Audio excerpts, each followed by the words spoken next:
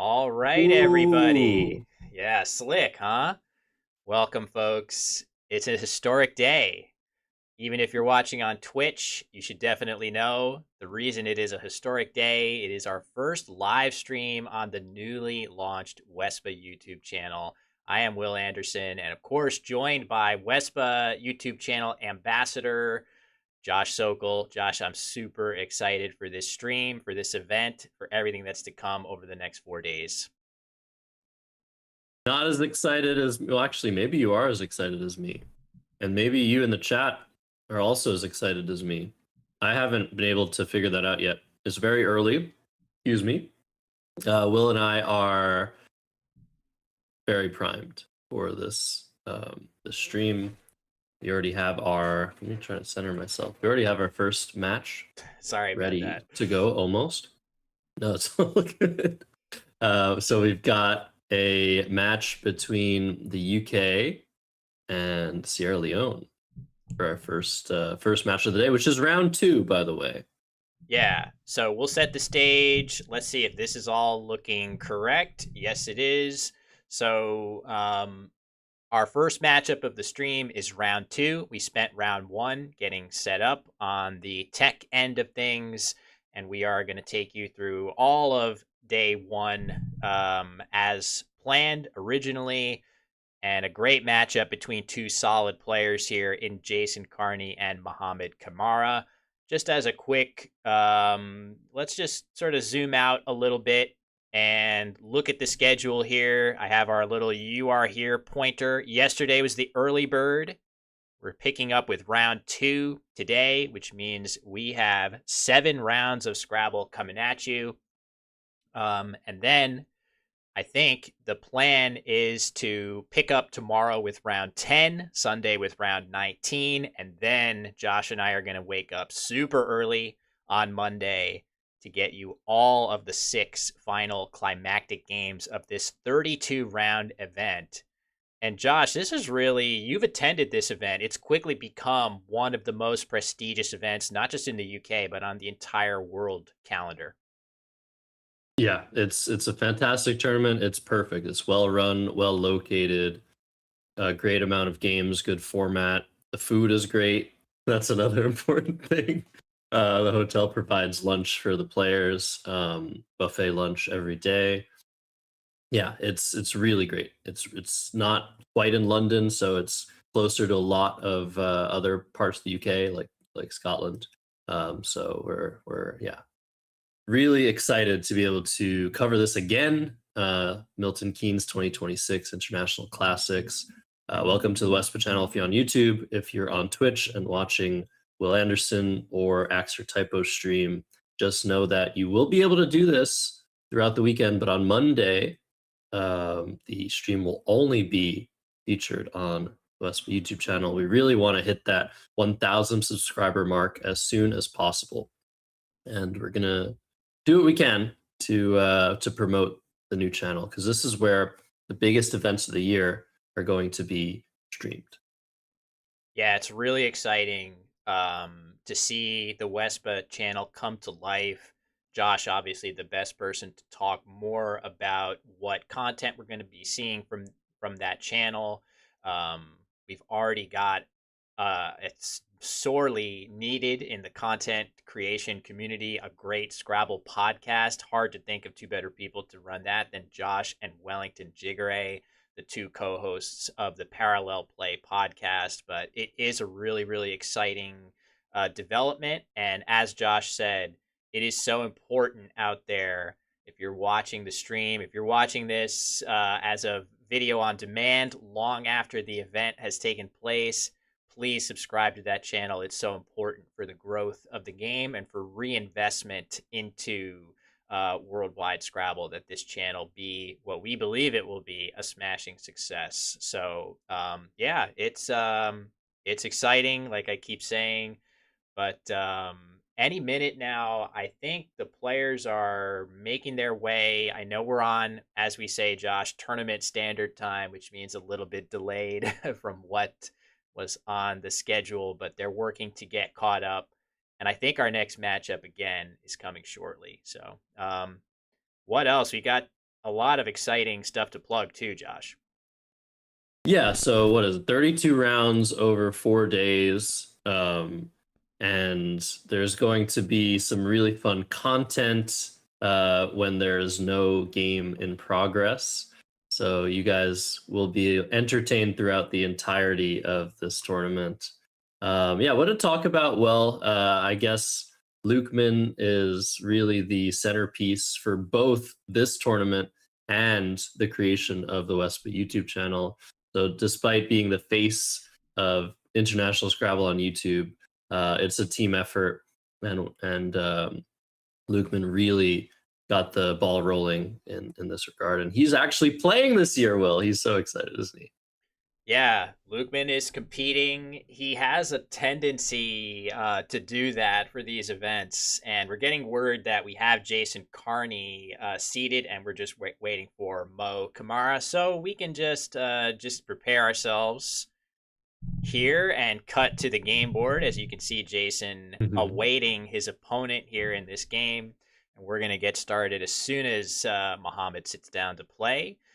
But yeah, Lukeman gets that itch to play. Sometimes he promises us that he's going to work on the production side of things, and he can't resist playing in his own big bad event. And we're very likely to see him on the stream at some point because, in addition to being the WESPA president and director and organizer of this event, he is a fantastic player in his own right, one of the best players in the world for sure. But there is such a cast of so many grandmaster level players in this event, Josh. Not sure if you've got any at the tip of your tongue that you're excited to see play. Yeah, well, definitely a lot of people are waiting to see Harshan, and I think we've gotten word that we'll be seeing him in round 4, Correct. I think. So Harshan, we have Sammy Okasaga, Esther Perrins, we have Sam Crispin, we have actually I was hoping my first message in the YouTube chat many days ago that's already gone is can everybody name the 5 people that were in the thumbnail? And we've already named 4 of them. But yeah, we can't sleep on a world champion who's present as well at this event. So if you know who that is, let us know in the chat. Yeah, you're talking about a huge cast of players, also a huge cast of people behind the scenes as we see both players are unsquaring the tiles. Things are getting started very soon, very exciting. But yeah, huge thanks to the ABSP stream team, or at least a large chunk of it for helping out behind the scenes. Ruth Crispin and Rick Kennedy doing a lot of legwork for us here. Yeah, really, really appreciate them. Got a great chance to work with them at the Easter match play. I've made a couple videos on my channel now about my experience there. And it's, Scrabble streaming is leveling up all over the world. And in part, that's why the WESPA YouTube channel is so sorely needed right now to potentially collect as much of that activity as possible. It's been really inspiring to see the ABSP stream team, among others worldwide. A bunch come to mind, Josh. New Zealand, Singapore, Africa, a bunch of countries there, not just Nigeria now. You're seeing other African countries get into streaming like Kenya. It's been awesome to see, and we are underway here with our first move of the tournament as well. Indeed, we are. So Jason going first. He's on the left and on the top on your screen. Muhammad going second. So A, B, D, E, H, I, and a couple of I's for Muhammad as well, and triplicate A's. So we're going to see some slow starts. Sometimes we see fast starts. Sometimes we see slow starts. Somewhere in the middle here. They're going to be running out of the A's and I's in a hurry at this rate if you see both players. And it looks like Jason thinking about one of the variants of Dahabia or something like that, hoping that there's some spelling in there that is playable, but he's going to go ahead and play. Yeah, it looks like he's getting set to play what looks to be his best rack balancing play here of just buy. Only question is where to put it on the board, Josh. Yeah, and I think the choice here makes a lot of sense. This word does take an S, So not wanting to necessarily hook it or create a hook, excuse me, so early when you don't have an S. And now his 7-letter words are pretty likely to go down no matter what if he draws them. So I think, yeah, either where he put it earlier, like BHAI with the H on the star or A on the star, I think very close between the two. The key, though, is just being able to keep the nicely balanced DIE combination, which, if he could fill up with some consonants, he might be looking at bingos, but he's drawn one too many vowels for that. And Jason is going to be looking at making a rack balancing play again on his next move. But it's always nice if you're in Jason's shoes when your opponent in Muhammad, if he's getting set to play something like Bivia, which is a solid looking play on his part. But when you're struggling with rough early draws, it's really nice when you see your opponent play something kind of weak in response that gives you more time. That's Jason can take some solace in that. Yeah, absolutely. You're totally right. Psychologically, it's like, okay, well, I didn't build my rack up with the letters I wanted, but it seems like my opponent also struggling. So we'll get there one day. And bivia, the plural of bivium, there are no hooks to that word. And Jason back with a tie game. He's first to act. First thing I'm seeing, Will, is video for some reason.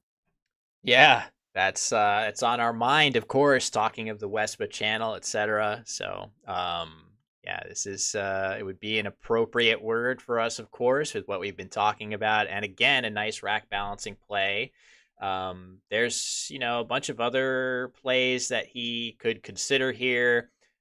If he wants to just play off 1O and 1E, the rest of those tiles do mesh decently well. If he draws two consonants, certainly he could be looking at a good bingo rack.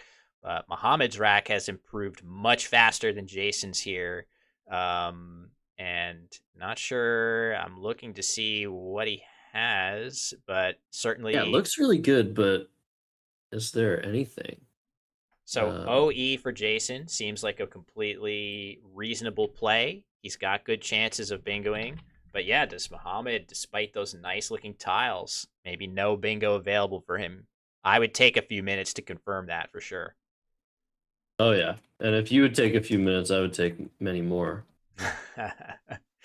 It's tough. It's tough sometimes. The confidence level that you might have in a casual game when you're sitting there over the board in a big tournament on the live stream, all of a sudden, sometimes it takes an extra minute or two to make sure, but it looks like Uh-oh, don't put the S on ooh. Vatical.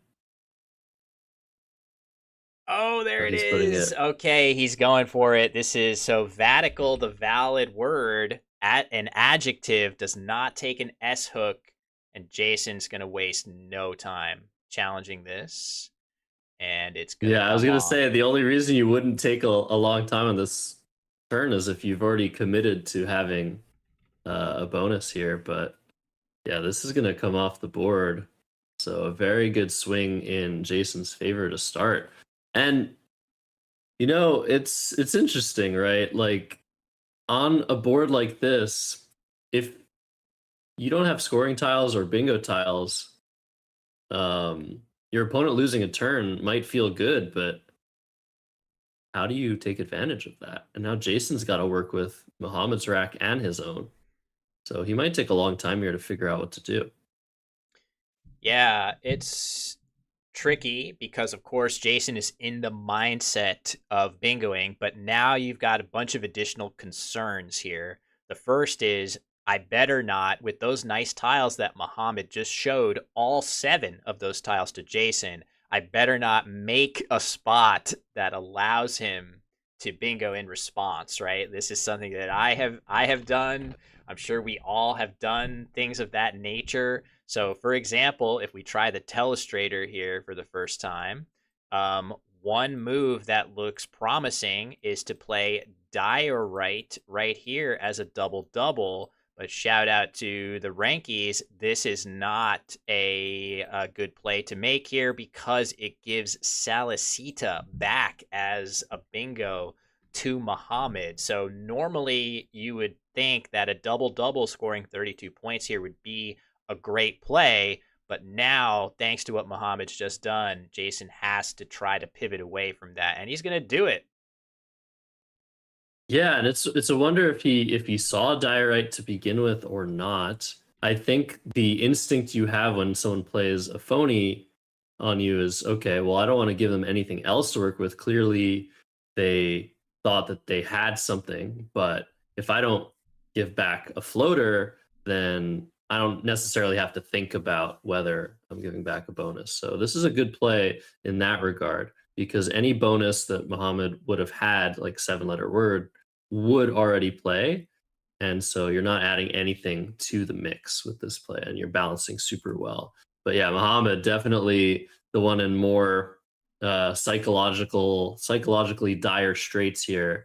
Losing a turn on turn 2 is definitely rough on the mind. So we'll see if he can recover, make a decent play. He's going to play lack and coup. He's just going to say, okay, I don't want to think too hard. Let's just get rid of these. This duplicate A, score some points, open the board a little bit. This makes a lot of sense. Yeah, definitely a reasonable choice for him. Still keeping very good tiles to potentially bingo with. And Jason would have loved to see an E somehow float its way into space. But of course, knowing that Muhammad did not have one, he could set those hopes to rest. And now, gradually, that perfect information that Jason just gathered from Muhammad is going to get less and less perfect as more of those tiles hit the board. But no jittered for Jason, but he should still be able to play his J and keep some semblance of a decent bingo lead, Josh.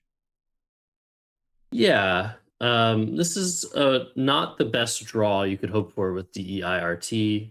Jason's been trying to balance since day one, since turn one, OE and then OO, drawing JT to go with that fantastic lead. But I think just playing Taj and Joe looks really good um, for, Mm. for me here through the A and lack. Yeah, Uh, just trying Taj. again. Taj, definitely. And let's see if this is working properly here. If we have our little swap out, you can now see a little bit of engine analysis, and it does like Taj through the A of lack going across right here in this spot because the leave is just so strong. It's going to bingo so often. So that makes a ton of sense.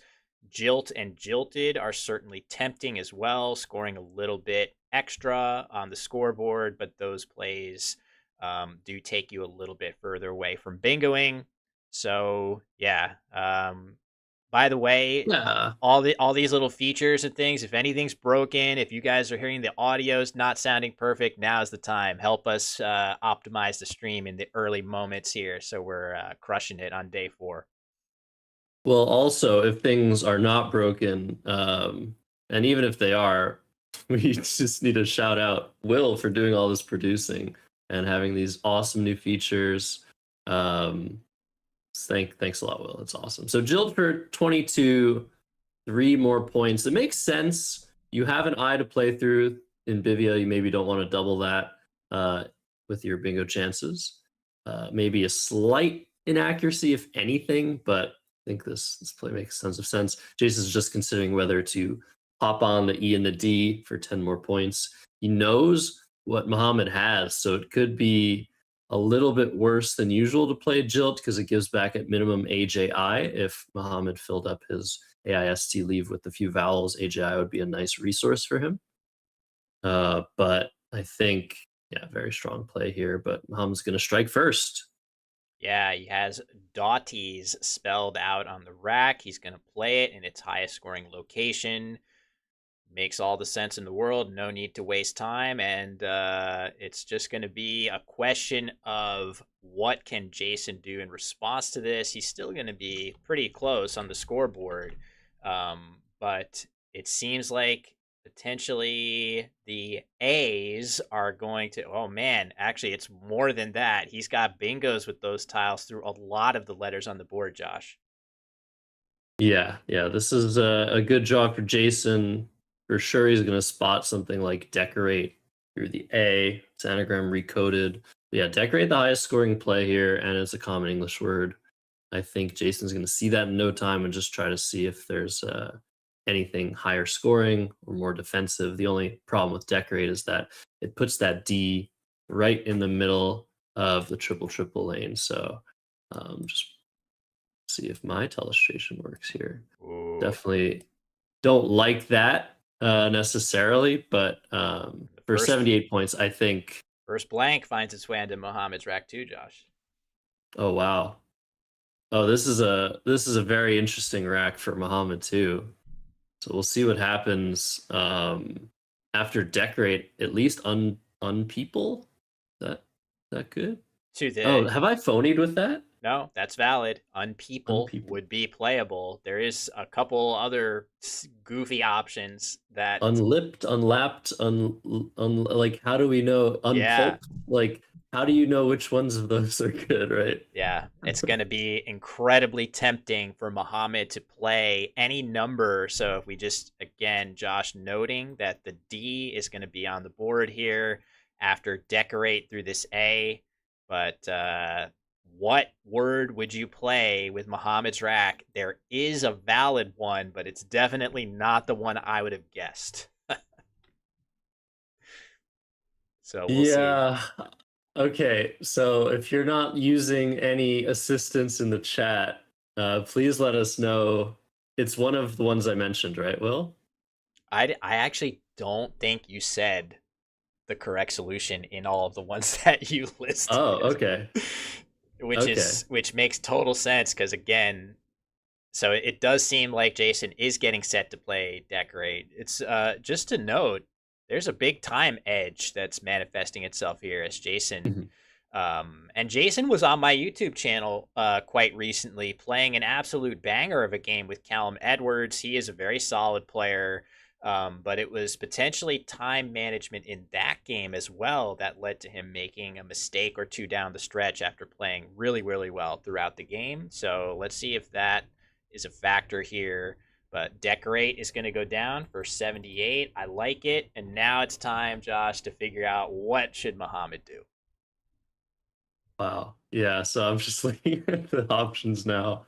That's crazy. The valid bingo to the D is really, really, really tough.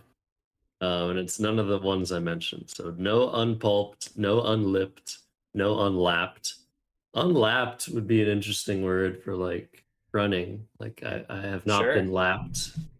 That doesn't make any sense. But I think Muhammad spotted unpeople. So if he's sure of that, he could at least play that to the E and decorate for a nice score. And I think just given the time edge, given the advantage that Muhammad has on the clock, I wonder if he's going. Oh, it looks like he spotted Look at that. something. So this is important. We're gonna get a word from our boots on the ground on site. If Muhammad does indeed play unblank PPED, what is he going to call that blank? I feel like no matter what he calls it, Josh, it is going to get challenged if he goes with that. And maybe he's going to go back and just play unpeople if he's more sure of that.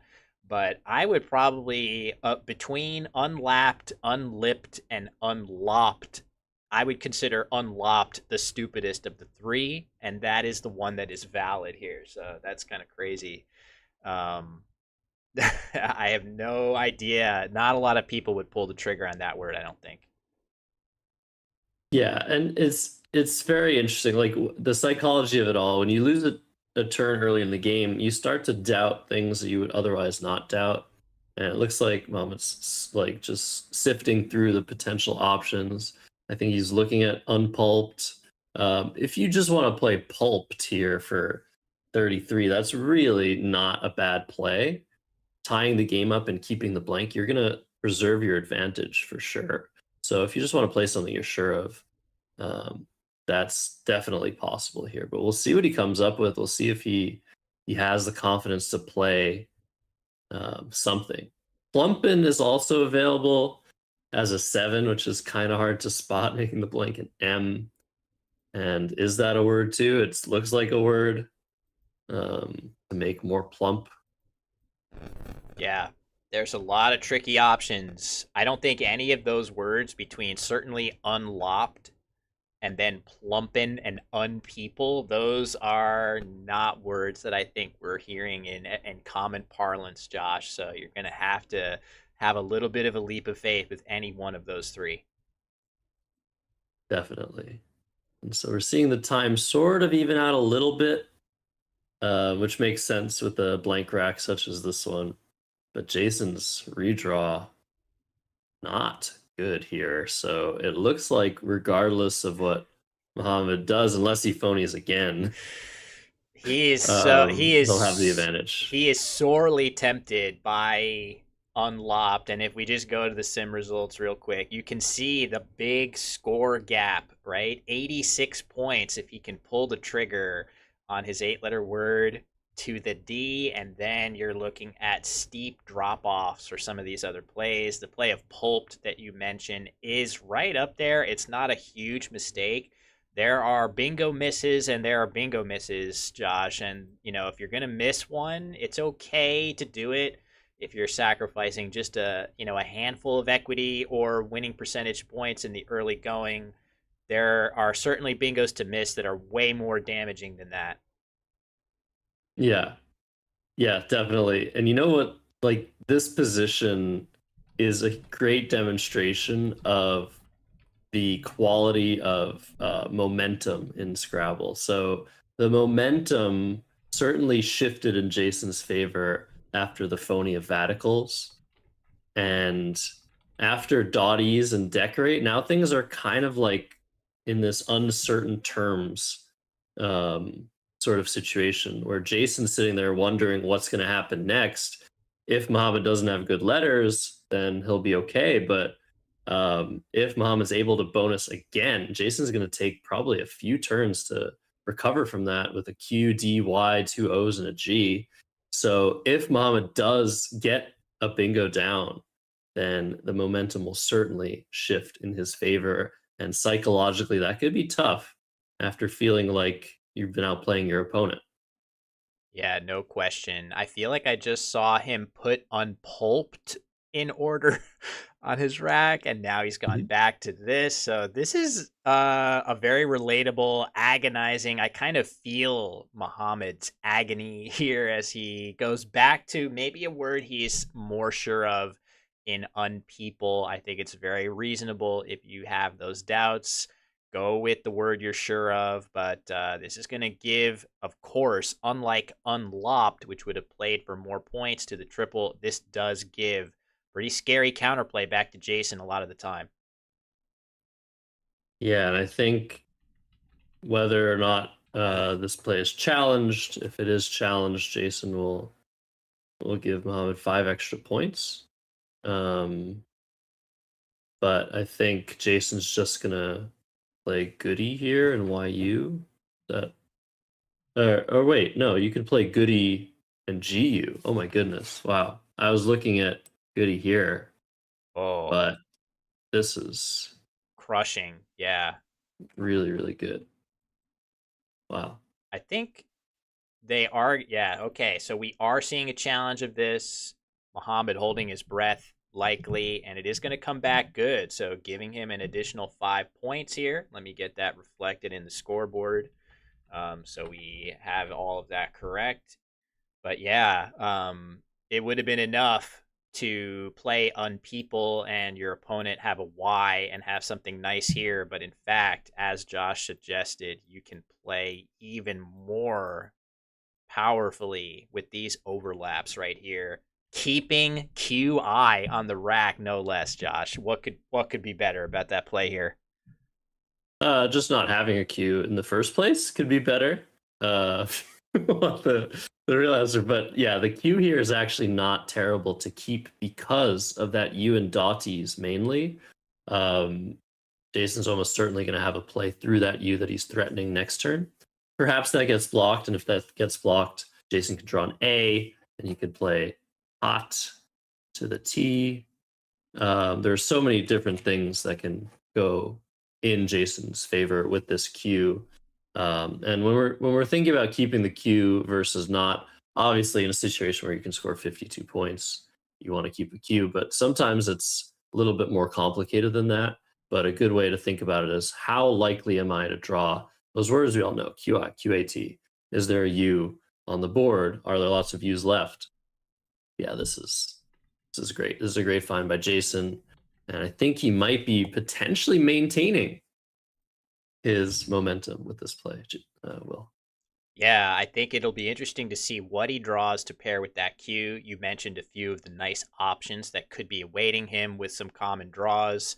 But just want to shout out that it was not 100% obvious that Jason would find the higher scoring positioning of this word.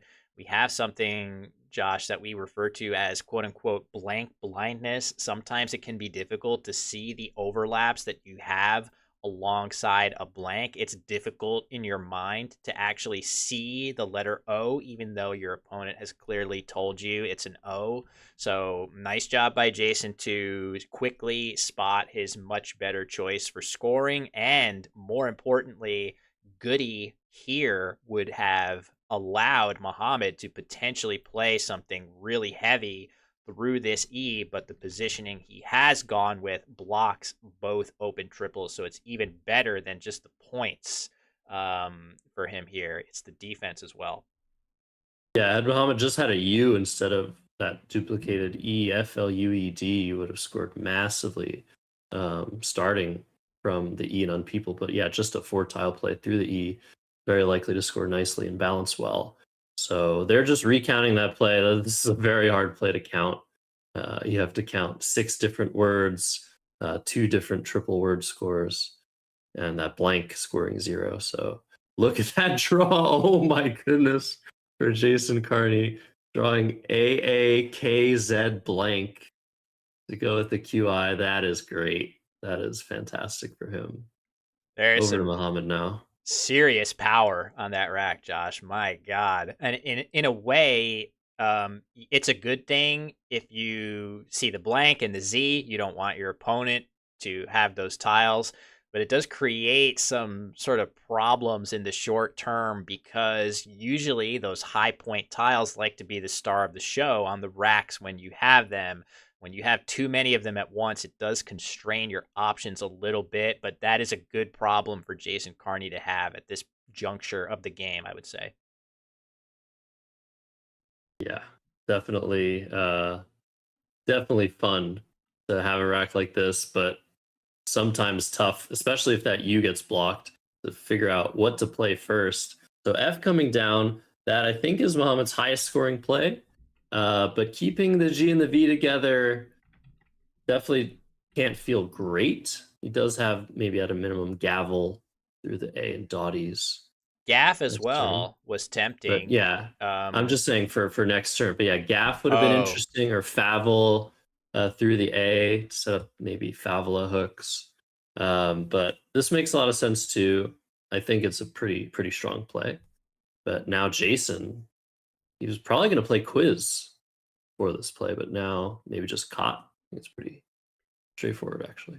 yeah, there's just a lot of good things that can happen for Jason holding such strong tiles in reserve. He's got a spot here. He can potentially draw into Z plays here. He isn't going to do this, but even just something like Kazi's here is really good. And he can even draw Zaikai through this, setting up his blank. There's a lot of crazy stuff that can happen on his 2-tile pull, so we're just going to have to see. But even though the score is quite close right now, Jason now up by 10 after that play. Muhammad has some good nucleus towards getting a bingo down, but he may need it, Josh, if he's going to keep pace. Yeah, yeah. This is a very good game. Very good game, despite the gaff earlier in the game. They're just fixing the scores right now. This is really fun because Jason could have played Kapik, QAPIK, through the A and Dotties if he wanted to score massively here. Yeah, And to with a find a play blank. like that would have been amazing to begin with. So I would have definitely lined it up on the rack just so the stream knew. But yeah, I think Caught's the right play. You have so many potential options with the Z next turn, yeah, Zykai would be fantastic. And Zykai is one of my favorite Scrabble words. I don't know if it was before this happened, but I always tell people the reason I like the word Zykai is I once played it 3 separate times in the same tournament. That is unlikely, to say the least, requiring such specific tiles. That's Scrabble for you. The craziest stuff's happening all the time. You just have to be able to see it. So, Vague for Muhammad looks like the runaway best play, scoring well, getting rid of VUG, his three weakest letters, leaving the very nice ELS. Looks good to me, and it does come at a timely moment, as that spot could have been nice for Jason to use, but he's going to have something good somewhere here, I'm sure. Yeah, but maybe a little bit too much of a good thing here. There's so many like 30 plus, 40 plus plays here to choose from for Jason. The top play recommended by the static engine being just telling us what the highest score plus highest leave is MAIK right underneath vague here. Oh, you got it. Um, yeah, we can double up if you want. No, it's all good. But throwing that K in the middle of a triple triple might not be great. If you have a blank, you definitely want to sort of stop your opponent from getting easy scores and potentially massive scores. So you kind of want to reduce variance. So a play like MIK, I would see it and be sort of not a huge fan of. I don't know. I think maybe you play something like Ike, EIK, and that fits really nicely next to these three tiles of Unpeople for a nice 37 points, keeping not keeping an E, but keeping a very nice combination of A, M, Z blank. Those are just two of the options, but you could just play Days from the D and Decorate. There's so many ways to go about this position. Yeah, there's maybe five or six plays that could all have an argument to potentially be the best play here. Of course, you put your trust sometimes in the computer engine, but you also have to realize that you can glean potentially some information from your opponent's last play or last few plays. And then you can just, as Josh said, and it looks like Jason is going to go ahead and play make, which the computer engine does like.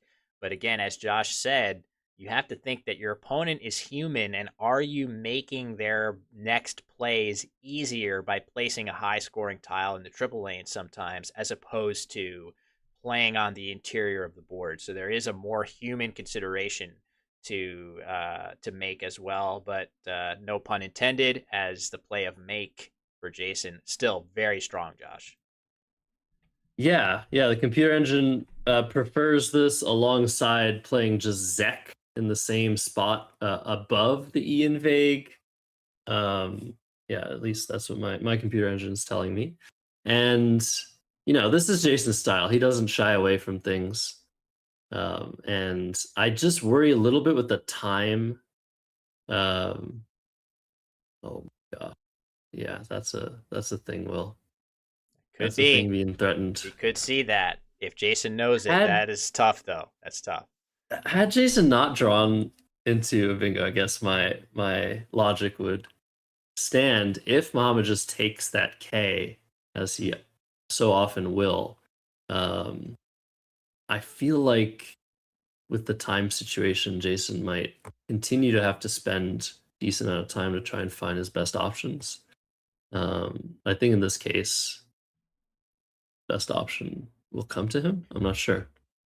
It's tough because one of the better options, and I know the board's a little bit tilted, of course, that's just Muhammad playing with it at a weird angle. We do have the ability to potentially cut to, I guess we can try this. Let's see if this Mhm. works okay.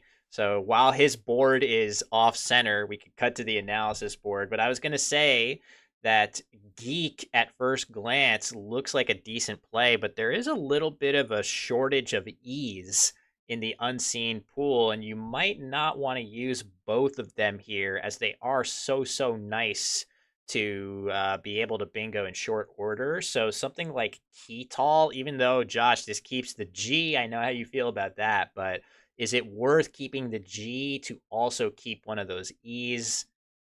Looks like he's going to play Geek instead, which seems reasonable. Tough call here. Yeah, I mean, speaking of reasonable, I'm a reasonable man.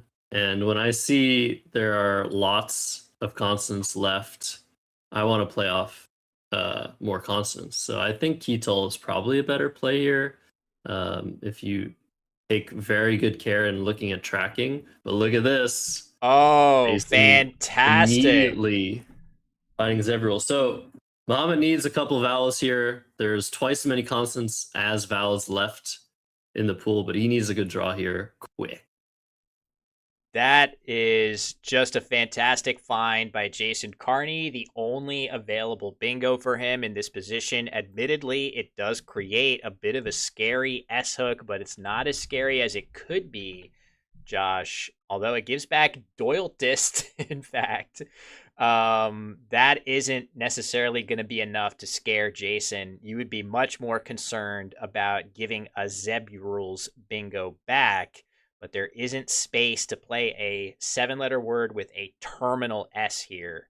So that is one very nice advantage of this beautiful play from Jason Carney. Yeah, chasing up by 88 now. So even after Doyletis, which we hope Muhammad will spot, kind of a weird word and a weird positioning. But he's gonna try and find a bingo here for sure.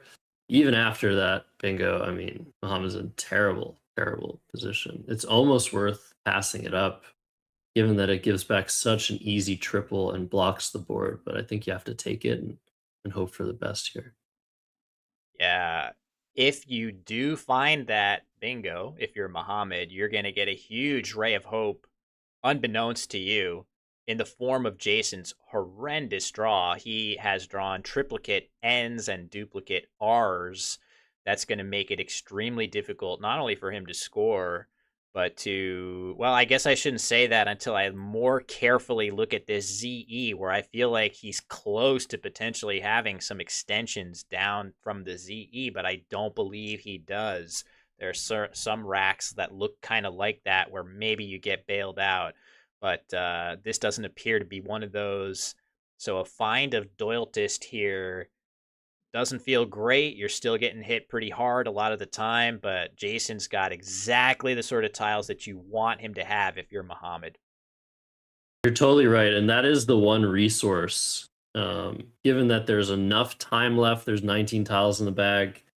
After Doyletis, there'll be 12, and whatever Jason does, you will be able to play something from the ZE in the board in the middle of the board here, if you draw it, of course, if you're Muhammad. And if you can do that, then you definitely have a path back into this game, because after Doyletis, most likely we're going to see something in this spot being played, maybe here. And if you're able to play down there and just create some more space, I think you have a chance, but it's a small one. It's normally potentially not the worst time in the world to not play a bingo obstructing the Zeb rules. Zeb rules. I'm really struggling to think about how to pronounce that. Zeb rules. Sorry, everybody. This big bingo that takes an S hook. If there was a play that extended down off of ZE, it might actually have in certain situations even more merit than taking a bingo through the E here now, because of the recursive value of leaving that S hook open. Problem is there are a couple of S's lurking, so you don't have the best chances to actually capitalize on that spot if you don't take it or obstruct it right now. So I think in this situation, Mm, okay, so we're gonna see Dolt. This does set up another hook for his S, but it's a tough miss at a critical moment, Josh.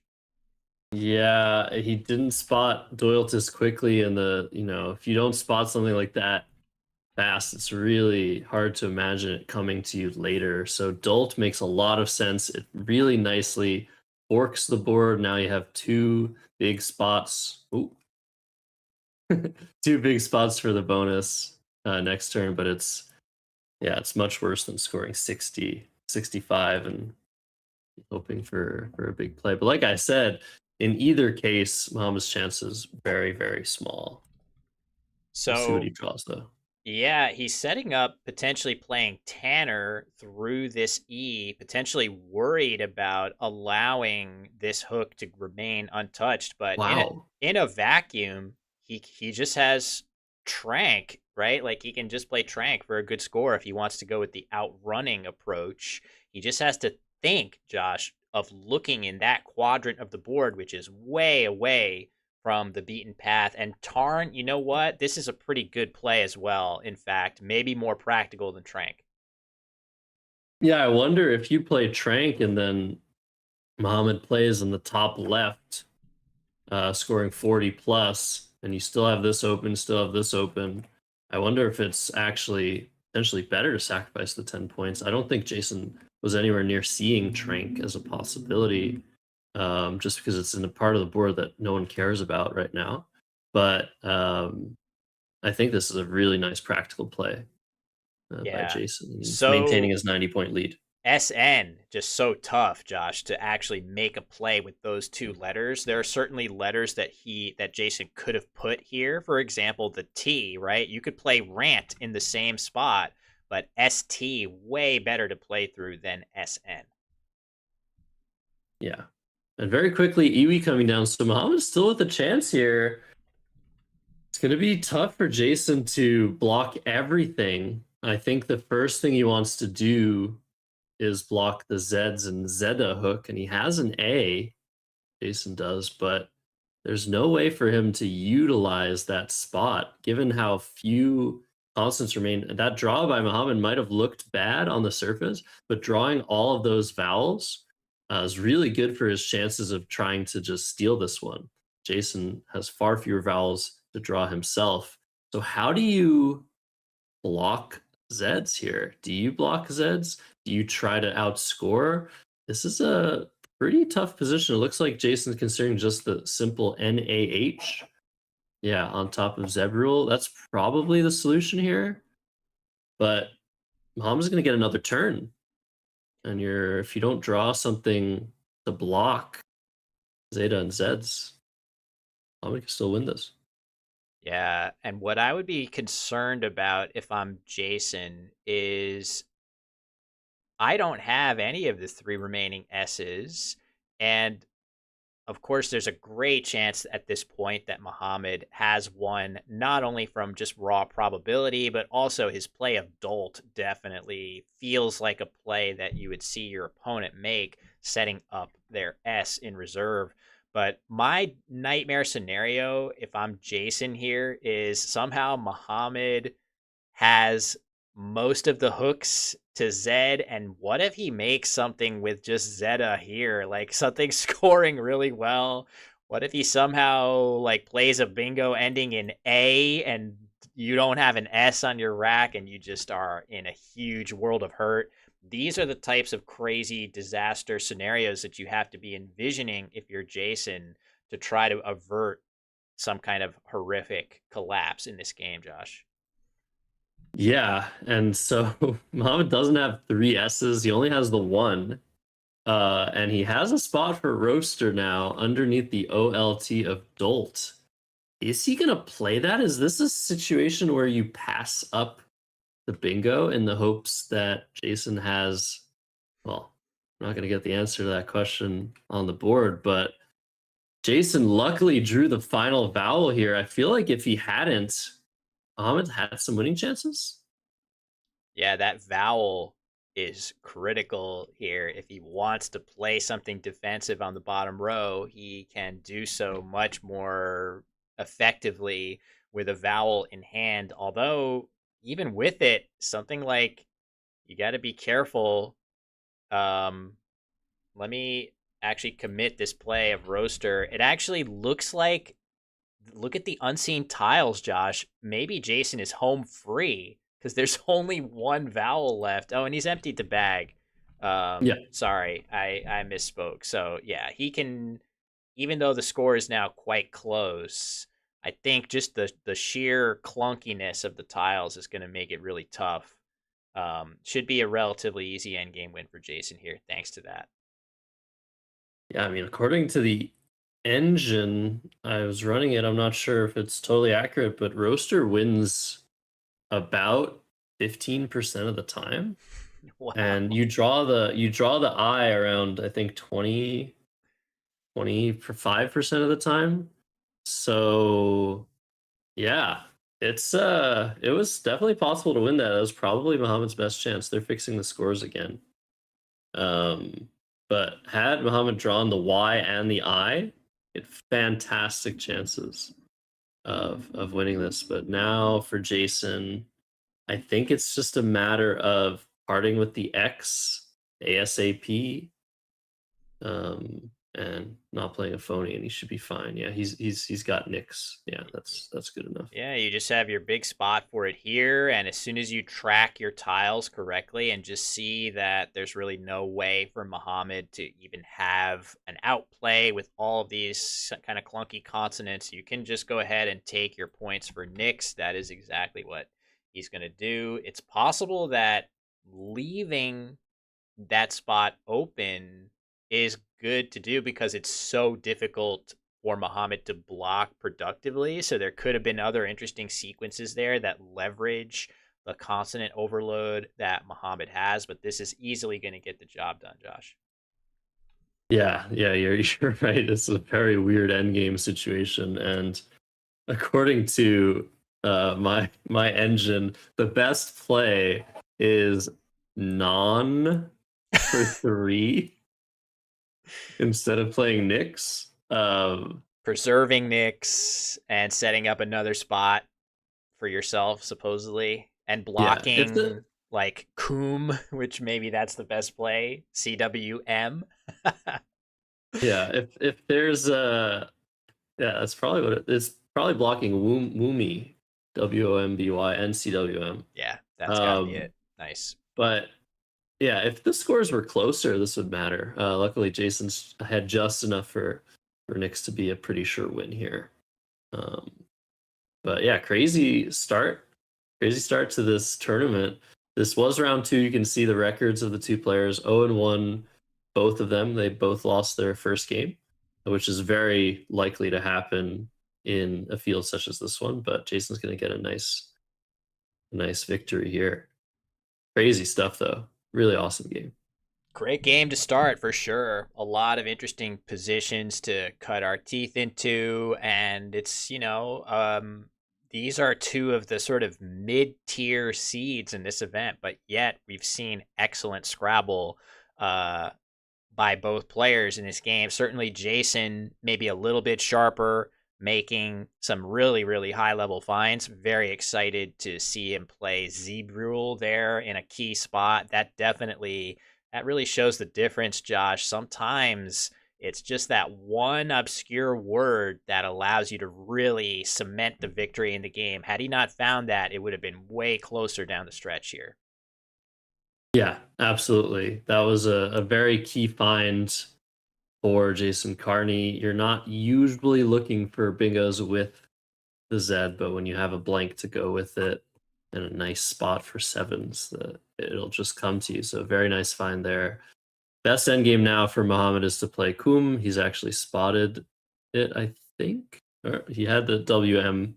That's the hardest 3-letter word to spot in Scrabble, I would say. Will, is there another candidate in your mind? But Kum is the best place setting up BYS for a ton.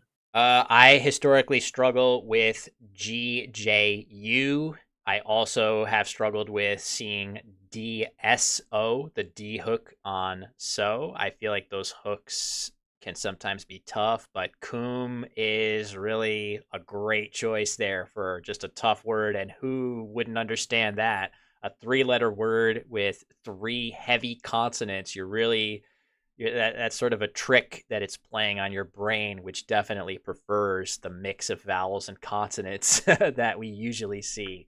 in those words. But yeah, Coom looks good here, just leaving BYS, which I haven't looked that far enough in the end game, but I can see that it goes out here in a couple, potentially other Mhm. spots here. So looks solid. Um, Yeah, it's best with ors. You also, I you mean, set it up here too. you set it up so Jason's supposed to block. If Jason doesn't block booms and buys, this is actually going to be a much closer game than you might think. Muhammad's going to lose by around only 10 points. Wow, Um, crazy. but yeah, the difference between playing non and Nix was a measly 6 points, just to prevent the sequence from occurring. But yeah, we'll see if I don't think Muhammad's actually spotted CWM. It's a pretty obvious play if you see it. Setting up BYS, if you have your opponent tracked correctly, you know that Jason can't do much about that other than plop his own S down. So there could be some poison here as well. Like opponent's stuck with 4 1-point tiles and they're all consonants. There could be some crazy potential. So he's just using the rest of his brain energy to try and find that. But NYM is a play for Muhammad. Definitely worse than playing CWM, but again, because this situation on the scoreboard wasn't super close, it doesn't really matter that much. Yeah, the issue with this play is simply that it doesn't guarantee an outplay, I don't think, beyond just BOWS through Yeah, here. So, swab as well. Yeah. oh yeah, swab is better. So yeah, that is the issue there. Jason can, if he chooses, block that spot and guarantee himself one more turn. And it looks like they're gonna confirm. Oh, a No, challenge. no, Okay, no. Muhammad just I think we're. hadn't committed the play. Yeah, but I think we're seeing a challenge. No, I don't think so. Jason took his Oh, phone out. Yeah, getting word from our producer on site that Nim. It is a oh, relatively new word. Surprising to see a okay, three-letter word be challenged, but it was.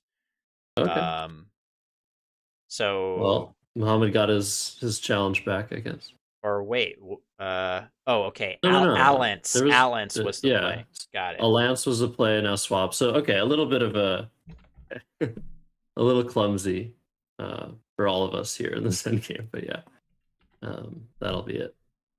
So we're now caught up with a final score of what we show as 464 to 438 in favor of Jason Carney. A nice win for him there as he's going to move to 1-1. I'm not going to attempt to calculate the spreads at this time, but we can at least update the records to reflect that. So yeah, I think so. We're trying to figure out, are the players being sort of shuffled from one game to the next as fast as possible. In general, though, we are going to try to talk to the players about their games on stream. In particular, the winning player. Always nicer to talk about a game that you've just won. So we may be able to chat with Jason about this. So if you're out there in the chat, either on Twitch or YouTube, and have any questions for Jason about his game, feel free to put them in the chat, and we will also, Josh, come up with our own questions for him here. Yeah, yeah. And if I were Jason, I would try to be coming up with one-liners for the stream. You got the first interview of the day. You want to start out with a bang.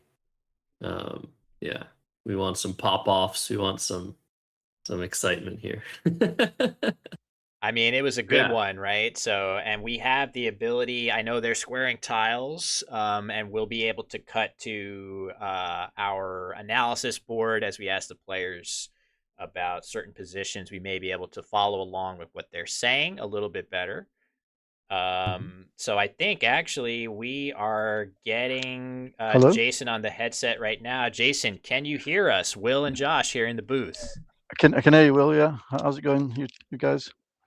Hey, good Hi, morning. Josh. Morning. Congrats. That was a Thank crazy you. game. It did feel a bit tense at times. I just wasn't, probably a bit tired. I'm not sure.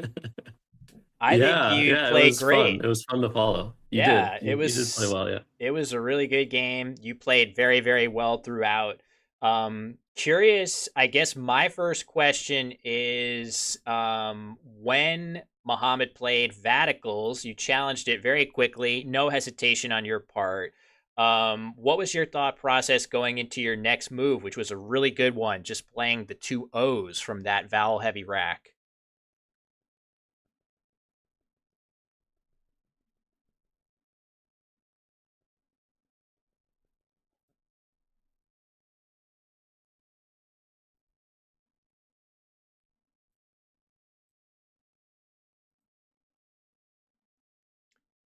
Yeah, for sure, Josh. That was great timing by Jason. Yeah. Oh, and we can you guys hear Jason Oh, in the stream? It could be yeah, that we haven't, I yeah, we gotta haven't put fix his audio that. on. We can hear you, Jason, but No, I'll go back to yeah. the main scene. I'll go back. I'll fix it. Actually, I can probably fix it now, but why don't we just go back to the usual Yeah. scene? He should be audible Basically, here. what we were thinking, Jason, is that normally you might find and play Diorite as a four timer there through the eye, but that would have actually given back a bonus to Muhammad. So we liked your decision to not even think about it and not open anything for him. Yeah, yeah, it made sense just to try and limit any opportunity you might have. Yeah, the bonus being Salicita through the E of Diorite would have hit you there, so you were able to dodge that nicely. Now let me see if I fix this issue here. I think we should be able to hear Jason on this scene as well. So yeah, I mean, what else is there to say other than you drew some crazy tiles after your bingo and were able to score really well? But I think we were thrilled to see you play the bingo of Zebrul here. That was fantastic. How quickly did you spot that one when you drew it? That was it, instant. Hmm. I just wasn't sure if it was like an adjective or something. But just to you know, didn't want an S to be stuck on the end because I knew there was three to come. So it's, Okay. yeah, it was just a case of maybe I'll just block that area. But it was tricky because of the draw afterwards, and I could only see Tanner, which gave away an X spot. So it was a bit. Yeah. I was when he played Dolt, I felt some relief that I was then I had the sort of blocking play more or less.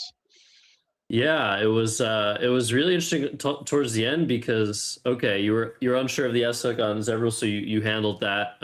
It does take an S. It's an offspring of a zebra and a mule, I think. Yes. Oh, it's Um, easy to remember. yeah. So that was great, and it actually still came down to the end game. If you hadn't drawn that final vowel, you would have been in some trouble there. So yeah, all throughout the game, it was close. It was tense. Um, it was uh, it was crazy. Okay, so one question on the unpeople turn. I know you didn't play unpeople, and I think you gave him 5 for that one. Is that true? Yeah. Yeah, Um, do you have a guess as to what bonus plays with a D, the D in Decorate? There was one playable bonus there to the D. on what did you play through? So there's either unpulped, unlipped, unlapped, unlopped. Is there one of those you think is valid? Because we were still looking at that position. I mean, yeah, I mean, unpulped sounds plausible. That sounds the most plausible, but It does, yeah. crazily enough, the only valid word for Muhammad there between unlapped, unlipped, unpulped is actually unlopped with an O. And it seemed like he was seriously considering playing that, which would have been crazy. Well, actually, we don't know what he was considering, but that would have been Yeah, a crazy swing in the game as well. But you were able to play goody in response to this, which was another fantastic play by you there. yeah, yeah. Cool. All right, Jason. Well, congrats on a nice win on the stream. Good luck to you going forward. I'm sure you're looking to get into your next game, but we appreciate you taking some time to talk to us. No problem. Oh, thanks, Will and Josh. I'll see you Congrats. another time. Okay. Yeah. All All right. right. Thank you. There you go. So that some insight there from Jason after a really, really nice win. go ahead and mute the headset for them. But yeah, this is just round 2. We're already seeing some amazing plays, and I think we already have determined our round 3 matchup, if I'm not mistaken, Josh. Yeah, I think if they haven't started their game, we would like to wrangle Lewis Mackay and That's right. Colin Northmore, right? Oh, is that who we had chosen? Okay, so we'll I confirm think that. so. Yeah, so it was round 4 that's going to be Sam and Harshan, and round 5 is Esther Sammy, right? That was the Yeah. okay. Hey, spoilers. No, I think it's good to build hype, huh? Yeah, most Um, definitely. so in any case, I think we're just gonna sort of roll on through. We have plenty to talk about. There's no real need for us to take a break, but we definitely appreciate everybody out there tuning in on both Twitch, my long dormant Twitch account, coming back to life alongside yours, Josh, for a very good cause. But most exciting, everybody on YouTube. Hope everybody's having a good time. And if you are, we definitely want our primary goal here, in addition to bringing you great Scrabble action all weekend, is to get as many new subscribers on the WESPA YouTube channel as possible. We want to hit that 1,000 subscriber milestone so we can start reinvesting any earnings from the channel back into the tournament community. So definitely want to encourage you all out there to hit that sub button. It's never been more important than now to do so. Yeah, and I think we might go Let's Play Scrabble style eventually in this tournament and try to get a subscriber count going. I think we were at 400 starting this morning. And if we take a look now, if I go to my dashboard, let's see. 426 is what my live counter is telling me. So thank you everybody for subscribing to the new channel. Definitely so much to come.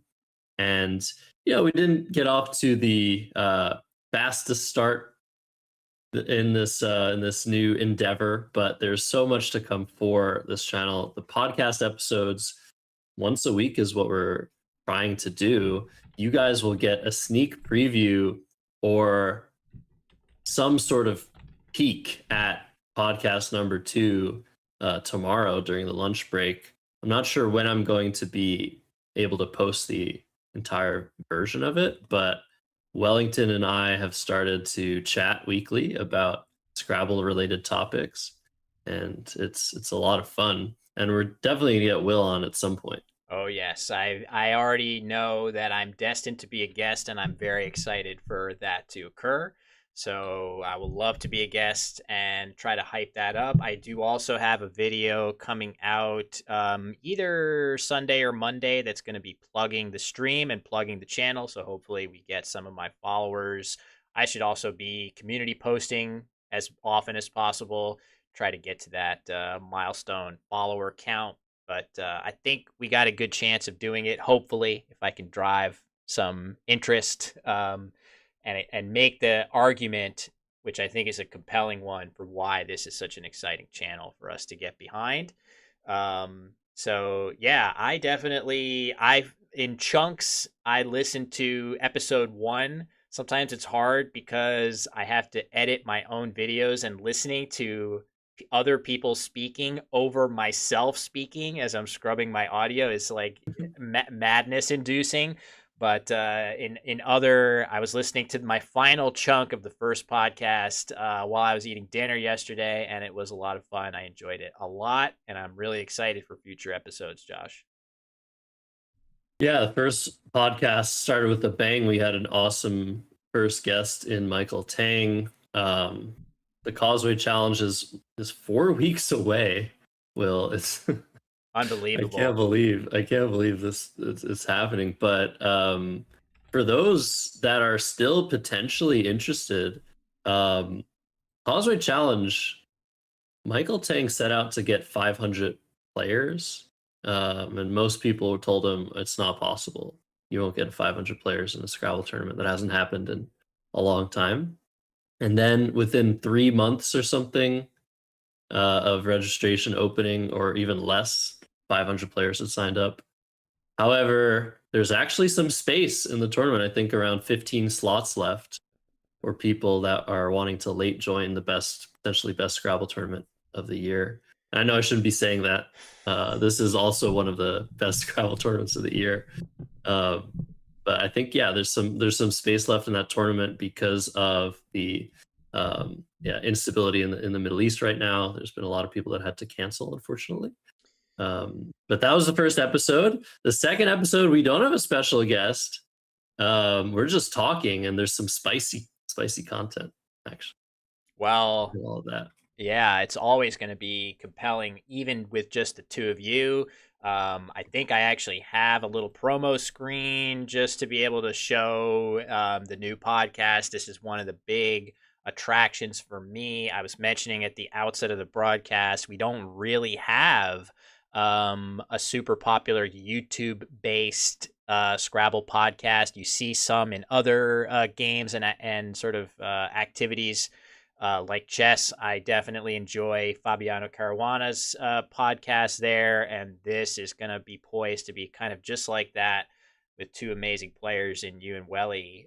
So it's to me, this is a great first step to why we should be following the WESPA YouTube channel, but there's going to be lots more, Josh, that we're very excited about. Yeah, I think really the C Squared podcast, which is Fabiano Caruana and Christian Trilla, in the chess community, that's basically what I want to sort of base Scrabble podcast on. Of course, it's going to be its own thing, but when I look to chess community, that's my idea. My ideas come from the chess community mainly, and trying to emulate the C Squared podcast, and for the WESPA channel, trying to emulate Chess Base India channel is the goal eventually. Just to have content flowing all the time would be amazing. We have the players sitting down, which is awesome. I just wanted to say one more thing. It's a match made in heaven, Wellington and myself, simply because right now we both have the exact same WESPA rating. And that's crazy because he's a world champion and I'm a chump. I've had a very good run in the last year, but I think it's really cool that we have the same WESPA rating and we're recording podcasts. Of course, I am just as good at Scrabble as Wellington is. Yes, that's what that means, guys. I mean, it's Welly. His resume is so impressive. So I definitely feel a lot of imposter syndrome of being in that same rating area right now. I actually are the two of you both rated higher than me or Yeah. yeah, so that's like, I look at somebody like Welly and I'm like, this doesn't feel right. But you know what? We all have our talents and ratings go up and down. I think Welly has been above the 2100 plateau for quite a long time, and I have no doubt if he continues to be an active player that he is destined back there. Whereas for mere mortals like us, that's tough to get up there, Josh. Yeah. So our players are set. I think we're waiting. Are we waiting on the director to start, or they No, can I just told go? him. Yeah. Yeah, I told him Okay. they're free to Awesome. start anytime. They're going to get started. I met Colin for the first time about a month ago at the Easter match play. Absolutely great guy, such a friendly player, but also a very strong expert player. But Lewis Mackay is one of the best players in the UK and by extension the world. He's been a finalist in the World Championship before, going up against the aforementioned Wellington Jigare, and he is a fearsome player. He has compiled some fantastic results, both domestically in the UK and also on the world stage. So we are very likely to see an extremely high quality game from him here, Josh. At least that's what I would think. Yeah, absolutely. And I was wondering what Lewis would think of first here, and Brew makes a lot of sense. I feel like I've started to exchange a lot in these positions where you could play Brew, but you could also exchange down to DER. But I think the defensive Brew is worth uh, heavily considering. Both players with only one vowel, only one E. and this restricts Collins' options a lot next turn, unless one of those letters gave him the floater he needed. So I think a strong play, but the BDD combination, not so fantastic. So over to Colin with CFLNNT, and I guess Fennel or Fennec would be the first thing that come to mind through this E, placing the F on the double letter score. What do you think, Will? Yeah, this is the kind of defense that you refer to with a play like Brew that I think for Colin, he would have been thrilled to play something like Cleft to open, even though it left the duplicated ends. That would score a bit better than anything he can get right now. So Brew does perform nicely against those sort of intermediate 5-tile scoring plays, 6-tile scoring plays. Going to be much tougher for him. Looks like he's going to go ahead and play Fent. This is also a very reasonable choice, in my opinion. It does open a triple back, but is it possible that you can read into the opening play of Brew? Is that a play that Lewis would make, holding 3 consonants a lot of the time? Maybe that makes it tougher to reach that triple at the bottom of the board, Josh. Yeah, and the other thing is, in positions like these where you have too many consonants, you're looking for vowels, you're looking for floaters with something like CLN. So even if the triple is taken, that might actually help you some of the time. So it's definitely the standard play here, and I see no qualms with it at all in this position. And for the reason you mentioned, of maybe Lewis doesn't even have a vowel, this could work out pretty nicely. Yeah, Lewis, in fact, to that, as you mentioned, clunky BDD combination, he drew some vowels. That's a good thing. He was wanting to draw those, but the Q also a bit of an albatross, as it so often is. And he really only has a couple productive ways to play it. This one looks like by far the best equity position to play it, by which, as Josh mentioned before, we mean by equity just the combination of points and leave value. We often sort of use it interchangeably with quote unquote static equity, which is totally separate from the board position. How many points does this score and how good are the tiles left over? And in this particular case, the static equity play of Caddy is by far the best. Yeah, this is just what you do here, I think. Doesn't open the triple because you're placing the Q to the right, and there's already a triple open on the bottom. So we have a very interesting 4-4-4 formation on this board, all vertical. I love that Lewis opens vertically. I think that's an advantage for sure.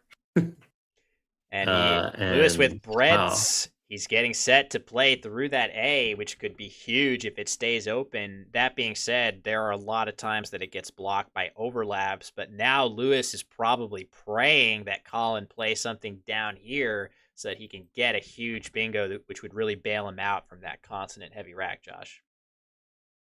Yes, indeed. And Colin, with this rack, is probably looking at that triple too and wondering, do I not have a 5 starting with E or with O? And it turns out that he doesn't. He has a 6 in Enlock, Enlock, but that doesn't fit onto the triple. There's not enough space for that, but there's no vowel starting 5s. And so we'll see what he ends up doing. I feel like once he realizes that he's going to try and navigate towards the top of the board and use that double letter score next to the A, essentially. There we go. And it looks like he's found, I think, his top option here of Kale. Yeah, this is the play that the computer engine likes the best by a pretty solid margin. The other play that would have been possible for him was the hilarious Tockley, which I think has a really funny definition. But this is a huge swing for Colin to play Kale here. Absolutely correct for him to do so. And in this particular case, the reason that play does a little better is it scores quite well and keeps a little bit better balance for the next turn, but also it does block the A of Caddy and it blocks some of the scary overlaps. If Lewis has an I, you could easily see big overlaps alongside the Q. The Y obstructs those. It also happens to obstruct the bingo for Lewis through that A. Oh, So it looks like we get a challenge on this too. So the Okay. +5 definitely helps. This is a kind of a weird, weird, obscure thing. Did they mistakenly reset the clocks? Yeah, it looks like he did. So, not sure if they're just gonna agree to have a little bit less time. We maybe get a director on that, but yeah, it looks like he reset the clock.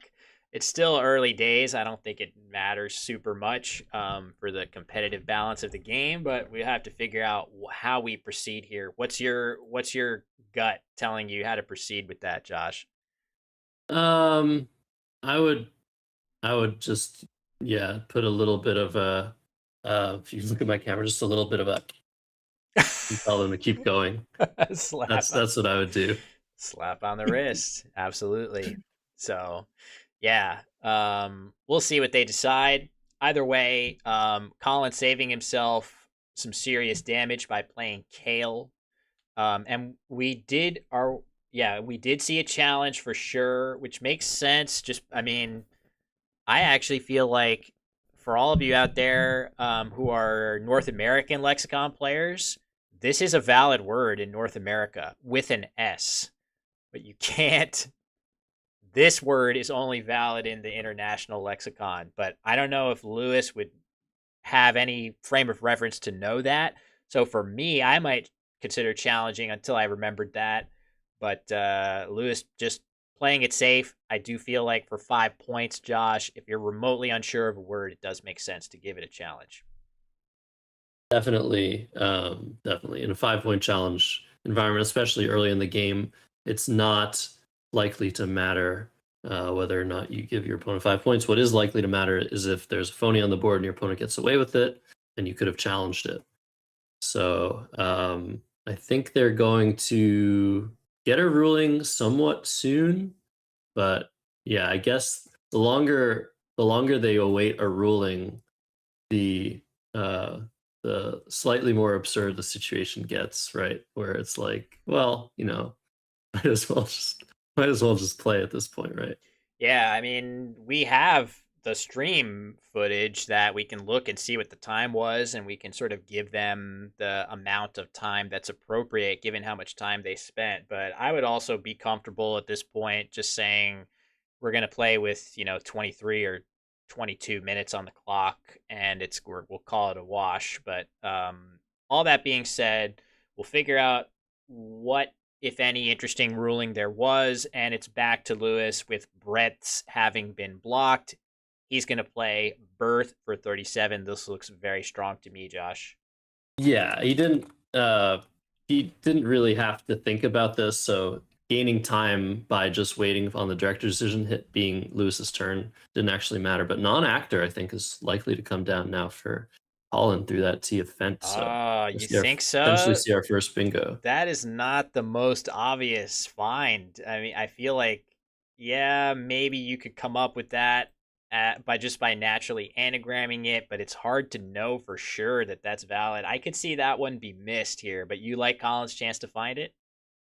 Oh yeah, I mean Colin's word knowledge is fantastic, and it is somewhat of a common word. I mean, it's not the most obvious word, but I think he finds this at least uh, 90 times out of 100. Wow. Okay. I have faith in him too. I just think it's not as I don't think it's a layup of a play, mostly because I don't know, I use as a metric, could I see myself missing this? And I feel like I could see myself whiffing on this, but I don't know. It's tough. Let's see. Oh, So, all too right. quick, too quick. So, Raccoon, this is a solid play, if not for non actor. I feel like this scores well, unduplicates your N's, and O will certainly uses both O's. But yeah, a bit of a miss in the early going, Josh. Yeah, and I feel like the clock situation might have been a bit Mm, um I don't know, played into that. mood changing there. So we do have word from our person on the floor that they've decided that Lewis used a minute and a half, and that Colin used 3.5 minutes. of time, which is, I think, about accurate. You guys can go back and check. So basically, clock times are not quite accurate. That means that at 1 minute and 30, Lewis will be at 0. 3 minutes 30, Colin will be at 0. But yeah, Raccoon coming down. I feel like the problem there is that Acorn was available down to the bottom middle triple, and then Raccoon being made available is even potentially better with that RT combination. And instead of just resetting and trying to find the bonus, I think that's what tempted Colin. But look at this rack for Lewis. He's going to be the one to strike first. Yeah, he's in a good spot here. I think the best bingo, as we can just show, foodies for 86. You can make the blank either O. That's why it's listed on there twice. That's going to play here. And in the absence of a really defensive play that doesn't open that much, die offs plays here, which that also opens a triple. So that's really no better from that perspective. And I guess you could play offside here if you wanted to not open a triple, Josh. Offside hooking fence. Is that defensively worth it to play for 6 points of sacrifice? I doubt it. I think I'm going ahead and taking the extra points here, especially after Colin just played 5 tiles. His rack a little bit closer to random than you might otherwise expect. Yeah, I think in terms of danger levels, putting an F in the middle of a 9-timer triple lane is not a big deal, especially if you're the one covering the double letter score. So it looks like that's what Lewis is going to do. A nice 86 points. Going to be ahead by 78 after this play, and Colin with not a vowel in sight, but the rack is actually kind of interesting here. There's a lot of good stuff on there. It's just the lack of vowels. That's the problem. You love the 2 S's. You like the N and the G, especially now after foodies. You've got this I open, which could easily become very solid. So yeah, I just feel like there's a lot of good stuff, but the lack of vowels is a huge problem, of course, for Colin here. And yeah, we're gonna have to see how he navigates this. Do you try to use a lower number of tiles, maybe as close to just 1 S and 1 Y as you possibly can? Something like sty and births, leaving that nice nucleus of a bingo together, or do you go for more points, which could be very reasonable? Play like Girons here, scores 34, leaves ST, but does kind of foul up some of the openness of the board that maybe you still want. I actually think that Gyrons might do better for the board than anything else here, just because if we think about what's going on here, this right angle, these right angles just make it so hard to access the top left of the board. I know you've made videos on this geometry before, and I feel like a play like Gyrons coming down here will make it likely that something will open later on. I guess at this point in the game, it's not that important to think about since the board is still somewhat open, but maybe in the next few turns, if Colin's not able to consolidate into a bonus rack, that could become important. I'm also thinking you could play trying, set up the S here, set up the S here. It's like he's going for Gyron, so very, very solid play. Yeah, this looks like a solid play. Another option to just throw out that I don't think we mentioned yet would just be TYGS up here. This is worth considering too, leaving NRS with some nice tiles to play through in a couple different areas of the board. But I really like the option that Colin went with here, and I think your observation is really a great one, Josh. The upper left of the board is in major danger of being shut down. Something like a parallel play on top of foodies could have shut it down for good, which is not something that you want at a deficit. And now, after this play, any vowel that's slotted here will make a lane, as you were discussing, that keeps that part of the board open. Either ag or ug is going to keep that quadrant accessible. And pretty nice draw, too, for Colin. Not sure what he has, but he's certainly close with that V, the only fly in Yeah. the ointment right now. Yeah, decent draw, but I think he might be bingo-less regardless. So for Lewis here, I think the question is, can you spot the elusive four-letter word? Really hard to spot this one, of Jehu. And if you do, that's pretty much clear in a way the best play, making UG. I guess the one problem is if we put this on the board, there could be something to be said about not wanting to open this situation going forward. But it's definitely just worth the points. You can play for 39, I guess, if you want to play elsewhere on the board. You can play at where is this? This with the That's birth, the birth. birth Okay. hook. Yeah, not an obvious hook though, Josh. Yeah, that's not a word I knew. If you really want to, but I feel like for 6 extra points, you gotta play Jehu. But it's a really tough word to spot. I feel like usually I'll end up spotting JEU and then JEHU if I'm lucky when I have a rack such as this one. It's I'm also sure. the J Go ahead. plays here. I mean, you could also just think, wow, I'm sure I'm looking for a play here, right? Like the J bombs in that spot, and there we go. He's going to play Joe. So this does block. This maybe is a little bit better defending against bingos than Jehu in the spot that you were pointing out. But I do feel like this suffers quite a bit But look, on points and leave. Oh, what happened? Does he have something good? look now. Look what this does. You're totally Oh, right. This is nice bingo defense, not in blocking this the ON and situation though. raccoon. Oh, But somehow this has given Colin a 9-letter word. Let's see if he spots it. It was funny because when I was trying to find a bingo for Colin, I was like, oh, he's so close to Venonate. But just yeah, it needs turns out. just needs an E on either side of that N, and he's going to be able to play it. And yeah, just to show you, we have the ability to show you this as we cut to sort of the Colin POV here. This is what he's looking at playing. You actually can play it in two different positions on the board. I don't think there's necessarily a great argument to sacrifice the 4 points from playing it here.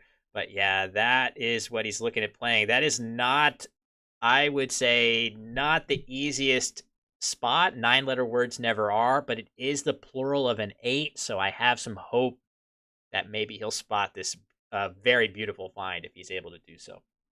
It's just a matter of looking for it sometimes, and it's hard to imagine that a blocking play will give you a bonus. But if Colin's really trying hard to bonus here, he's going to search. He's going to think, okay, how can I do this? And he's going to spot it. But if not, he has such an easy looking play of VENA making ag that yeah, I'm a little bit more worried about this one.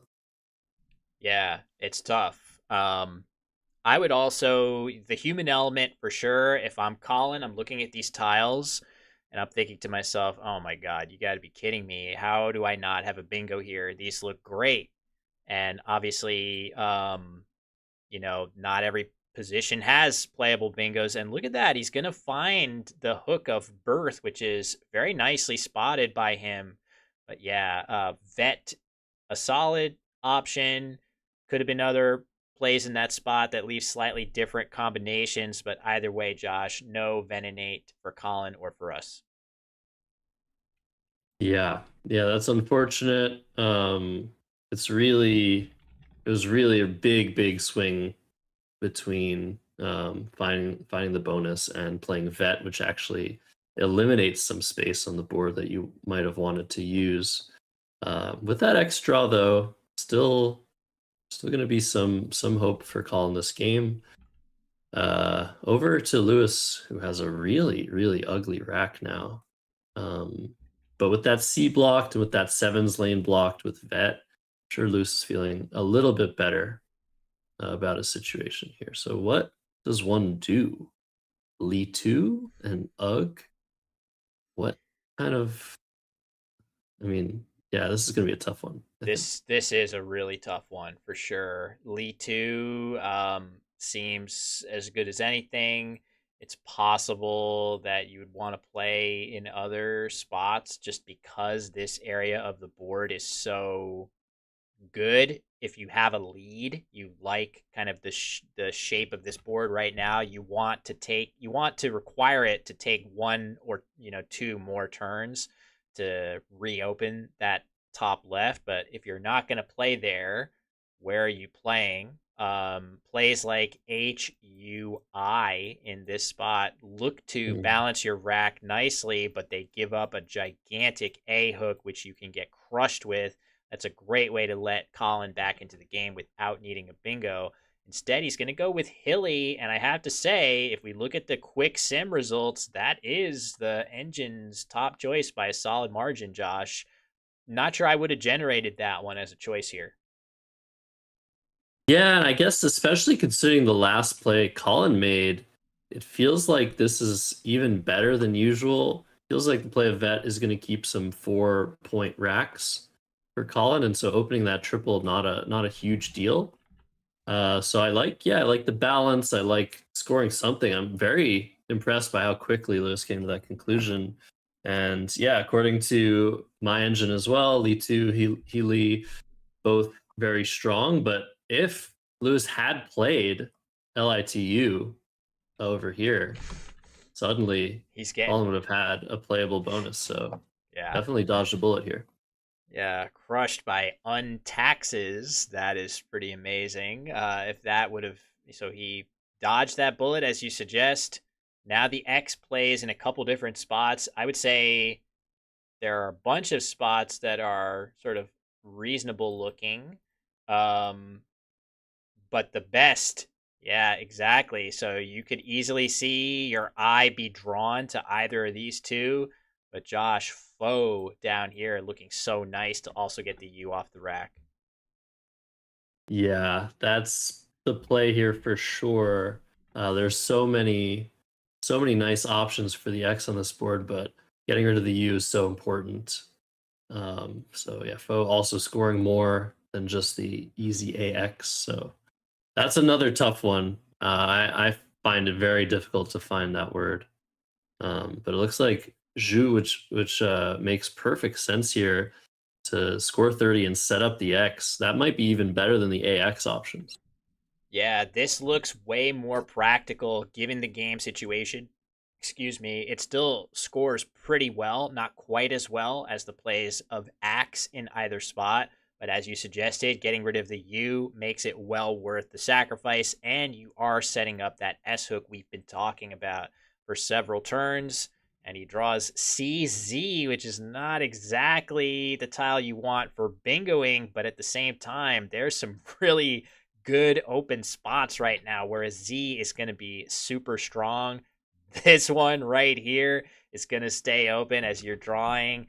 And Lewis has what looks like a really solid play of Journal potentially getting set to go down. It's not going to obstruct any of that.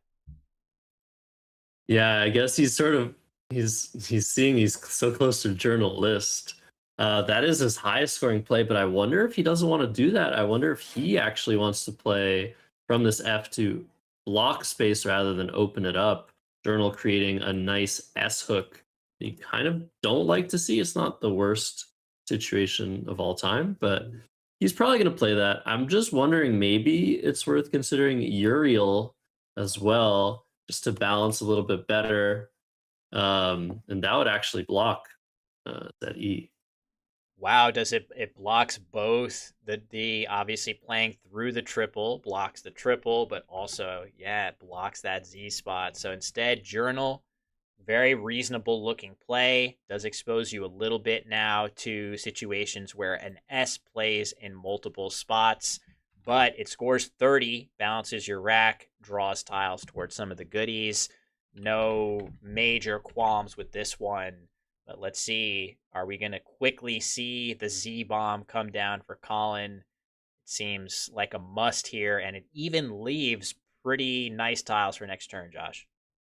I mean, look, this is actually really interesting. If it weren't for the S hooks on the board, I would be very tempted to play Seiza through the eye for 72. There's so many vowels left, and opening that S up top is really nice. But actually, just playing this almost ties the game up. And yeah, just the fact that there's so many vowels left, Colin's very likely to draw two vowels here. Let's see. There's one. There's the other, monacts. So if he knows monacts, a 7-letter word, Lewis is going to be hard pressed not to play supinate here, his only playable bingo. It's tough in such a close game to turn down such a good score when you can't really score that well. If you're not going to play supinate, you're looking at 25-point plays off of the F here. And Colin is going to get another chance to flex his word knowledge and play a huge 7 that's going to more than outscore supinate here. Very curious to see. Actually, it's going to have parallels too underneath there, Josh. Yeah, and I mean, Colin's already spotted it, so he's actually going to take the lead with this Monacts play. And it's really important to see what Lewis draws here. It'll be kind of a very tight game on the scoreboard with Lewis to act, but there is one blank out, and Lewis can draw that. He'll have a very good advantage here, and if not, who knows? Yeah, I feel for Lewis a little bit here. I think he has no choice but to go ahead and play that bingo. And of course, he's been Oh, crushed by a 98 pointer. And Josh, you reacted to his draw, which that is brutal. Very tough sequence for him here. yeah, he's gonna have a hard time recovering from this. There's really not much to do with three O's and a G, and you're staring down the barrel of really nice tiles. The only bad tiles left in the pool now are the V and the W, and maybe the possibility of triplicate. Oh, well, there we go. There's the W, the U, but there's the blank Mm. for Collins. So it looks like Collins got the advantage here. Lewis only has one good play here, Will, and it is so hard to find. Yeah, it's way off the beaten path too. So if we just go to the Lewis POV here, and you can see Orgia for 27 in this spot right here. This isn't really where I'd be looking. You feel like it's the best play has got to be with this triple, but because there's a vowel in this spot, it's not as easy to play to the triple as it might be normally. And there's just, I mean, Agio here for 17. It looks like that is what Lewis has lined up here, potentially ready to go down. Oh, I put foodies wrong. Oh, okay, my bad. I switched the blanks. That's gonna be tough to. Oh, you know what? I bet I could fix that. But yeah, Orgia, Yeah, Josh, Agio. that's Oof. tough. You mentioned Agio, but like that play is just so sad. Opening up the triple, like you said, and yeah, Orgia is just such a better version. It does block a little bit more space, but it ties the game. You don't necessarily need that space open. But regardless, Lewis is at a disadvantage. He knows that the more he looks at this rack. So yeah, tough one for sure. See if See if we can get things fixed. think I, Sometimes, I think I yeah, can do it from Notepad. Hold on, let me check. Let me just see. yeah, you probably can. Just have to adjust the scores because Gyrons will score two more. Um, but Oh, okay. it's Rats. it's it's rough. It's rough for Will. It's rough for Lewis, and Colin's gonna need a couple of moments to deal with his WU combination. And I guess from Colin's perspective, the one threat is that final S. That could be super useful for the lane that XU created. But I think you're Colin. You're feeling pretty good here. Yeah, there's no question that that blank draw is always really nice to see at this juncture. Trying to give him his 2 extra points as well. And let me just see if I think I have to reload it. I think I fixed it, but let's check it out. I think so. Very nice. Uh, Oh, he's found Orgia. Look at that. That's beautiful. wow, What a great he play. just that's just a champion mindset of just like, okay, I'm not satisfied. There's got to be something better here. I have to be optimistic. And Finds it. just Beautiful. look at the difference in winning percentage. It's a huge gulf between this play and the next closest, Josh. So this really saved him a ton. It just scores so much better. The game is so close that you really need every last point that you can get. It uses more tiles. ROO. It doesn't look great, but arguably it is one of the more balanced leaves that he could possibly have gotten there. So yeah, Orgia looks great. But yeah, still Colin in good shape. I guess the only, the real hope for Lewis from our perspective, from his perspective, he's still hoping to get the blank. From our perspective, can he draw the last S, which is still lurking and so valuable here? Yeah, it just doesn't feel like with what's unseen that there won't be a bonus at some point for someone that either has the S or the blank. The unseen letters are just so good. It's so funny that both players' racks are so unbalanced. What's left in the bag here? Like so much good stuff. Um, Actually, not as good stuff as it was a few turns ago, but it feels inevitable to me that there will be a bonus. So someone's got to do something about that. Yeah, it's just looking at these unseen tiles, it's not phenomenal, but there's really not a lot of high scoring letters, and that is what you're looking at in the player's position. You're trying to think about how likely is it that I get bingoed on here. Well, if most of the remaining tiles that are unseen to you are low pointers, now it's time to start worrying that a lot of those combinations your opponent may have. If that, it's really all about that S though, Josh. Without it, there's not a lot going on. And with it, you've got this spot that is actually pretty brutal to block. Yeah.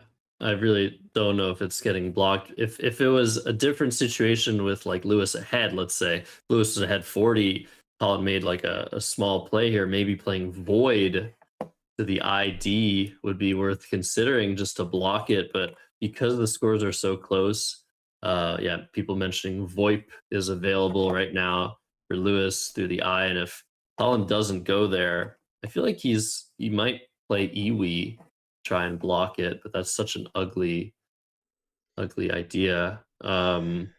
It looks like VoIP is going to come down and it's going to be Colin who's on the back foot.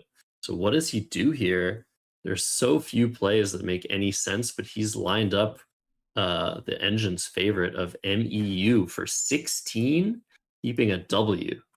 That's how bad the situation is on this board. Wow, that's crazy. Why? I guess I'm curious why we think the engine likes that one so much as opposed to, I guess, is it that getting rid of the U is just so critical and there's really not that many other ways to do that that achieve a good goal? But I'm impressed by that play. But as you suggest, Lewis is going to play VoIP really fast, and let's see if he draws the S. If Colin draws it, it could be GG right now. If Lewis draws it, we got ourselves a game for sure. He's just taken a 20-point lead. Yeah, I think the reason MEU is the right play is it blocks some stuff. It blocks this potential, and the balance of WEI blank is actually pretty good for the unseen tiles. So let's see. Okay, no S for Lewis, some balance, but no scoring tiles either. And it really depends on what Colin's drawing here because he's down 21. He doesn't manage to hit a bonus. It'll be very close, but ooh, Ooh, okay, that's it. perfect draw. That Oh my is, goodness. yes, Colin with the perfect draw there. Draws the S, and that is going to be tough to recover from. Huge draw for him there, Josh. Yeah, wow. What a draw DLS. Colin just checking the bag. He's going to notice that there's 5. So the one thing he might be worried about is a comeback bonus, but you can't. Like once the bingo comes down here, where is Lewis going to come back? There's just no space left on the board, so it's pretty much game over here. Yeah, wow, what a draw. And the sideways blank, by the way, I just want to point that out.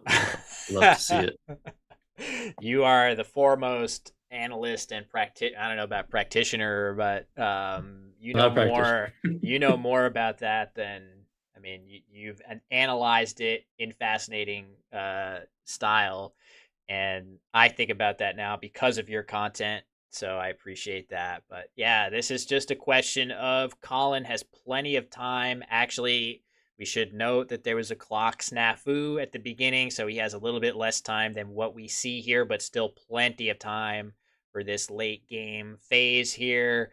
He's just thinking, what is the worst thing that can happen? What is the play that I can make in this spot that minimizes crazy overlaps going down? That would be so, so brutal. Maybe there are plays like that lurking, but I think what we can see is that he's going to make a play with Uggs. No question. He's not missing, I don't know, 4 or 5 separate words that all play there, and it's going to be Colin Northmore's game here in round 3 in the stream. Very, very entertaining game again, Josh. The only that's the only question for Colin is there an overlap possible? Is there a bingo playable to the V?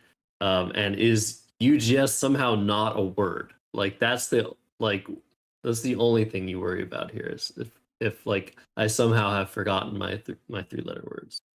But we look at I just want to like unseen. There are some good letters, so like a radio, some potential nice overlaps go to your. So I guess you have to just be a little bit careful. Like if mildews hits the board, Goatier will play. Oh no, it won't quite play.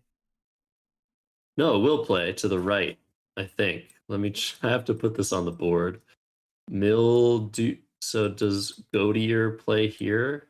Here, you want me to Yeah. cut to analysis board? Makes it a Yeah. little Look at easier. that. All right, hold on. So we No, can. we're good. We're good. But yeah, Oh, somehow Goatier would fit after wow. mildews. Okay. And Here, I'll. actually, if Lewis is just one letter off of that, that's Yeah. crazy. Wow. Check it out. It does fit. That's crazy. Um, I'm sure there's a handful of other stuff, but this is an example of if you play mildews, that gets you hit, whereas if you play bewilders, maybe is this any better? Yeah, you don't. The worst that you get hit with is a 31 pointer. This is just one outcome. Doesn't really mean that one play is better than another, but these are definitely the types of things that you're thinking about here. You are This is in. crazy, Will, though. Sorry to interrupt you. I'm looking at my own results, and no matter what, there will be a playable bonus available in the pool for Lewis, no matter what bonus comes down. Somehow. So it could be it's interesting. Maybe you play like law instead to pretty much guarantee a bingo draw next turn. But then Lewis could block. Oh my god, it gets super complicated. I mean, the likelihood of Lewis coming back with an overlap after Wilders is so low. It's 0.23% of the time. I don't know what that 7 is. Maybe you could figure that out on Quackle, actually, Will. Go back to the With analysis board. the play of Wilders. So Wilders, yeah. what does that get hit with? Okay, give me a sec. Oh, it was actually Colin's POV. I'll figure this out. So let's do this and hope nothing breaks. Okay. So I just simmed a few iterations and we're going to go into the log and see if we Oh, find. that's what you're doing. Okay, you could put it on the board and then put the whole pool. Oh, yeah, that's a better way.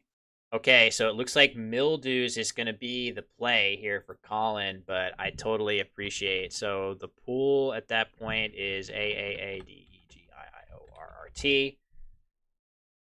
Grodier.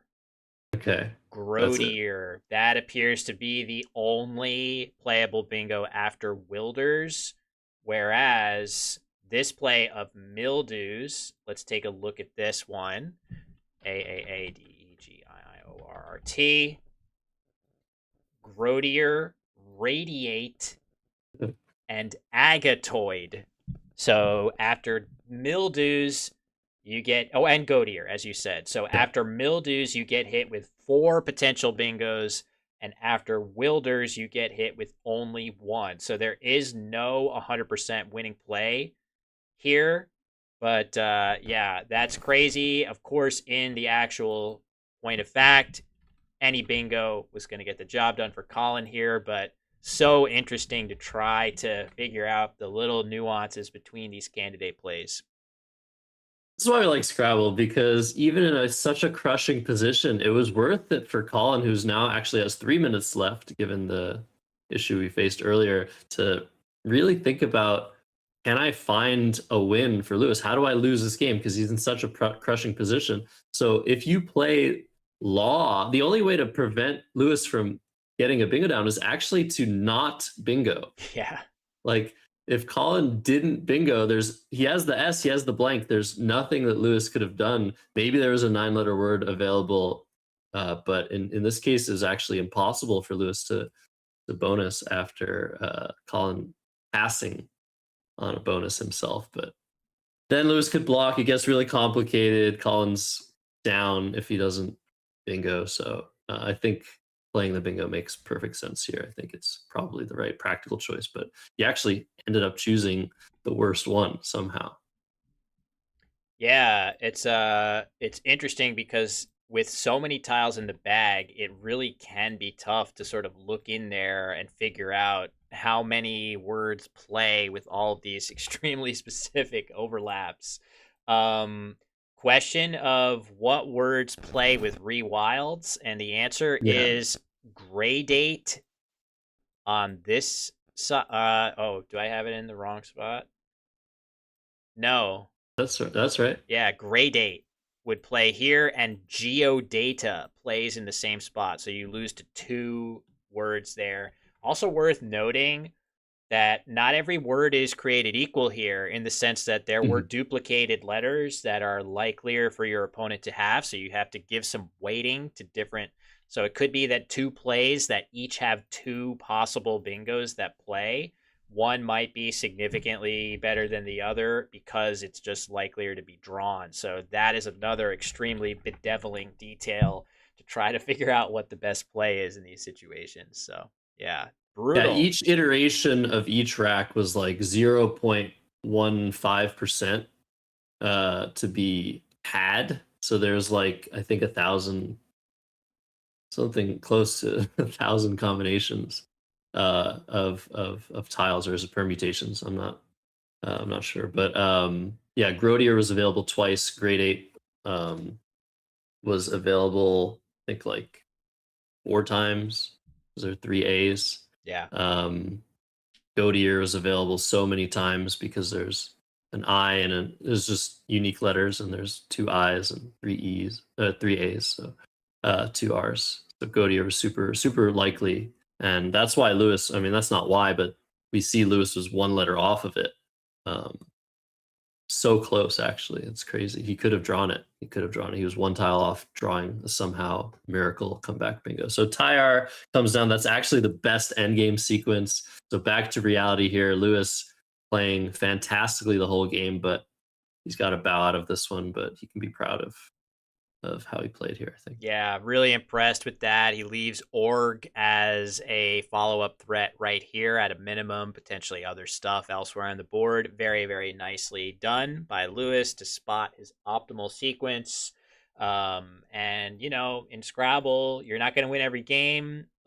Colin missed a couple bingos in this game, but he found the one that he needed to badly in Monax, which that turned the tide here. But Lewis playing really well, and if he just keeps that up, I don't think anybody's going to be surprised to see him work his way to the top of the standings when this thing is deeper into its progression here, Josh.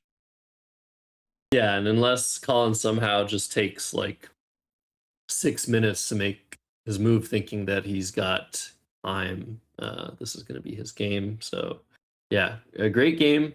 Lewis showing us his really high class, high level of play, and Colin also making some really nice finds. Monax was key. You have to find that. It's not an obvious word.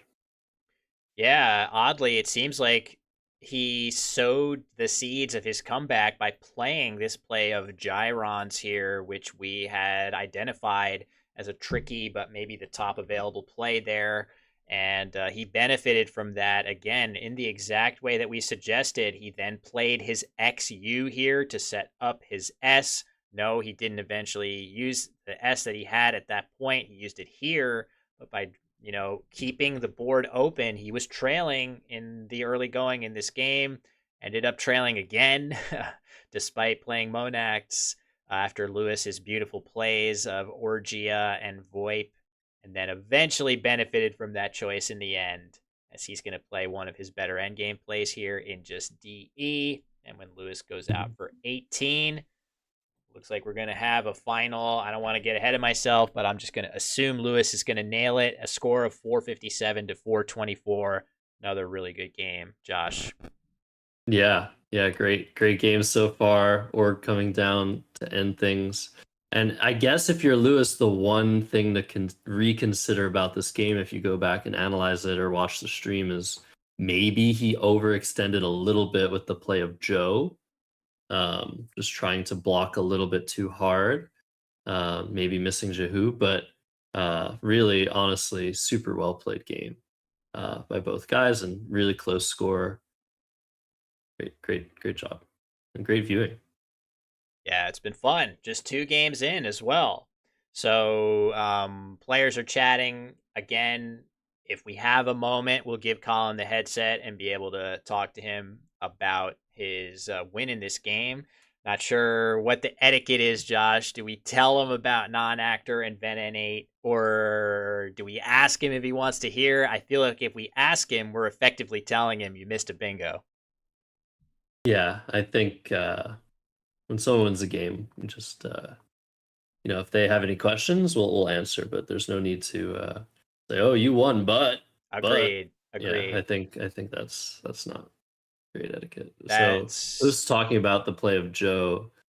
Yeah, the one thing that would be cool is to have the overhead if we could maybe hear them, but that's not the way that it works. Yeah.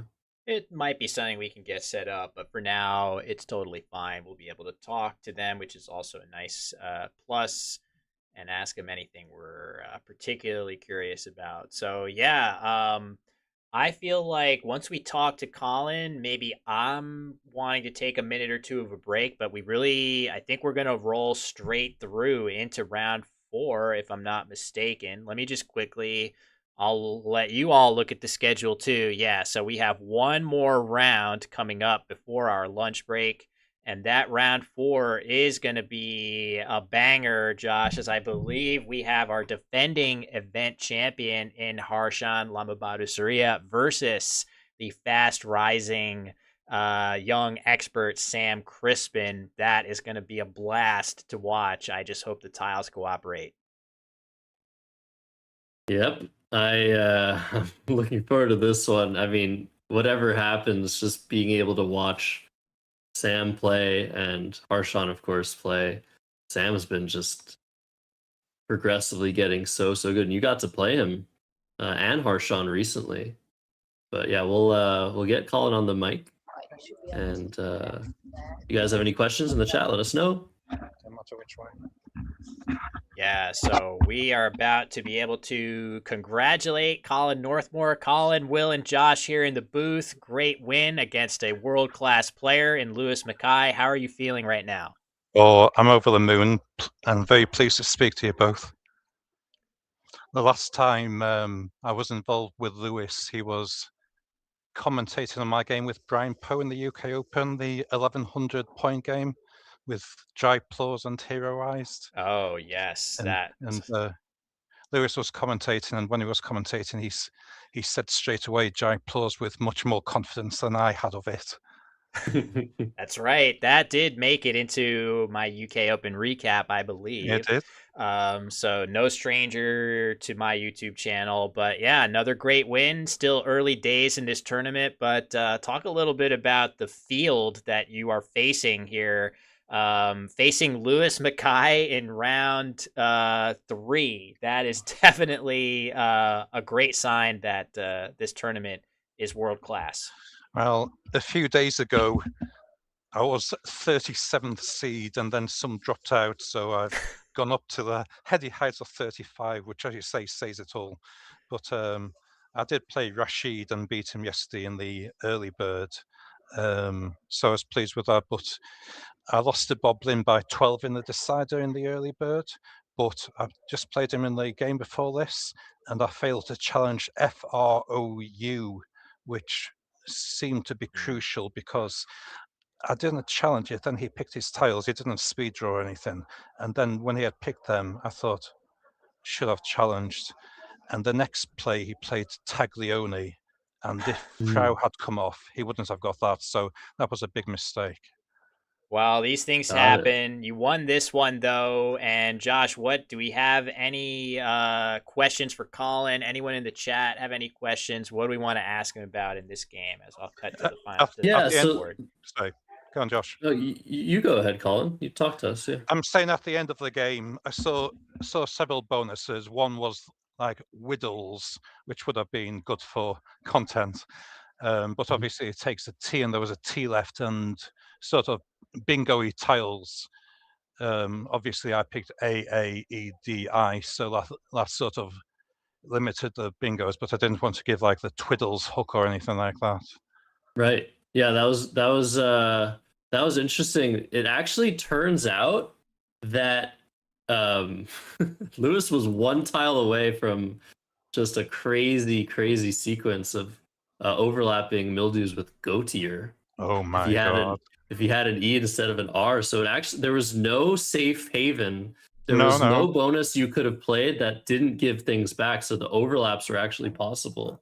Right. Um, but yeah, Whittle's not giving back the T hook made sense. It actually it's crazy though. Mildews gives back more bonuses slightly than Whittles does. But The how other could one figure that out?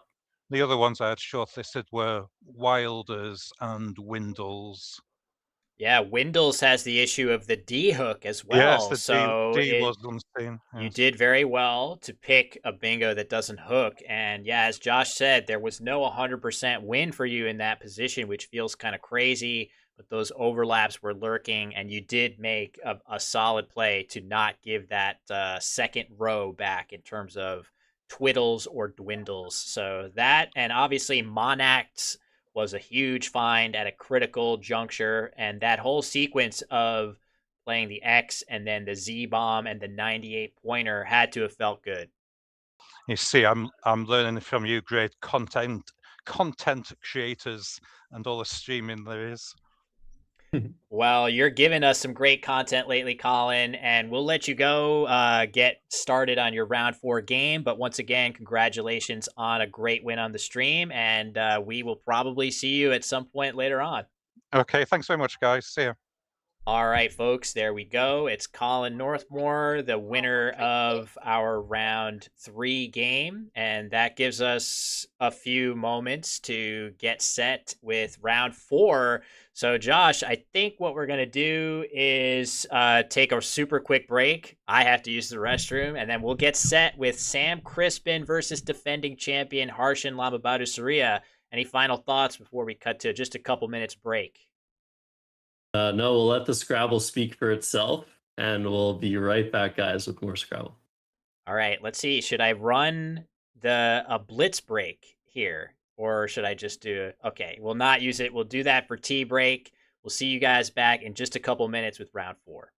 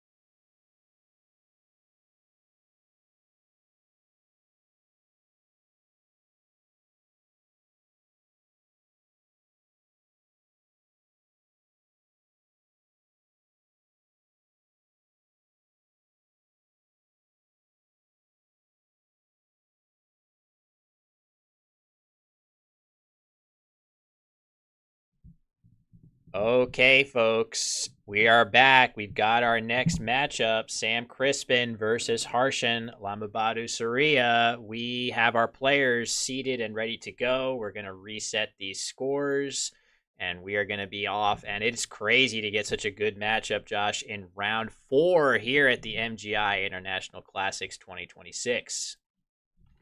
Yeah, both of these guys started off with a bang, 3-0. We'll get those scores reset, like you said. I like the arrangement of flags on the stream table just to demonstrate how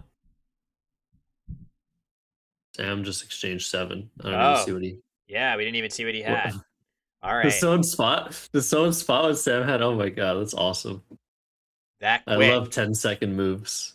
No And wasted this is time. actually crazy because the clock starts when you've seen one tile. So Sam managed to get all of his tiles out of the bag onto his rack and decide within like 3 seconds that he just wants to get rid of all of them. That is a great efficiency, indeed. But yeah, I'm just thinking when I look at Harshan's tiles, how is it possible that Sam exchanged 7 and yet Harshan has this? How could some of those not have been among the exchange tiles? But there are a lot of bad tiles in Scrabble, Josh. I feel like, to me, I was just musing about this recently, that part of the reason that we're all complaining about draws and various platforms. Every single Scrabble platform gets complaints about being rigged. And I feel like part of it is that Scrabble is kind of rigged. There's a lot of bad tiles in the game for you to draw. Hard to get through a game without drawing some of those. So, okay, it seems like, yeah, there are lots of bad letters. I think people would do well to remember that there are more bad letters in Scrabble than people think. There are more bad letters than really good letters. And yeah, Ivy, oh man. So it looks like NNOOVQG were the 7 tiles, which is very interesting because I did see N's. That's the only thing I saw. I would have kept an N. So he just dumped everything. I see. So yeah. Well, makes sense. An N could be worth it. It's also not a huge mistake just to dump it if you're thinking I really want to go fishing for another S or blank against a player of Harshan's caliber. That being said, I think the N is a good starting point for a lot of racks going into the next turn. Ivy, the play for Harshan, and the vertical opening, which I know you're loving, Josh. Well, I was actually going to mention Harshan might be the only person. No, he's probably not the only person, but he might be the only top player who I feel has switched from opening horizontally to vertically while being a top player. I'm not sure this is totally true, but I feel like he started opening vertically at some point because of Nigel. Fair enough. You could have a worse inspiration for doing that. Are there any players that balance their range of opening orientations? Yes. Interesting. Yes. I feel like I could see myself becoming one of those because it's kind of fun. But I am a pure horizonte. I don't even know what we call that. Maybe just like a normal, well-adjusted human. But just kidding. Sorry, Verdes. But in any case, yeah, Sam it looked like he was getting set to play a word I hesitate to pronounce, seve, or something like that. But I feel like the best play here to my eye is what he's just laid down. The very straightforward yes looks great. I want to mention he was considering. I was like, what is he doing? He was considering cert to set up the Z.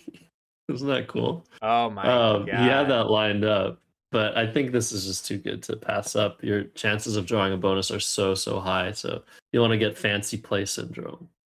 Yeah, for sure. I think this just leaves such a strong leave in crest, and you can see he has crested now on the rack. Going to be very difficult for Harshan to do anything that blocks the ability for Sam to bingo, but still early days. He's going to be able to play something under the Z that scores well. The only question is which word is he going to find and play, or would he consider playing Gauzy? That doesn't feel correct to me with so many more points on offer, Josh. Yeah, I feel like it's either you play Mahua or you play AUGH underneath. Is there? I feel like those are the two I would consider, and it's really a lot about what it gives you next turn and what it gives Sam next turn. Because when we have a situation where we start by taking the triple letter score, then we start taking the double word score, we can see the pattern that we all know so well beginning. And when you're considering an underlap such as this one, it's all about, okay, how likely is my opponent to pounce on the re-underlaps? And how likely am I to be able to score nicely next turn? And I feel like keeping the Y is what you do here, because the Y can go here. You might draw Ivy again. And yeah, I don't know. I might have played AUGH. Not sure. Engine is liking AUGH. Hey, a play we haven't considered yet, but if we actually think about Hey on the board, the nice thing about it is you keep your G and ability to underlap with Zag. This play does that too, but you don't know for sure what you're going to have underneath here. And this is often going to be a spot that gets blocked anyway. So I think the play of Harshan very slightly preferred after a few iterations there seems reasonable for him. A bunch of options were very, very close for him there. And we are definitely going to be seeing a bingo for Sam. But now the only question is, where does he place it? And he is going to go ahead and grab the most points on offer. This scores significantly higher than the other positions of this word, Josh. Yeah, and it is risky. There is still an H out for CH, and you could also just have a huge play through the C available. But I think it's definitely worth it. Could have scored 82 with Cedrates, but that would have placed the E here, which might even be more dangerous. So I think this is definitely the play for Sam. He's been playing quickly. He's been playing accurately. I think the one question for Harshan last turn was, can I make a play that doesn't set up as many bingos? And that's kind of why I was leaning towards AUGH, because Sam might not have had an S, he might not have had a T, so it might have actually stopped him. But yeah, very small margins here we're dealing with. I think Crested far and away the best play though. And look at that immediate blank draw from Sam with no vowels over to Harshan with ADGGTUY, and his options are pretty bad. Yeah, he had GY, which is not the best start. I mean, the Y is a good scoring tile, but all the other stuff that he's drawn with it, a duplicated G and a U in particular, leave him in pretty rough shape on this turn in terms of it's hard for him to. I mean, he can get an average ish score through the C, but you can't really do that while also leaving something that makes you feel good going into next turn. Whatever letters that you leave over, you're going to be starting off next turn as well a little bit worse than average. So it's going to take a few turns for Harshan to unwind some of this clunkiness. And meanwhile, it could just take one turn for Sam as he has Brooks set up. I don't think that's going to remain open, but it could take him as quick as one turn to be bingoing a second time in this game, which could be very bad news for Harshan. Yeah, I almost wonder if it would be worth it in some positions for Sam to burn the blank and score in the 40s if Brooks gets blocked. Probably not, but he does have just like Fix, Fox, Fax on the right of the ED of Crested. So yeah, is Harshan going to play Gaussy? I think this is standard, but Guga underlapping the EMU seems very interesting as well. Yeah, these underlapping plays are very close in terms of they score well. They leave at least a little bit more flexibility. At least Gag leaves duty as a play, but I do think blocking the C also has a huge defensive merit. of a lot of bad stuff can happen if your opponent, certainly if they have the other H, but just playing through the C is going to be bad enough much of the time. So I appreciate the play that Harshan made, and so does the engine. But this does block Brooks. So are we looking at a situation? So Burnt is the play that Sam is considering for 14. Are we looking at a situation where he burns the blank for 44, and meanwhile Harshan with his DGT leave draws Dingbat, Josh? Oh my god. Don't learn from this, guys. The G is bad, especially with a T and a D. That's a terrible combination. This is the only bingo that Harshan could have possibly drawn. Just kidding, but that is a really, really good draw. Exactly when Harshan needed it. He's behind more than a tempo here. Sam has a blank, little does Harshan know. This is interesting. I feel like you play Burnt if you're Sam. I feel like you play Burnt through the U and keep FX blank.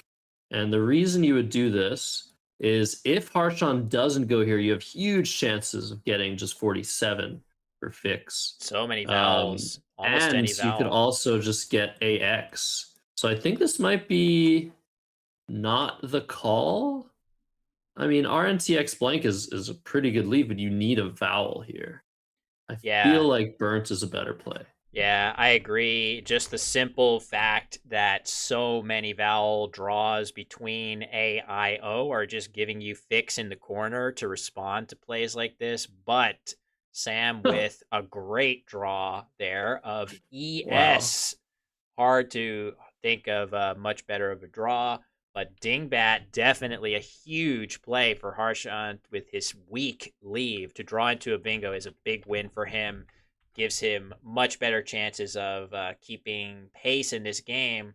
Sam, pretty much a lock to bingo now. I would be shocked to not see him play some bingo, whether that's dextrins, which is a little scary off of this D, scoring 84. Much safer to play X turns hooking EMS for not a big point sacrifice. That's what I would expect to see, Josh. Yeah, and I'm just noticing the body language. It feels like Sam has some sort of, I don't know. He's very peppy. I'm not used to that. I remember commentating the game between you and him. He was a lot more reserved. I feel like maybe this is the beginning of tournament like jitters / excitement, and I love to see it. I love to see the emotion a little bit. Like, he's playing very quickly. He's playing very intimidatingly, I would say. And yeah, he's gonna certainly bonus here. So X turns. The only question is, does Sam know for sure that X turns is valid? Probably, but I feel like dextrin is way too dangerous to play that. So I think we're gonna see a bonus like you said, but yeah, is it gonna be something like Nitrox's? Or is it going to be X turns? Yeah. If we do see dextrans or trins, either one of those is going to get hit with KOEL or potentially something better that I'm not seeing. So that would be a big swing to allow such a heavy hitting play in response to Harshan. But we'll see. I mean, there are definitely risks with any positioning. Maybe you regret leaving this open if you don't play dextrins, but I think there's, the board has a lot of opportunity right now. But yeah, to your point about Sam, I mean, he is as cool of a customer as it gets. And he is, I believe, we can get a fact check on this from our producer, who happens to be Sam's mother, Ruth, who has been instrumental on the ABSP side. Such a huge asset to have Ruth on our production team. Thanks, Ruth. But we're going to see X turns, which I think is the better play. But just to finish my point, you would never know Sam is 17 years old by his demeanor. He is way more composed and confident than the majority of players double and triple his age in the scene. Yeah, definitely. I think, yeah, by the way, this is probably the best play, and I like that Sam took some time here to consider his options. We know he's capable of finding things instantaneously. But yeah, this is a great play. I also wonder. Yeah, I mean, someone mentioning, is he more nervous to play Harshawn than he is to play Will? I don't think so. No. I really, no, there's no empirical basis for that to be true, unless my YouTube channel is paying dividends that I don't know about, and people are playing me and thinking, "Oh man, this is my chance to get on the channel," and getting nervous, and that is my long game. That's my whole. This is a long con on my part to try to bring about that scenario. Hopefully it's working. I didn't realize that might be working at long last. So thanks, Josh, for cluing me in there. I was just going to mention, I think the one reason you might want to cover this spot is you're worried about NY plays, but the Ys are both gone. There's one here. There's the second one. Those are both the Ys. So the damage that can be done under there isn't so large, which is why I think X turns is the best option. There's already a triple open on the bottom right as well, and the overlaps of the X, the underlaps of the X. So this board does have scoring opportunities, but they're all kind of even keeled. And it looks like Harshawn considering Kite, which is not a play you really want to make, but I think it's a play you have to make. It's the only way to sort of handle that triple and score very well. But Yeah. lots of O's left, lots of I's left, so it's got to feel not so great. We'll see what Harshawn redraws here out of the 4 tiles, but I think you got to do that. Yeah, it's not cause for panic just yet. You look at the score. Harshan is down by just over 20 points. It's okay to make a defensive play and feel that it's not going to necessarily cripple your winning chances. Yes, the board is not, great for comebacks until you draw an S, but ooh, look at that. Harshan has been able to draw one there. Just going to be a big deal, as the Dingbats hook at minimum feels really unlikely to get blocked anytime soon, Josh. Yeah, and the question for Sam is he going to spot the new 5-letter word Keema, Queema, which fits really nicely through the E of X turns? It's not ideal. As you said, there are 3 S's left, or 2 S's left, and Sam doesn't have one, but it is his highest score by far. Engine giving slight preference to Keema over the play that Sam was considering of QUA. And he's also just like 1 letter off of stuff like macaque and lalik and stuff like that through the U. I think he lined up malak, which is sort of like a mashup. The 2. Yeah, a little bit of a mashup. Nice. But yeah, I mean, Qua feels. Look at that. Qua feels fine. I mean, you have another A in reserve, right? Like, there's some value there. You're not setting up a big S hook that you don't have. The leave isn't great, but it's still relatively balanced. But Keema scores 12 more points, and you can't, thumb up your nose at that. I would worry about just making a play like Keema and then going a long time without drawing an S, and that spot just sitting there while maybe if Harshan has one, he either has the option to crush it immediately, or if he has good plays somewhere else, what if he just plays WAF or something and draws into plays there, and if you don't draw another S, you're going to potentially regret making that spot. That being said, the engine likes it, and for good reason. Scores well, balances, draws 4 tiles to get second blank or one of the other 2 S's. So we'll see what Sam does. Would you play Keema here, Josh, or Qua? I like Qua. I mean, the subtleties of Scrabble are not lost on this turn. I feel like the ability, when you create threats, when you're ahead and you create threats for yourself, so you create options for your opponent to do bad things to you, just like Keema would do, it gives your opponent so much. It doesn't necessarily just give them the S. Maybe your opponent doesn't have an S, but the threat is there. And sometimes the threat is stronger than the execution. This is, I think, something that Aaron Nimzovich came up with in chess. And I love to use this concept in Scrabble because there's a threat. So long as Sam doesn't draw an S, he's going to be worried and wondering if he should block the spot. Going to be trying to read into Harshan's plays. See, does that mean he has an S? and it's just not comfortable.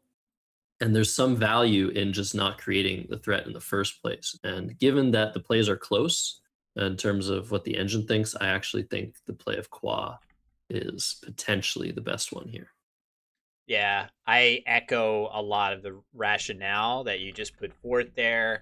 And in this, wow, so look at that. As quick as I could say it, I was going to say Sam probably thinking to himself, oh man, I would get Cameloid here if this D stays open.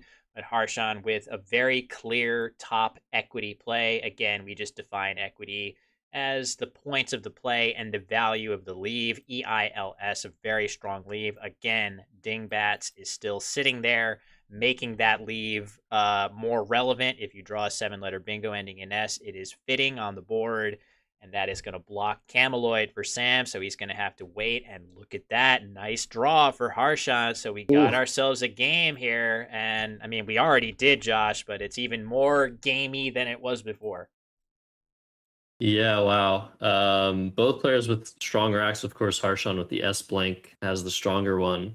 But this board, given that Kima wasn't played, feels like pretty much every bonus is going to open a lot of space. So it's a matter of whether Sam can respond to a potential bingo with one of his own or a high-scoring play.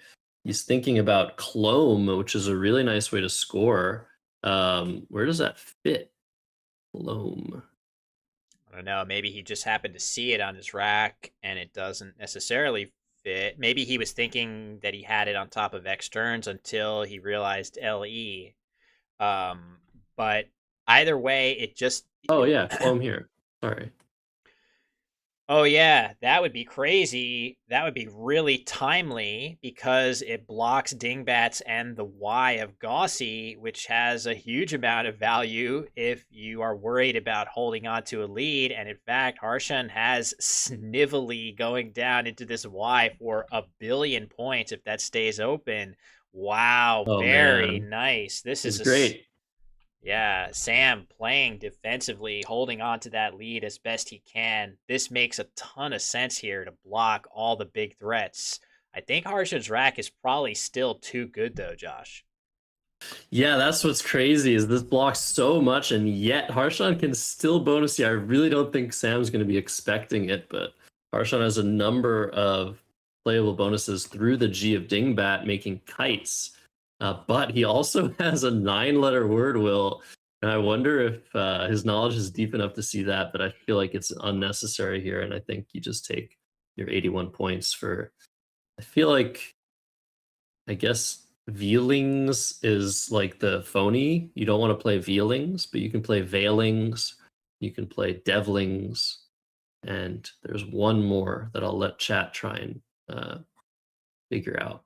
Okay, I won't spoil it either. I certainly would not see this 9-letter word yet. Maybe someday in my life, but that day is not today. But yeah, I do think this play of Clome, I just want to really call out how fantastic of a play that was by Sam.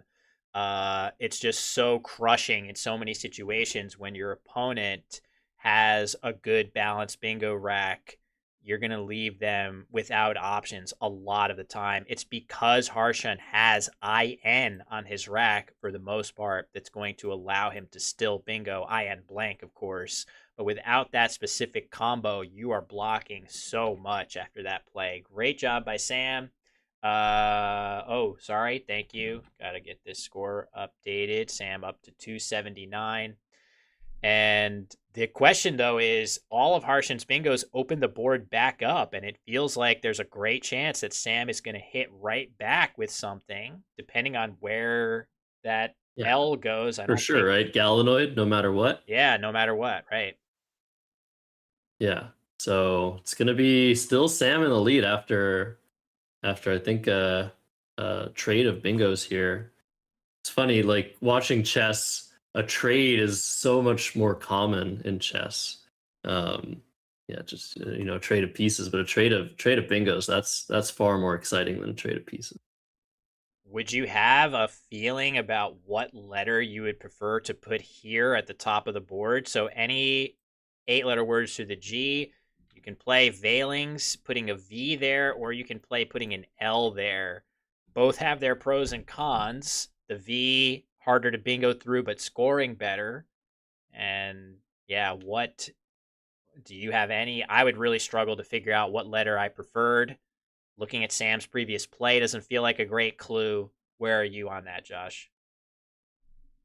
I'm wondering. I'm assuming Harshawn spotted that he can bonus to the G, but through the G. But I wonder what he's thinking. Is he trying to find something from the K?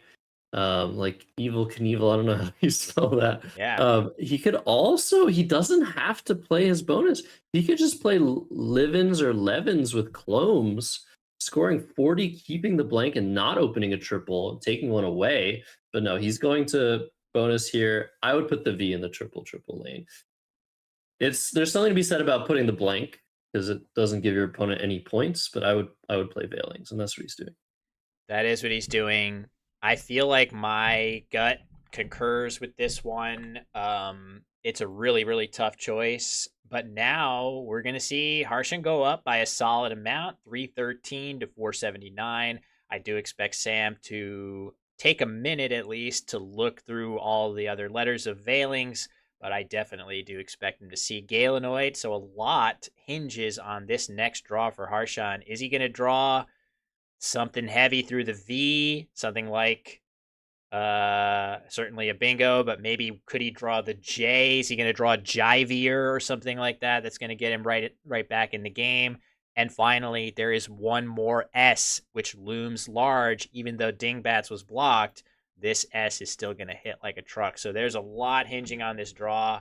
Really interested to see what Harshan pulls here. Sam finds bonus. Like you said, he took a minute just to double check all the floaters. Only 4 to look through the V, E, I, and L. Sam's already done a lot of work during Harshan's time to see that he didn't have anything elsewhere. So great job by him. He's taken the lead again. And look at that draw. You're saying the J. That is a very, very good draw, I would say, for Harshan, given the circumstances. He's going to be able to score upwards of 40 points, keep scoring tiles, and keep the pressure on. But Sam's drawn that S. Clunky stuff along with it, but the S is going to be super valuable moving forward in this game. So, yeah, we'll just have to see. It's weird because I was pointing out the J as something really good to potentially draw, but actually his best plays leave the J through this V. It would be the only tile left on Harshan's rack. 51 points on offer. I guess I would be thinking real quick about. So, in fact, neither of the plays through the V, either whoever or however, those don't take the S hook, but there are a bunch of words like that, Josh, that do take the S unexpectedly. So I'm not sure. I think I would pick whoever just to make absolutely sure that I'm not misremembering that however doesn't take an S, because I feel like that to me is likelier to take an S. Yeah, it is slightly better to play. However, according to the engine, I'm not exactly sure why. Maybe because it just gives back some more overlaps for you, but underlaps. But yeah, it's just make one of them the one you're most sure of doesn't take an S. I'm pretty sure Harshawn knows neither of them do, but this is a great score, 51 points, retaking the lead, and Sam has got some work to do. He's got the S, but he's got some ugly stuff with it. So lots of decent plays here. I wonder what I would go for. Maybe just play off an O and an I. That can't feel good. Yeah, it's tough because the S is great to have, but you're going to spend a turn really not making much of a dent in the scoreboard. And with Harshan having the J, he's got a golden opportunity to score well, and not sure if he's going to be able to necessarily block Clomes. But the thing about this is, unless you draw high scoring letters along with this S, this isn't even going to really be that crushing. It's going to hit hard for sure, but it's not the same as if a bingo could play there. So Sam is going to have to make a smaller scoring play, almost certainly playing off 1-0 and 1-I. That gives Harshan a golden opportunity, depending on what he pulls here. Not a great pull for him, I would say, but who knows? Maybe he'll figure something out. Yeah, a little bit clunky for sure. Upjet, the first word coming to mind for Harshan, but nowhere great to play that. So if you're Sam, I think you're actually in a pretty good position. Not only do you have the S, but I think the timing is on your side, given that there's 15 tiles in the bag. If Sam plays 2, 3, or 4 tiles, Harshan makes a play, and then Sam draws a 6-tile play with clones. I don't think he'll be emptying the bag all that often, and that'll give him some timing advantage. And this is the part of the game you start to think about that. Start to think about the tempo. You want your opponent to be the one to empty the bag so that you get first dibs on the end game sequences that really are in your favor if you can go out before your opponent. So some high level stuff here. Sam considering playing OI. You could also just play Royd. I think you just play Royd for 27, Will. What's the downside to this play? Maybe an underlap with Oxo. I feel like you got to take the points, though. You do keep an O, so at the very least, you know that you are threatening Oxo on a subsequent turn by playing Royd here, so that has some merit for sure. You just score a little bit better. I do feel like, in general, playing OI, you would do that because you probably get a few more bingos down in your range. But this board is very poor for bingoing, especially if Harshan plays something up here. It could be game over for bingos. So prioritizing good leaves that bingo more often might not be the way to go here. So I can definitely appreciate the merit of Royd. That being said, maybe you open yourself up by playing Royd, leaving IOS. You could open yourself up to vowel draws if you see it's a little bit imbalanced in favor of vowels. Keeping the D, just playing OI, gives you better chances of actually hitting a 6-letter word that will still play here. You could get into some trouble if you draw 3 vowels after Royd. So pros and cons to both. I like this play. I think Royd would have also been a good play. Now it's back to Harshan with another tough situation on his hands here. And yeah, It's very interesting where to play OI. He could have played it in the same spot as Royd, but yeah, it's very cool that you're keeping Royd on your rack for next turn potentially. So what play is more flexible? I think actually OI is more flexible. I think you do draw a lot more bonuses, but yeah, up to Harshan here. What were you about to say? What do you do if you're him? Well, he's looking at this scoring spot right here. He can just play putt, but he's going to play junto instead. And I wonder if part of the reason for this is it is a similarly good equity play to putt, but it also gives him options to play through some of these letters and block clones on a subsequent turn, which playing Oh down my here gosh. does not do. Oh, are we seeing something? It was over. It was over no Wow. matter what. Well, unless Crazy. Harshan draws into a bonus himself, but wow. There was a Unbelievable. bingo playable up top and one now with killer ads. That's crazy. I was not expecting a K bingo. Did not expect that. That is insane. So I'll give Sam his points. I don't have the unseen tiles yet. When we see Harshan's draw, we're going to know really quickly, has he lost the game or is he going to come back with a crazy out bingo? I guess we know from Oh, Sam's draw. that's So great. so he has these tiles. Oh wait, I think there's still 2 in The the bag isn't bag. empty. Yeah, Yeah, yeah. there's still 2 That's in the the bag. problem. Hmm.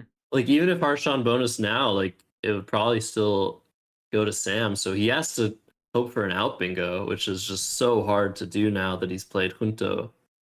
He has auto Wow. pen on his rack as a little extra troll, but yeah, this is going to be a very tough situation.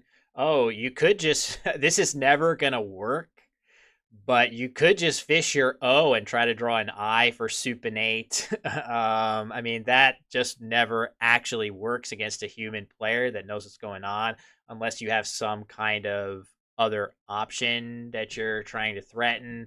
But that at first glance seems kind of fun. failing some better option, I might just do that and hope my opponent goofs. But there must be something more active, Josh, to threaten victory here.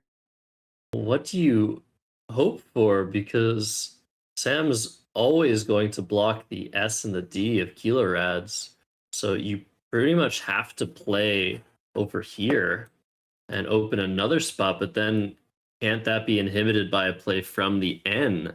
So in terms of board space, it's going to be really, really hard to deal with the situation if you're Harshan. So I think you have to play 2 tiles and you have to play them here, but I mean, I don't know if that ever wins. Yeah, it looks pretty grim. It's just the geometry of this board means it just makes it so that you can't easily set up a second place to bingo to pair with the bottom, which is so nice and open. But I mean, you're literally looking at like, can I draw into stuff that plays parallel under here with a billion overlaps? That's what I would be thinking here. Or maybe can I hit something through this U with a million overlaps? And there just may not be anything like that that you can draw into by playing 2 tiles or 1 tile here. So.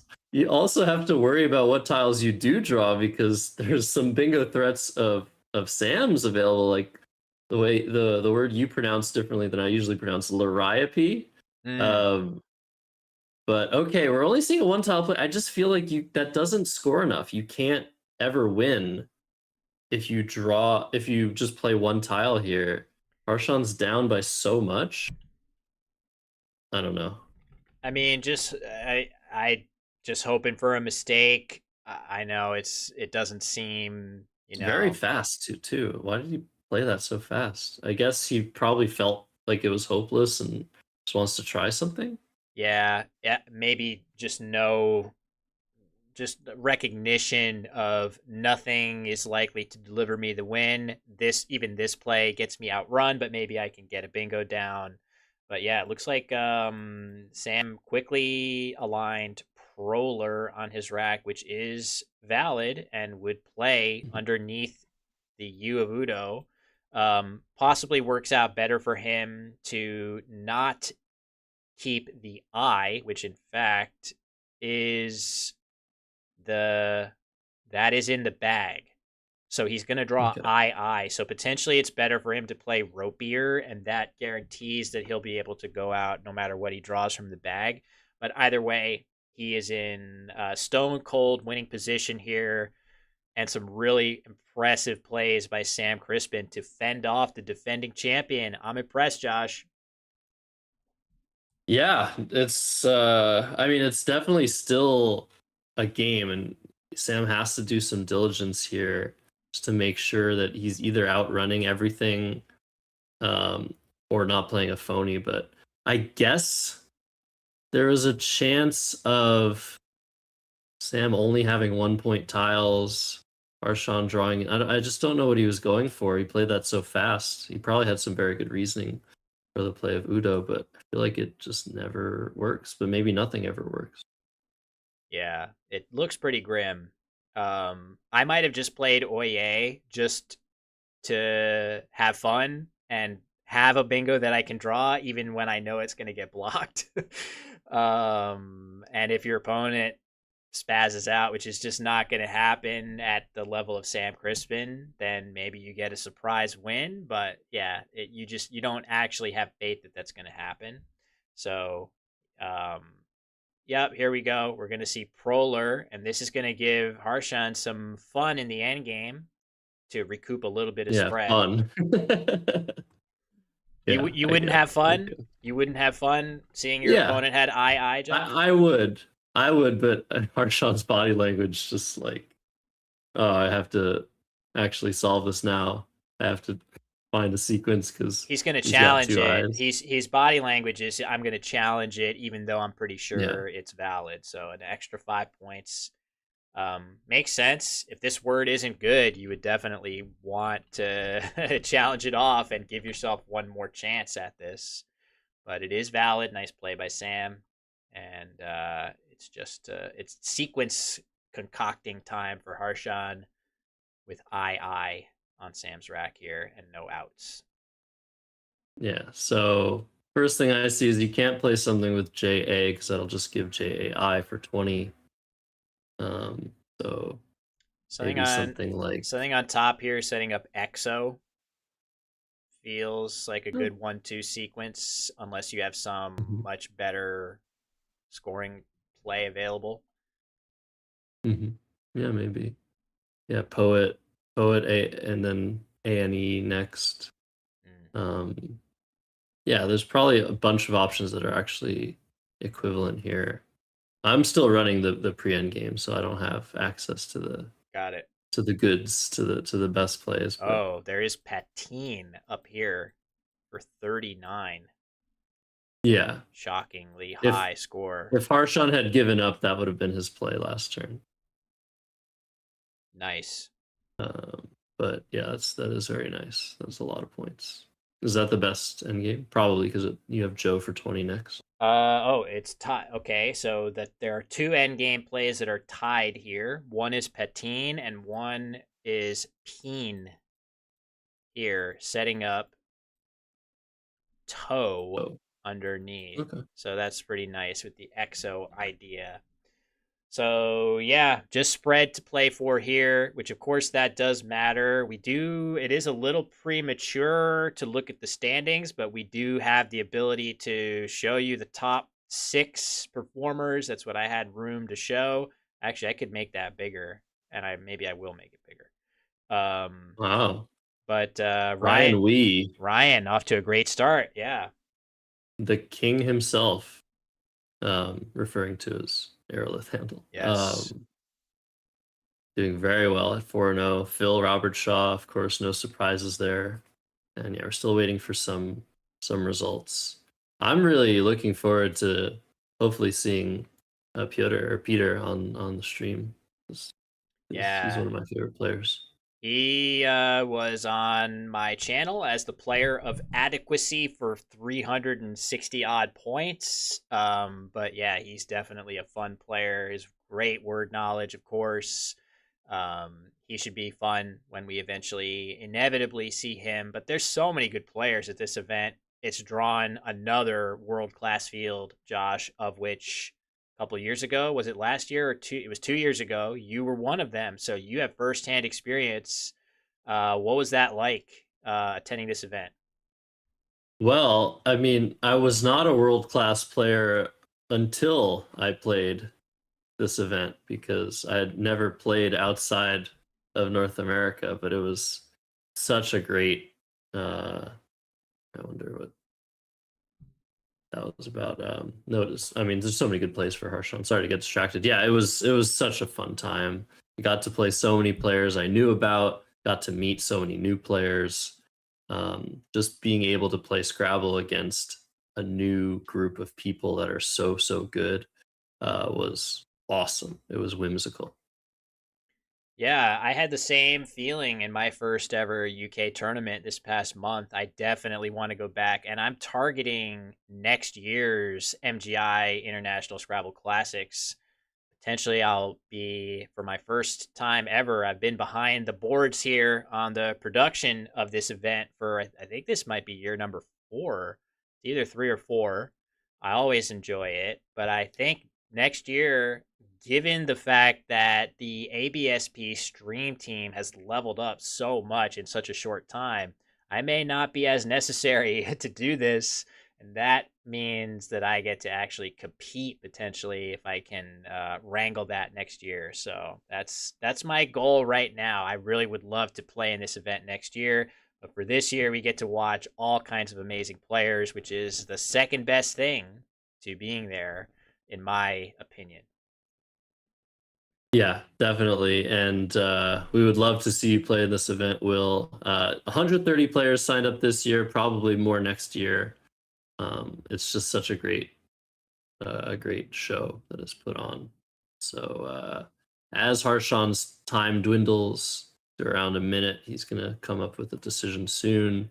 Sam will have to just play off one of his eyes meekly, but he can be happy knowing that he has topped Arshan, last year's champion, in their first match of potentially many this tournament, depending on the standings. And yeah, great game. Super well played by both players. World-class stuff. Love to see it. Yeah, agreed. And it is a bit of an understatement also to call, and I've called him that 3 or 4 times now, our defending MGI International Scrabble Classics champion, Harshan Lamabadu Surya. But he's the defending champion of basically everything in the UK for this past year plus. He's really reached a level that is sort of his finest form yet. He is just winning and playing so well. You can see it in how he plays, is that the tiniest little details, he's attuned to them. He's making so many plays that are so nuanced and so close, and yet he's coming up with the play that the engine likes by 1 point, or that surprise us that we didn't necessarily see as an option, etc. Very finely honed sense of the tiny details in Scrabble. I think that's why his results are so solid, as Sam just playing off one eye, as you anticipated, Josh. And let's see, there's a pretty cool outplay. I'm sure Harshan has it all worked out. Yeah, 2 of them, same spot. Yeah. Beautiful. Not the optimal end game, but a pretty slick end game nonetheless. Yeah. Yeah, and there it goes. 5:05 for Sam Crispin, 4:49 for Harshan, 12 seconds remaining. Yeah, great game. I think it's lunchtime, Will, but we already have our round 5 matchup, so we can talk about that. Tease that. Yeah, I think it's is it Esther Perrins versus Sammy Okasaga? Is that the Oh man, Sammy, another player that is a joy to watch. And Esther herself is extremely strong. She is one of the top I think she's either a top 10 seed in this extremely difficult event or very close to it, which says a lot given the caliber of players that are here. So that's going to be a great one. We're going to let these 2 players go straight to their lunch break, which is not super long, especially as the tournament started a little bit on the late side. So no interview with Sam Crispin here, but we will have our lunch break. And if we just cut to the schedule, which you can see, we are about here right now, which means after we take a little break, Josh, we get 4 more amazing games from this event. Very, very excited for that, for their afternoon of day 1. Absolutely. And for all those wondering, yeah, the engine does not come up with a single possible win for Harshan in that tough Udo position. So anything was as good as he could get there. Lunch break, I think we'll be back in around 40 minutes, Will. They might extend the lunch break a little bit, but we have some fun content for you guys while you're waiting. But if you want to stretch your legs, do whatever is necessary to come back and watch final rounds of today, go right ahead. I'm excited for next round, Will. I can't wait. Yeah, so we're going to run one of the best games from last year's MGI International Classics. This game was absolutely insane. Definitely recommend giving this a watch while we're on lunch break. We're going to be running some of those classic games from previous years during our lunch breaks, but also we've got new, never before seen Blitz Scrabble footage between Josh Wellington and Enoch Nwali. That's going to run during shorter breaks.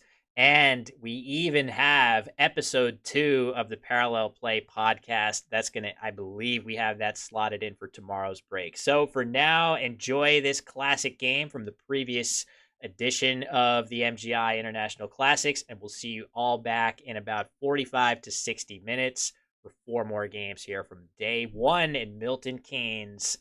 Let's eat, Josh. See you in a bit. See you guys.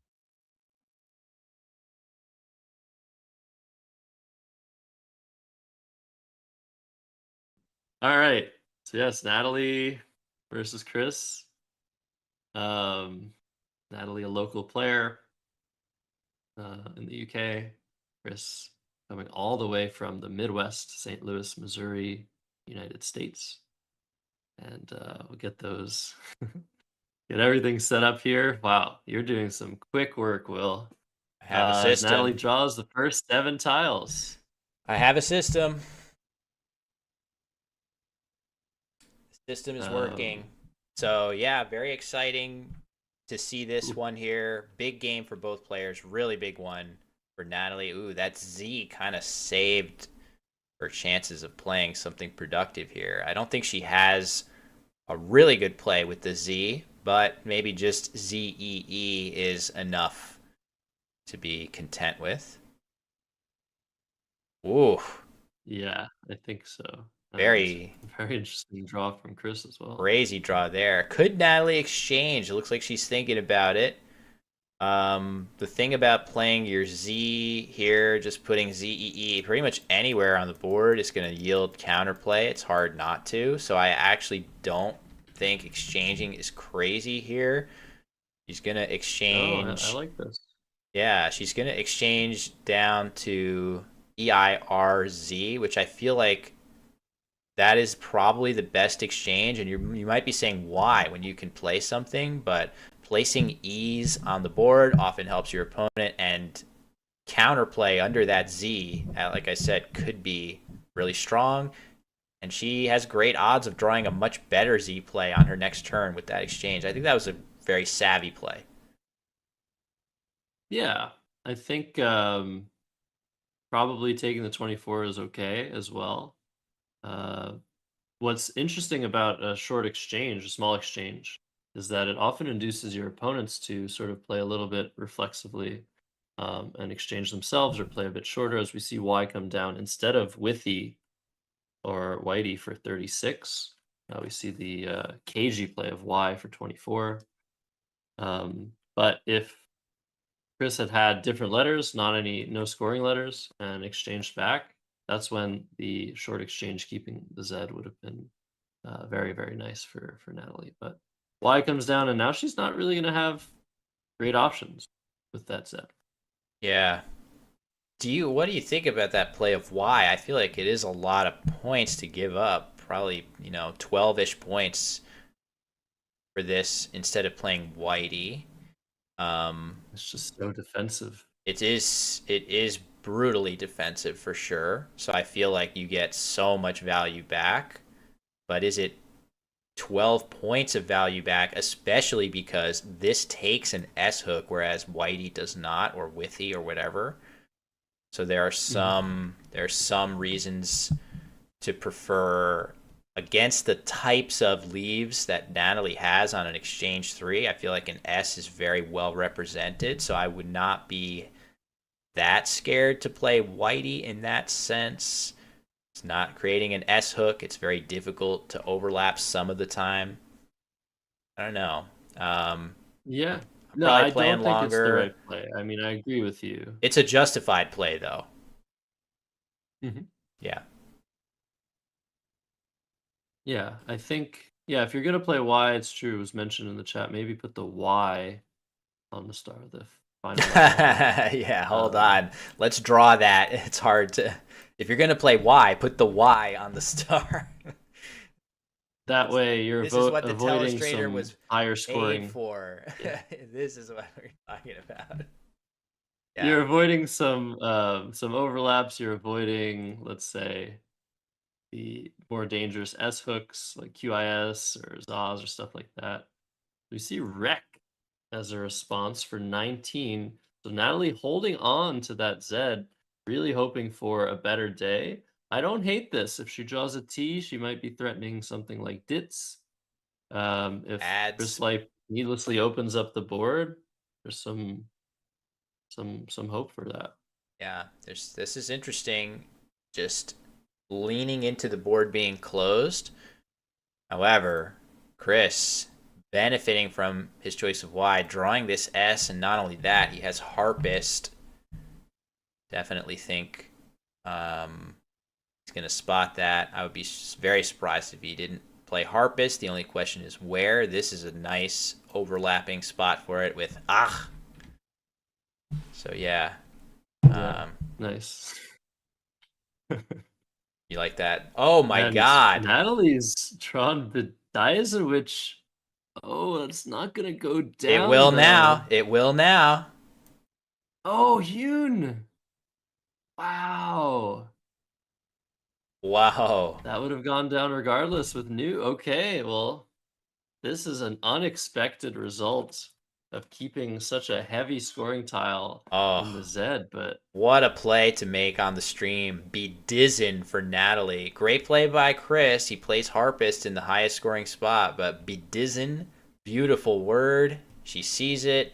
No chance she misses Hune. It's going down quick. She just needs to look through some of the other letters and say, could I possibly have anything better through this I? Do I have any other place to play it? The answer is no. So we're going to see Bedizen and Hune. Great find. Very excited to see this word be played, Josh. yeah, me too. I see she has to double check, I think. Also, it's definitely off the beaten path to notice that this harpist positioning given you a hook when really the biggest thing that's changed on the board is this area being open now. But yeah, if she just resets for 1 second, she will probably see that. If not, we have Zineb's available to the S, which is a very nice score. There's no way But she yeah, doesn't play Hune here. I think not, but she's taken time. Yeah, this would be That's when we get a little bit worried. Oh, man. I just thought it would be such a lock, but I am getting nervous. There we go. With every second passing, I was like, oh no, is it possible? It can't be possible. But there we go. Beautiful. Great play. That's a really fun word to see go down in a big spot like this. Yeah, beautiful. Just as these natural bingos like this, just very nice to see whenever, even if it's your opponent playing them. Does open the triple. So the B sitting there staring Chris in the face of what do you got? You know, what can you play to this triple? Jab feels like the best way to use the J here, which is really, you know, that's, you would love to play more letters than that, and you're close to stuff like jalab or things of that nature, but nothing really Sorry, better. Can you say that word again? No, you can hear all my pronunciations of that word on my Twitch clip. Yeah, that's a funny word. I But recently yeah, ripped that clip, as you know. yeah, it's a good one. And I support anyone that wants to remix it for any reason, pretty much. So yeah, jab, but Josh, you're spotting a cool play that plays under here, which is way off the beaten path, but looks pretty good too. This is such a weird position for Chris Lipe. He took a lead with Harpist. He's still ahead and on turn, so it makes so much sense to just plop the JA down, take away that scoring spot.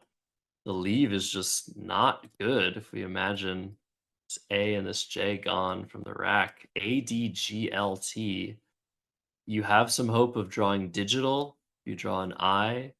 Other than that, you maybe have the underlaps. It's not terrible to keep these 5 letters. It's better than usual. But yeah, playing something like DATAL underneath will score more than Jab does. It's 39 points, keeping the J for later. You can redraw jib, jab, job, draw stuff here, draw stuff here. The only difference is you're not taking away the scoring spot. You might see some big overlaps as counterplay. So both plays very reasonable. We see jab come down. Certainly the most standard of the two. Yeah, Back to Natalie with 6 vowels. That's not a Datal. good first bingo draw. Datal is such a higher degree of difficulty play to generate. Like, you know, as you were saying, it's a lot of things going for it here, but jab is so much more natural. This is kind of, we hear, if ever you're watching a chess broadcast, you hear about the engine move versus the human move a lot of the time. which one of those the players is going to play. Often the human move is resorted to. This one, the engine move was datal instead of jab, but I think a huge majority of us at pretty much any skill level would have played jab, as Natalie does a fantastic job getting rid of all those vowels with Zoea with this extra A here. Nice idea by her holding an E, but that is a very risky spot. She could have opted to play her E to avoid making such a good hook, but I don't quibble with her leaving it off either, Josh. No, I like this. I like this for Natalie. It might look scary, and it's true that some comeback plays can score well, but those comeback plays give back often 2 triples to you in return in response. So I think keeping the E here for sure looks good. And that draw by Natalie. So we're gonna see Legated, the only double-double available for Chris Lipe. He's playing this somewhat fast. He had some options to keep a little bit better, like Gilded. He could have played Gated as well with Zoei. This looks very, very reasonable. And keeping the lone constant, always good to try and avoid drawing too many of those on the next draw. So back to Natalie with DEIINU blank. And she's going to have a number of cool bingos, the most impressive of which, Disunite. Fits You gotta through be this kidding. S. You gotta That be kidding. would be an amazing find on stream. That would Natalie's be ulti. that would be wild to see that. Those plays are so difficult to find, especially with a blank. There are that is sick. That is so sick. That is amazing. I am very impressed by that. What to say to this? Oh my god. Look at Chris's face. This Chris is he started moving, he started fidgeting. So good. That is so good, Natalie. Finding that so quick. Fast. So the reason you would find that fast is if you're thinking of that word, if you look at the S and you're thinking of that word, you're going to know, all right, probably my best option here would be a massive overlap through here. So that would be your first look on this board, because you're always sitting down and thinking, all right, I got a blank, or I have good tiles. Where would I ideally want to play? And that's the answer. So she looks through that S, the word occurs to her, and yeah, that was pretty stupendous. I'm not sure what happened to the rack here. She got excited enough to knock the camera over. How could you not be? Yeah, Look at the reaction in chat. Yeah, that is deserving. Oh my god, that is deserving of all the clamor, all the lack of decorum. That is just probably the best thing we've seen. Good, so far this good observation by Stuart. Also, she might have been looking for that spot already before Ligated and saying, "Oh, I have Disunite through this S. Maybe I don't want to play it because it makes this big hook." Then Ligated comes down to nullify the hook, and then she just verifies, "Oh my god, I have all these twos." You get that? If you could just get that. Yeah, thank you. I want the beautiful Disunite to be unsullied right now. That's such a good play. Yeah, I don't know. I just left that on there. Yeah, let's see it in all of its glory. Or maybe not. Maybe I'll just start putting some more chicken scratch on this. Yeah, incredible. So back to Chris, who's down 31. He's going to play Door in this position. Interesting. A little bit surprised to see this over DOOL instead. True. The R always, you'd probably, absent the specific board position, you probably always want to keep ER over EL, just better synergy between those letters. So maybe some doubt. Maybe he thinks L for here. So we were debating about the different variations of this word, of which there are many. Zoea, So the hooks on that are sort of tricky. Maybe he wants to Mhm.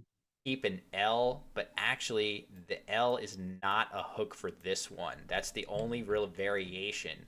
If you could change this A to Sorry. an O, now you can put an L on. Why? Why is that the case? Don't ask me that. I don't have the answer. But that is the case. So yeah, maybe that's part of it. But also, Josh, you could have seen a play of Lude here as well, which Mhm. would have looked very nice. Yes, it gives a triple back, but so does this. And I would argue this is a more dangerous one. So I feel like this is a play I would make maybe at a steeper deficit than what Chris has, right? Like making this aggressive of an opening. Maybe if Chris was down more, but the game's even, I would probably be trying to opt for something a little more controlled. Anyway, meanwhile, it's over to I Natalie. She's don't got know. I don't think that Lute is that controlled, Will. I mean, opening this big triple underneath and even this lane that might stay there a while. that's I fair. think Door gives less back, but I would have liked to see the L for the reasons you mentioned. And Natalie play back. I mean, she had flex lined up, which is the perfect way to follow the play of Disunite, because that was, if The anything, I mean, yeah. obviously the best play, but also the biggest flex we've seen in a while. But she could just play Fox. Problem with that, keeping 3 E's, Yeah. Um, but you flex know, down here. a lot of ways to go. If she plays flex here, as you just showed, I feel like she really is embracing that volatility, right? Like putting the X here in the triple lane, that's likely to be hit at some point. You now have an X and an R in the triple lane, so you've got a good tile for bingoing and a good tile for scoring. Got other good lanes for eights in the D here is pretty good. The E of Zoea, well, that's not going to be open after flex, but there's just a lot going on the resulting board for sure. So she's going to play it way safer, and she's going to just play Fox. That's interesting because this actually matures into a Not bingo. Fox. Sorry, I meant ox, no fox. This becomes a bingo sometimes. Like if you pick an R, you can play eel fair. Maybe she's gonna go for that. For what she's drawn yet. She might be thinking she Oh, has there it that is, eel fair. immediately. She drew Oh it. She my drew it. goodness Eel me. fair She comes might have been out. thinking I have it immediately through the R. Why not keep it? But now, if it stays open, Wow. which it will, it's going to play here. She just has to know the word empower. Nice play by Chris, by the way, getting rid of all those high points. Might have been better plays on offer here, though. Um, Definitely. This was a hasty decision. This X giving him 8 extra points for the overlap of Wiper, which would have scored 46 and oh, power 40, but opening this humongous spot. yeah. So definitely a miss by Chris Lipe here. Very quick decision. He had so much time, but Eelfair, let's hope she's seen it. And what a terrible, terrible pick from Chris. Oh, So this game is about to explode in Natalie's favor if she manages to find her spot. at least Chris has Volve. Wow. So a lot going on here. Hopefully everybody So much going on. is. What a game. This Oh my game has goodness. been pretty crazy so far. This is Whew. with this time ticking, I would definitely like to see Natalie play this bingo if she knows it. If not, position gets a lot tougher. Oh man, is she thinking of feeler? Oh, this would be heartbreaking. I think she might be getting set to play feeler here. I don't really see any sign that she has spotted this bingo that she has. I thought it was likely that she might have seen it beforehand with this play of the X, keeping the F, realizing that there are actually bingos I can draw, and it did actually happen. I don't know, Josh. It feels like we might be seeing something different than eel fair.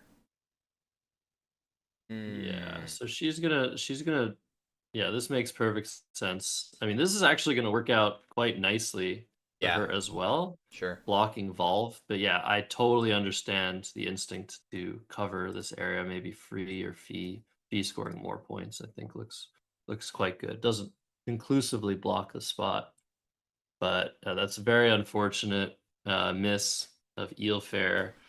Still, Crazy word, right? now he's in commanding position. That's a wild word to have to find and know. I just thought there was a chance she saw it, but when she played Ox already, and then the R just was Definitely. like the beautiful draw that she wanted. So, all right. Anyway, we lament that, but still, Natalie's played an awesome game so far, and Chris, as you say, Josh, has horrendous tiles. The bailout play of Volve is now gone. Feels like I don't know how he can not exchange. I There's guess. one play he can make here Oh, that is worth it, I would yeah. say, He over can. exchanging. Yeah. But it Clift keeps two Vs, so that can't be. Yeah, that can't be good. looks decent. Still, Maybe. yeah, he's gonna need some help. Wow, Natalie with a good draw of reality, tierily, irately. Any of those actually fit anywhere? Nope. Wow, that's painful. So he finds Clift. That's Oh great. my god, literary. Oh. Holy Oh. Oh. Oh.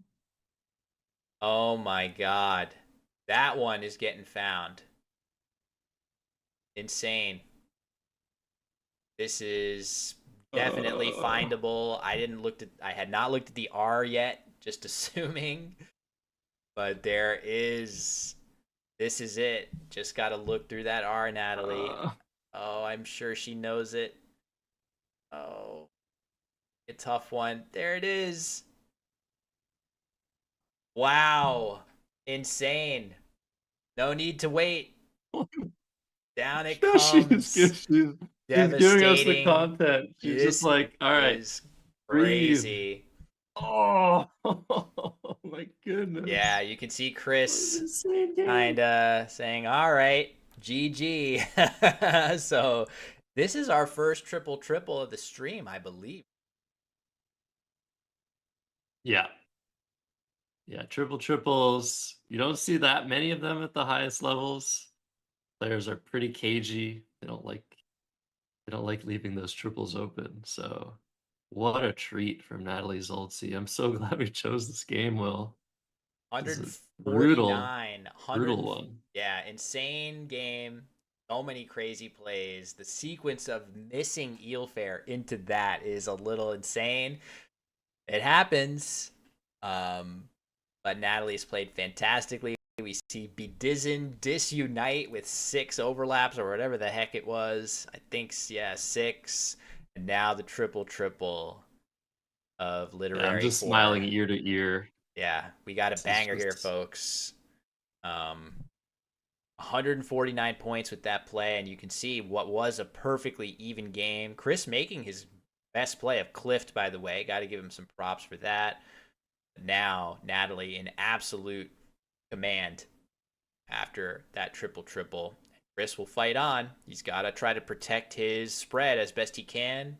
He is still in great position in the tournament, has so much to play for, and if he can protect this number, retain that good tiebreaker, that's what his objective becomes here.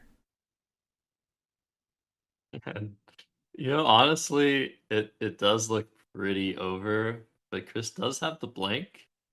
And Yeah, look at that draw. There could be a triple on offer here. Yeah. But I don't think anything right now. But if he plays off that V, and just goes for it, now he's gonna be a bit careful. This is another triple lane open. Yeah. Anyways, we're Natalie. probably just gonna see a bonus from Chris if he has one. Yeah, There must Natalie be just something available. can't allow this to stay open, right? Like all she has to do is come up with a way to block this off. I wonder, is she thinking about playing like bunks here? Like, you definitely need to honor this threat. It's still open. There are words with start with L, N, T, right? There's definitely many hooks S. Got to be worried about that spot. So I would love to see her just play whatever little block she wants right there. That feels very warranted to me. Herb. Sure. Sad little herb Sure. for 24. Good enough. But oh man, she's not. She wants content. Tempting fate And here. Gunks is coming down. She's thinking about, oh, maybe I don't want to give back ING. Maybe I'll play the B instead. Yep, bunks. And Chris has got to be like, well, I've got bingos to this Y, but I might need better. This is, I mean, in a vacuum, if the score of the game was closer, let's say Natalie was up going into her turn there by like 30. Great play. Bunks makes total sense to play up there. At this score, though, I would be sacrificing points here to play down low, up by over 100. She's up by 170 exactly, but the only way she can really relinquish that lead is to give up another 150 right there. So I would be definitely blocking. But in a vacuum, that play of bunks, very sensible. So yeah, what do you think, Josh? I just want to see what Natalie draws. The Q, first letter. So that is the absolute worst tile to draw in the pool, especially considering what we want Natalie to do. Next turn, she hasn't done it this turn, but block this R some fashion. There are many ways to do it. But with that Q, if Chris just does something, I mean, what if Chris plays like, I don't even know what he could do. Maybe Yeah. like, what if he does, if he drops the V somewhere, I don't think you can do that. But if he really is just gunning for this, he just plays natively. I Okay. think if Chris wanted to win, this was not the way, but this is going to score Yeah. 101 points. So maybe hoping for something with Shun, or with JAJO. Still a possibility for him to get back in this game after That's true. natively. That's true. But Maybe if this he is hadn't done this, I don't think Natalie was blocking. I think Natalie was playing QI or Qua or something. yeah. But yeah, you can't know that. You can't bank on that. I think if this winning pathway of natively and then a bingo to Joe or Shu has even close to as much chance as going for the triple triple, you gotta play natively here. Just because in the event that you lose games after natively, which you're still a huge underdog, but you're losing by so much less. So if your winning chances are similar in both cases, taking this approach leads to much better outcomes overall for Chris. Those losses are narrower. He loses less of his tiebreaker in that margin of victory. So I actually am coming around to this idea that, yeah, take the bingo now, hope for a rack just like this. Maybe if the Q, like, what if this Q was a U, right? Then she's doing nothing. And then what if you draw something big here? You're right back in it. Definitely realistic. So I'm supporting Chris's path here, though it would have been fun to see him angle for that triple for a turn or two longer. I'm liking the way he's gone here. I agree. And back to Natalie, 7 tiles in the bag. You can just play QI for 37. Take a 106-point lead. Yeah.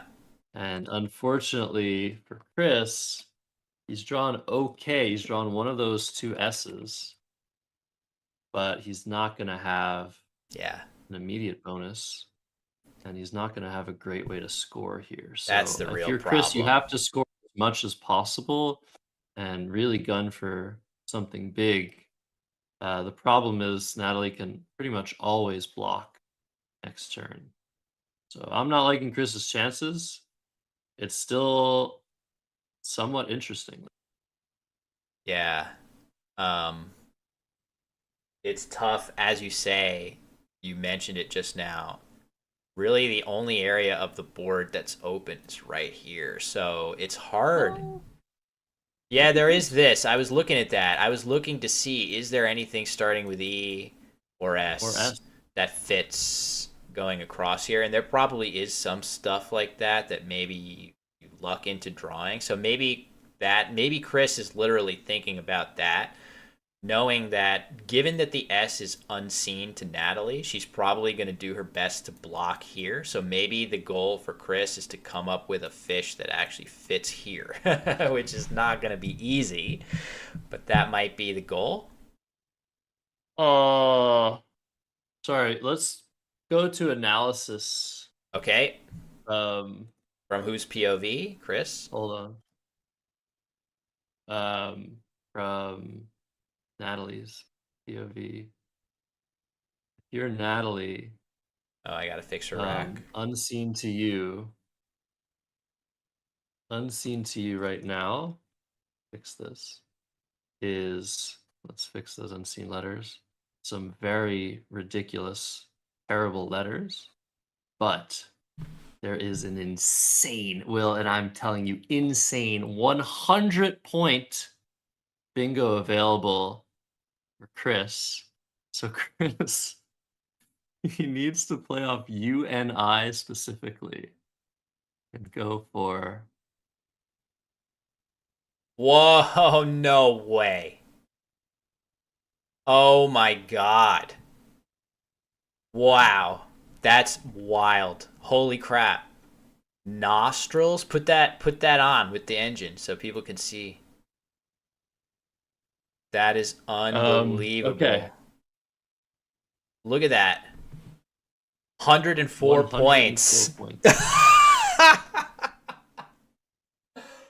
That is his only way to win. Oh my god, that is so sick and insane that is possible and that he could actually fish for that here and that it is in the bag.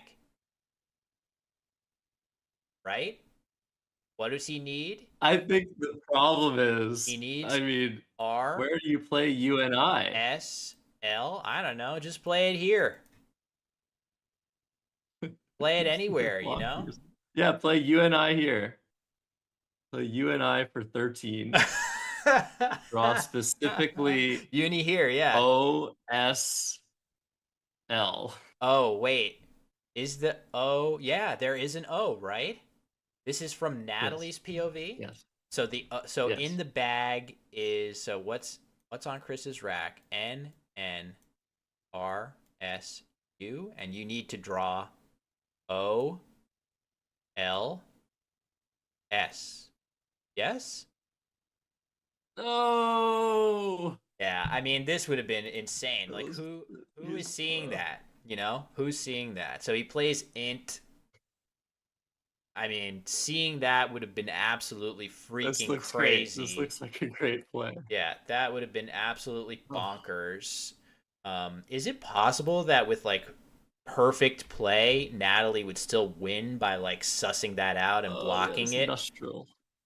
Yeah, he has Nostril. Yeah, Oh yeah, my I think god, so. look at that. He's so close. He has Nostril. I mean, I guess the T, you don't want the T because you're playing through the T. So it's not that close. It's not one tile away, but it Okay, looks what close. is going on in Natalie's camp? Natalie has to be careful here.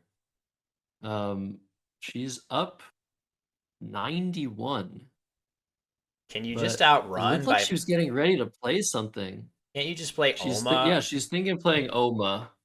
and just Yeah, that makes sense. rather than block? Like you could get into trouble with a low scoring block and getting surprised by something, right? Like from her POV, I would just play Oma as a human being, a fallible human that's just played a crazy game, tiring game. It's late in the tournament. I'm playing Oma here for sure, just to outrun. But she Nice. probably works out much better knowing with this Not pool. sure why not go though. True. That's fair. Because she wants to draw LO for Logamac. Just kidding. That would be awesome. Um, No, why not? That's amazing. That's yeah. A lot going. It's probably not the reason. So yeah, makes sense though. Just to finish the point, the pool from Natalie's POV, there was one O unseen to her, and all the rest of the letters were so trash. There's no way that you're ending in O. So the Shun hook is much more salient, and overlaps here are going to be next to impossible. Yeah,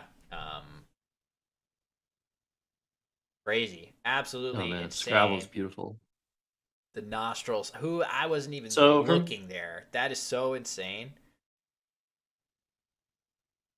yeah, from Chris's point of view, there's still an E unseen. I don't know that helps him. I'm still trying to play something down here, to try and steal this game, but he's gonna look. He's gonna hope to find some way to win this, but yeah, it seems to be over at this point. But it wasn't over last turn. It was completely insane. Yeah, that is crazy. Just posted a little update from our producer Lukeman on site. Sammy O wins his second game of the day, starting off with 2 wins. That's really big for Sammy, the legend himself. That I feel like I would never count Sammy out in any event. He's won twice to start the day, so he's going to be firmly in the mix at the very top of the standings. And yeah, Natalie's going to win this game to set Chris Lipe back. So Sammy Okusaga is going to be the lone 20-win player heading into round 29. Pretty cool. Wow. Great job by him. He put himself into excellent position. We'll probably get some Sammy games for sure in our last 4. But yeah, Chris is working hard to try to come up with any kind of way forward here. Nostrils would have been the most insane thing I've ever seen. If a fish for that and hitting that would have been, I don't know, that's like instant. I'm on whatever hours of sleep I have. I'm starting to make that video as soon as the stream ends. Pretty much. And we all should be making videos yeah, about QIN it too. and UN. This is just hoping for a mistake, just a terrible mistake on Natalie's end, and Priscilla coming down with JA. Yeah, that would It's a score good. 77. Yeah, it's And so reasonable. it would actually tie the game if would it tie or would it win by 1? No, it would win. It would win by 2 If if Natalie Natalie does phoned or what? something. If she passes her turn. Yeah. Yeah. Which that ain't So I happening. mean, you gotta try something, I guess. But obviously, we know this is. He didn't draw the A he needed, and Natalie's not gonna phony. Yep. So Natalie looks to be getting set to play a go down low here. Seems reasonable. Not sure what their spot offers her near that many points, and maybe this, I mean, EAUS definitely goes out here. Looking around for other places. It seems like as good a sequence as I can see really quick.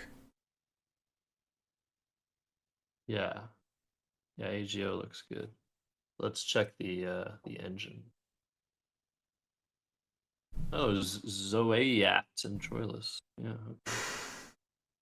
The Troilus could fit some sense. Okay, so a go 10 points off the best. You're supposed to play off EAUS first and play Ursai. Yeah, that's wild. Ursai leaving a go, which plays in a whole bunch of spots, including here. Yeah. Oh man, that's sick. That's a really nice sequence. So that was the best. Back to Chris. Yeah, we flipped that. There we go. Oh, this rack's also off. Oh, sweet. Oh, cool. Sweet is nice. Tricky to spot that one, but maybe Chris will. Said it yesterday. I feel like I have a lot of respect for Chris's pre-endgame and endgame ability, but even his pre-endgame ability would be put to the test trying to identify nostrils as a bingo through the T of harpists, which is one of the crazier winning pathways I've ever imagined. Yeah, and that was from Natalie's perspective, so there could have been something just as cool. While Chris debates his final play, I can actually go back to that position and see if there is anything. Yeah, there's many options here. These are wow, that From Chris's perspective, these were all of the things he could potentially go for, right, so depending he on if would he's able to play the correct tiles to go for these. yeah, so he would have to identify all that stuff and come up with the fish that optimizes his odds of drawing one of those, which looks like it potentially involves Yeah, probably so you the could play IN to go for this. yeah. Wow, that You is had Insurin, insane. INSURIN. Yeah. Right. So this was probably his path to victory. Is probably his most likely path to victory, only requiring him to play off 2 tiles. But yeah, I mean, this is just insanity level, insane clown posse level. That's so crazy. Chris Light. Oh, he finds. Only Look at that. working He world found his record. best play. You can see it there. He's put it Yeah, on the board. beautiful. I have the board seen small in the corner. So nice job putting that correct endgame play on the board. I'm actually very impressed by that. That is not a trivial find by any means. Yeah. And we'll look at these scores. 5-6-3, 4-6-7. Insane. We have way over 1,000 points this game, aided by Literary for 149, and Natively for 101 by Yeah. Natalie and Chris respectively. Um, But that wasn't it. Bedizen, Disunite. I mean, this game was just an absolute classic banger. so yeah, Best play I'm has dropped the S, yeah. nice. Just plop that S down for 32. No outplays, so that is potentially going to occur to Natalie to do that now that she cannot go out with these letters. So it makes sense. Still looking for the best play with OR. I mean, I see outplays, but I don't know exactly what the best one's going to be. Looking around, it's literally just there. That's what I was. Probably. The best I saw. OR here. Oh yeah, It's better. 12. Yeah, better. That was wild. So you never know. I mean, we had such amazing games to choose from.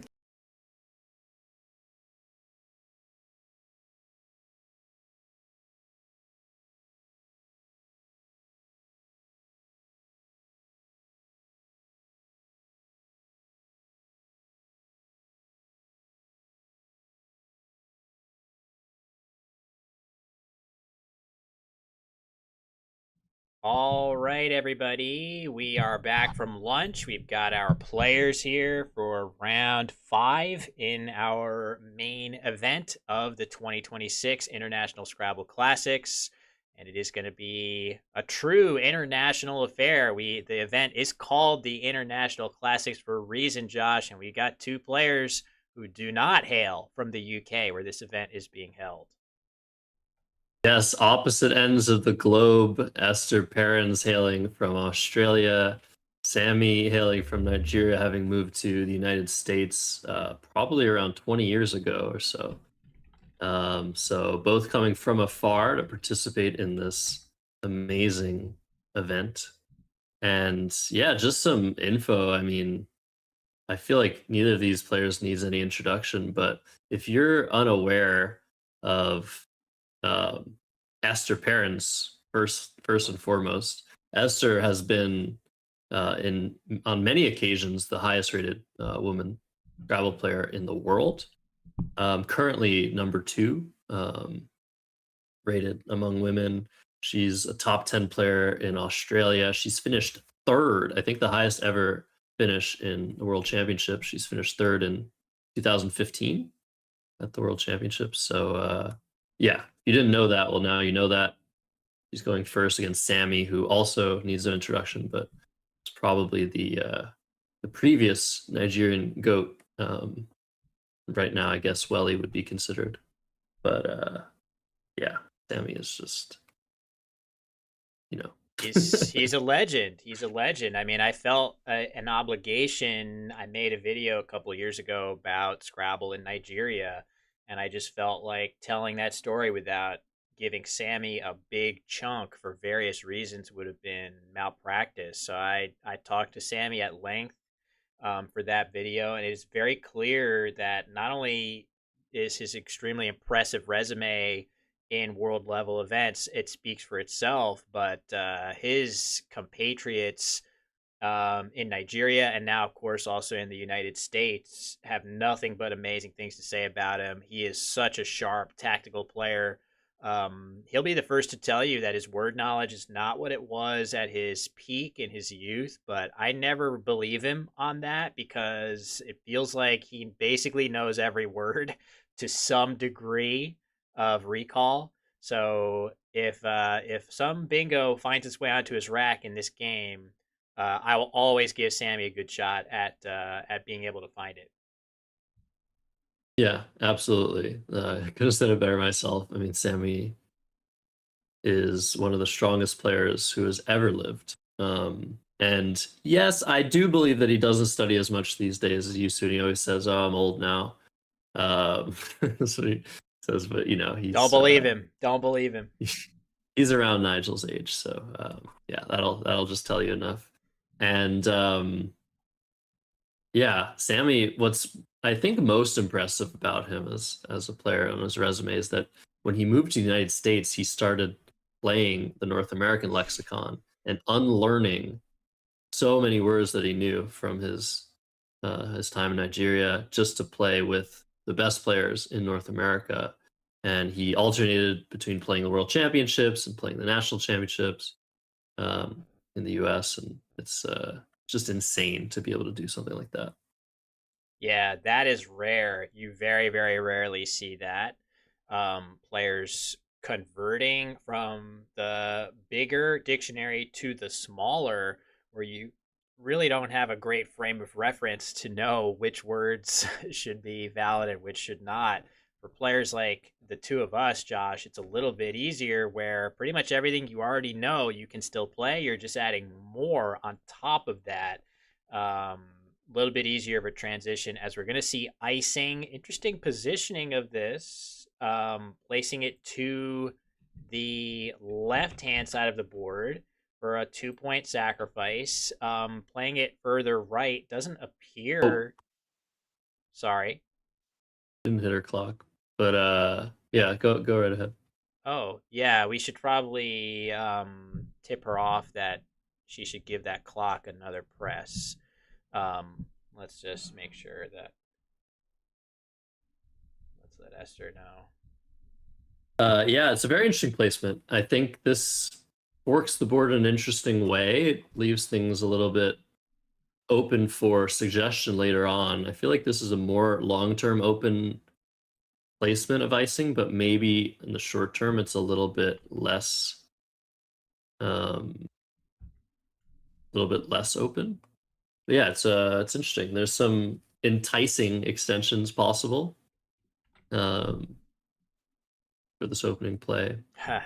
It's really not a placement I would have taken, but it's very, very interesting. I love offbeat opening plays like these because the theory is so like there's so little theory on how to open a Scrabble game and how to sort of try and shape the board that it's hard to call these things mistakes.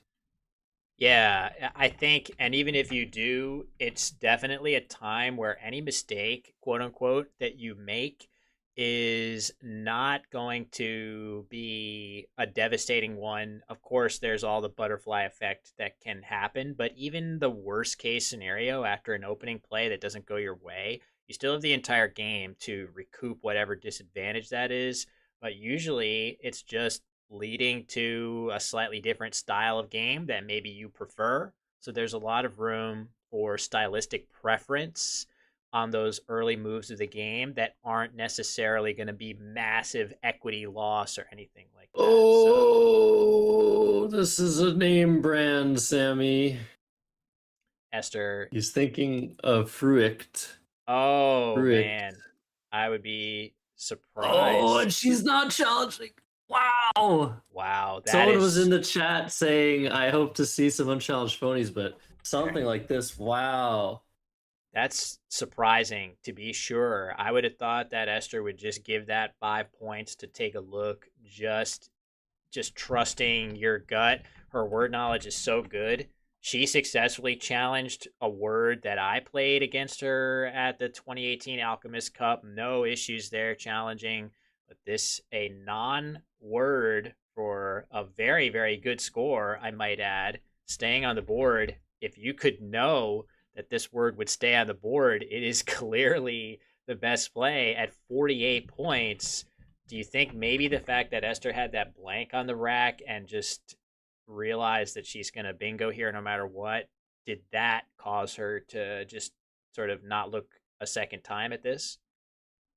I think it's mostly the fact that name brands seem to have slipped into our minds in the last like 20 years with just how much ads are everywhere in the world. Like Garnier Fructis, like everyone's seen that name brand everywhere for so many years that it seems to make our brains think that it's a valid word. I think that's it. It also looks like a lot of other valid words, and it has a valid anagram. I think all of these things caused the double blindness effect here.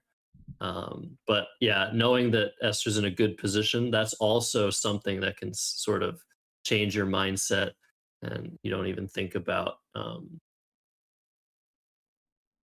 So she's going to play Deadpan, or Dead Man, probably.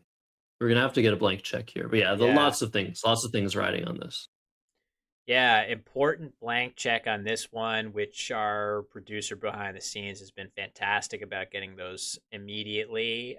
So we expect to know whether this is excuse me, the normal word deadpan or dead man, which is a little safer as it does not take a hook here. So it is a blank M. So good word knowledge by Esther to pick the more defensive option, Josh. That being said, this does create some scary counterplay potential here if you get certain letters Z and J among them. Yeah, deadpan is less safe. Nice. Sorry, I tried. He deadpanned it. You gave me a start there because I didn't understand the joke, but then I got it pretty quick. Nice work, got me. Yeah, I mean, addenda. There was other stuff there. Addenda scoring better. Not really avoiding this issue with the parallel plays though, but I guess you could get a couple extra points. But this is a perfectly good play and a very nice one by Esther. And back to Sammy, who has some good bingo tiles, but then BUB. I would be very surprised to not see him play off those 3 tiles here exactly. Yeah, there's a couple of options. I guess you really don't want to play Bub to the left of Deadman. That opens up way too much, but you can play Boo Boo through the U of that phony word that I'll try to pronounce as little as possible so that we don't all also start thinking it's valid. But you could also play Bible and EF. I feel like that's a pretty good option. And again, Esther's clock hasn't been pressed. I just noticed. It's really, really unfortunate when this happens. Yeah. Yeah. Sammy, probably not aware, like, his clock's sometimes a little wonky. Yeah, it's I don't know. It's never given me a problem, so it's pretty doable. Just gotta look at it as you're pressing it. So she'll get it. She'll get it. Um, but yeah, it's gonna be Bub or Boo Boo here, almost certainly. Bible is interesting, but yes, the U remaining on the rack does feel like an unnecessary sacrifice to make. It is worth noting the leave, the good bingo leave of ILTE, as it looks like Sammy now is thinking along these lines. He probably was the whole time. He's just making sure there isn't anything better. But not the best board for a leave like that. We should note that dicing actually does take an S, so that is an important nuance to see if one or both of the players are aware of. That changes the dynamic of the board a little bit. If it didn't take an S, then this board would feel even more closed than it is. But some opportunity for the next player to draw an S to get a bingo down in that way. Esther, though, not sitting on good tiles whatsoever, Josh. She's going to have a tough time making a play she's happy with next turn. Yeah, she's probably hoping for a J at the top of the board. She lined up Rog Trot. So she would have seen Jog Trot for sure if that came down. This is really interesting, though. The simulation, the engine saying that Bub on the left of Deadman isn't actually a mistake, because I think it's so hard to properly overlap to the left. So you are opening yourself up for, let me just show it on the board, some really big potential overlaps here, but one of the vowels has to be an O, one of the vowels, yeah, both the vowels have to either be an O or an A. So it's really kind of tough to get a great overlap, and you're blocking the potentially larger overlaps down to the left of Deadman. So taking the extra points. But what a bailout though for this rack, which was going to struggle to do much, but now you can see in the analysis area, you've got your option of multiple overlapping plays, whether it's Roto or Toro. If you want to play more tiles and use the G, you can do that too with Grotto for 29. That actually looks pretty appealing. The G doesn't really do much for you to hold it, and you can see the engine definitely approving a little bit. But yeah, this is going to bail out Esther's rack a little bit here, Josh. Yeah, and that's the reason that it might have been wiser to opt for something else. But just 35 points, not a big deal. I would have probably gone for Grotto. I hate G's, as people might already know by now. But taking the extra points is definitely not a mistake. And Sammy now to do something about the triplicated T's and the duplicated L's he just drew. He kept EILT, and somehow his rack is horrible now. Yeah, TTL draw will do that to you sometimes. You can play title at the top of the board, and Esther with a pretty weak draw of her own. So this would be a good time if Sammy wants to open. But actually, this play of either tilt, yeah, this is a little safer. No tilty for the record. That seems like it could be a word, but it's not. This makes a lot of sense to me as opposed to title, which opens the board a bit more aggressively and uses your E, Josh. I think this is fine. Yeah, I mean, Sammy played it so fast, and it just makes so much sense. It doesn't open anything. It keeps the balanced leave. I think this is what you do here. Esther now, 2 U's. So Guiro does play for 21 to the left of the F of Fructis. I said it again. I'm sorry. It's not a word. Get it out of your minds, folks. Do people, is that really, I mean, people are going to hear, they're going to hear your voice saying it in their mind and potentially play it in the future? Have you ever played a phony and wondered why the heck you played it? Yes, I obviously have. Against you, I played some phonies that were quite impactful, so in fact. Have I ever played a phony and wondered? Yeah, of course, we all have. But it's because I've heard studies are going to come out. No, here's what's gonna happen. In like 50 years, studies are gonna come out that the most likely reason for somebody with otherwise very good Scrabble word knowledge playing a phony is that they heard it in a live stream in the 2020s. One can only hope that there are studies being done about Scrabble live streaming in that time. Oh, interesting. So Esther's going to take a point sacrifice here and play this word that I thought she was going to play parallel to the F already on the board, Josh. Was that what you were thinking too? Yeah, but given the score, I think this makes a lot of sense. Keep things really tight. Don't give Sammy any options back into the game other than an immediate bingo or high scoring play next to the AD of Deadman. I think this is a great idea. I guess considering especially the play of tilt, it feels like Sammy's always keeping 1 point tiles. So every single floating yellow letter that you give back to Sammy is going to increase his bingo chances pretty significantly. So I think this adjustment's actually really nice. I like it. Yeah, it makes sense. I did not expect it, but as soon as I saw it, I said, "Man, this is really dire compared to playing in this spot, which just continues to sort of open more areas of the board and make it possible for Sammy to continue to open more if he plays off of this G, opening more space with something that allows easy underlaps. You're just going to see way more space on the board open up in a hurry, and that's not what Esther wants with her lead here.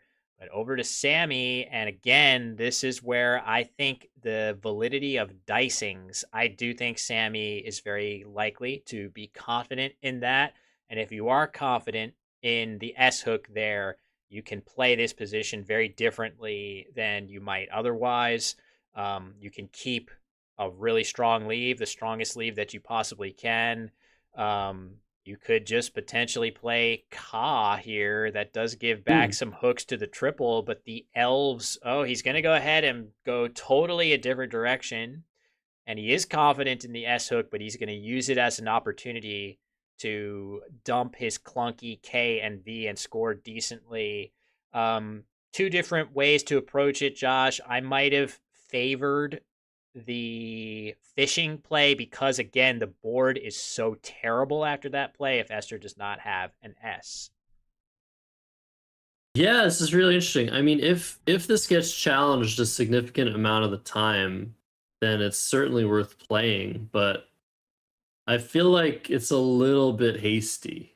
I think you're kind of right that just playing the position, leaving the S hook hanging might be a little bit better, but definitely a good play, especially considering that Esther's rack is probably a little bit more clunky than average with the play of Guiro coming down.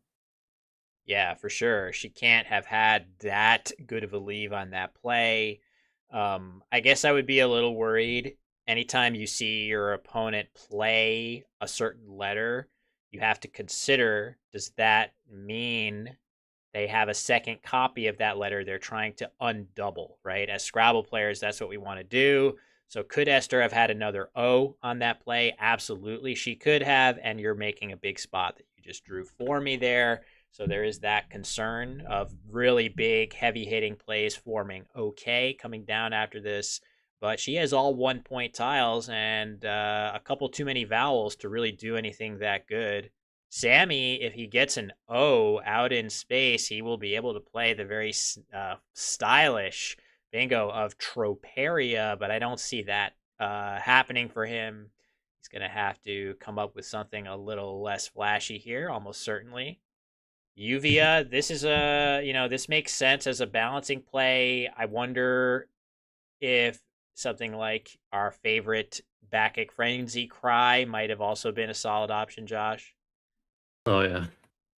Yeah, it's just so hard sometimes to find spots for Yoi. Like it's just to an I making OF. Yeah, maybe slightly better, but I think I like this more because it blocks the potential for huge high scoring plays to the triple that'll tie the game. So I think this is totally good here. Yeah, it has some advantages. At the same time, playing through this V of Kevil's now opens up overlaps here that would not have played prior to that because the V doesn't hook. So could you ever so often get hit with an X play here that now scores way more than it would have otherwise? Maybe so. But either way, very natural play for Esther to want to use up only vowels, holding 5 of them to 2 consonants to achieve much better rack balance. So she has sort of done that, but her draw was not very good. And it's back over to Sammy to try to seize the opportunity here as Esther slogging through these vowel heavy racks with a lead. Yeah, it's interesting though. Why not UVI to not set up any hooks? Esther didn't have that L, so no hook available for her. Maybe not floating the E out is also a little bit better, but okay. Sammy's gonna go ahead and just play PA. He wants to get rid of that spot once and for all. You know, the Z looming large. That could just be really bad. I mean, Sammy's planning on trying to bingo here, so he's not planning on drawing the Z. So this makes sense. He also considered Air Park, which I thought was a really good option to the K of Kevil's. I probably would have done that instead. Yeah, Air Park burns through more tiles, doesn't keep the duplicated R's, although Trainer finding its way onto his rack. Looking around for where that may actually play. Not seeing it yet. But depending on what Esther plays, she may inadvertently open something. I actually feel like her plays are likely to be here with Opa continuing to be patient, not opening anything new to Sammy. So we'll Did we see see. Roto again? Right above Roto? Oh my God! Is there a Probably compelling not, right? if the You'd have to play Loto. if the I tile don't know, there are three pool? R's. Yeah, if the tile pool were right, she could elect to do that. Oh, Olio there is interesting. I mean, now this she may just play Olay. Either way, she is going to get hit with this is just music to Sammy's ears here, as this does open up a lane that's going to allow him to bingo when potentially he had nowhere else on the board to do so. So that's great timing for Sammy to see that opening. Makes sense from Esther's perspective. I don't think she feels like her lead is so ironclad that she can afford to just turtle up completely. And this does block the S hook that you mentioned, Uvia's, but the newly opened lane here much more flexible than anything that previously existed, and we're going to see that come to fruition.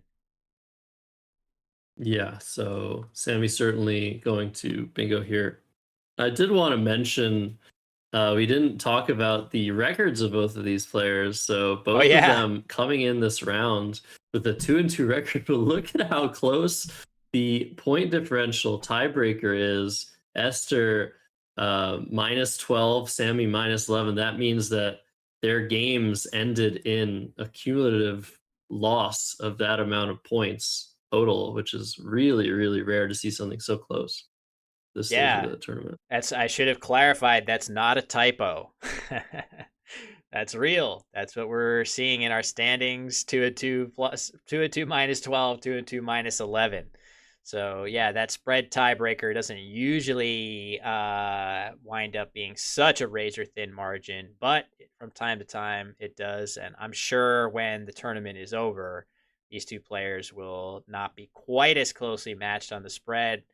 Whether it's Esther or Sammy, it's to be, that remains to be seen. Both great players. It depends a little bit more on what type of drawing they have than on skill.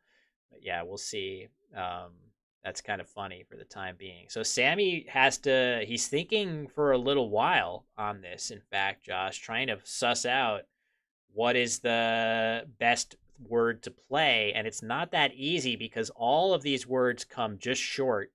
All of trainer, retrain, and terrain do give up the S hook, but you can, if he plays terrain as opposed to trainer, you're avoiding placing a vowel here. So this is a little bit harder to use. and then you give this back, but this is also kind of difficult to use productively because of the I here. It's not that easy to place letters to the right of the I. So I think this might be my favorite option. What do you think? Yeah, I think so. It's small margins, but Sammy had the time to think through it. Um, Perhaps partially because of the unfortunate misses of the clock earlier in the game. But I think, yeah, this is the most defensive option. You could also play retrain, which is a little bit more defensive. The T in the spot that that first R is in is a lot safer for place the triple. But the problem with retrain is that it creates an easier line to the right for words that don't contain an S, which there are only two S's left and a blank. So if Esther has a bonus, it doesn't necessarily contain an S. So I think this is the right choice after all. And I think now for Esther, you just want to play Peru through the R of Yeah, terrain, right? yeah, looks good. The O's are the P and the O's are the weakest bingo tiles on your rack. The rest of it is a really nice nucleus, although not a great board for bingoing, certainly, but there's just enough to maybe allow you to feel like you might be able to bingo somewhere after Peru here. You at least get this O out in space where you could potentially bingo, and you have some marginal lanes through terrain. Um, so, I mean, I would think maybe more salient than your chances of bingoing would just be covering up this triple while you have a good play that does so. Ooh, but she's going to go a different way. She's going to play Pooh. That's a relatively big point sacrifice, 9 points over playing Prue. But this definitely much more active in terms of setting up her good bingo tiles for the next turn, Josh. Yeah, so big point sacrifice, not wanting a big S play to come down for Sammy and wanting to open the bottom for the tile she actually does have. Now, if Sammy uses the triple through the R of terrain, then maybe even more bingo chances. So this is definitely increasing her chances of bingoing, but is it really worth the big point sacrifice, almost 10 points? Not so sure, but we'll see. Yeah, interesting choice for sure. Um, Now Sammy, oh, this is nice. So I thought he was going to play Zoea in that spot, but he plays a play that sims a little bit better or identically to this, keeping the Z, which is really interesting because by keeping ZAO, if there are certain things that he can draw, like if he draws NE, he's hitting this spot for an enormous amount. I don't know if this Z spot actually ever materializes into something, Josh. Probably not. But interesting play there by Sammy. I kind of like holding the Z while he has another good play. Yeah, I think I like this choice for sure. It sets up Azo immediately with Oka, but that just got blocked by Mun. But yeah, Sammy's still gonna have. Oh my god, he's gonna have some interesting options now that he's drawn the J and the X to go with it. Oh my god, where do you start here, Will? This is insane. So first of all, you could start with just GIAOS right here, saving your X to potentially play here if you're able to draw. Actually, the U's are gone, or else that would be a sneaky, cool possibility to draw into XU, but there's still a ton of E's that you can draw to hit that spot. So you can start with that, or you can burn more of your ammunition at once by playing this word, which means a wig, everybody out there. For 49, that keeps a little better flexibility, still retaining the X. And that's another very reasonable way to go. So, an embarrassment of riches for Sammy. He's already ahead, and Esther, with those low point bingo tiles, is going to need a bingo ASAP.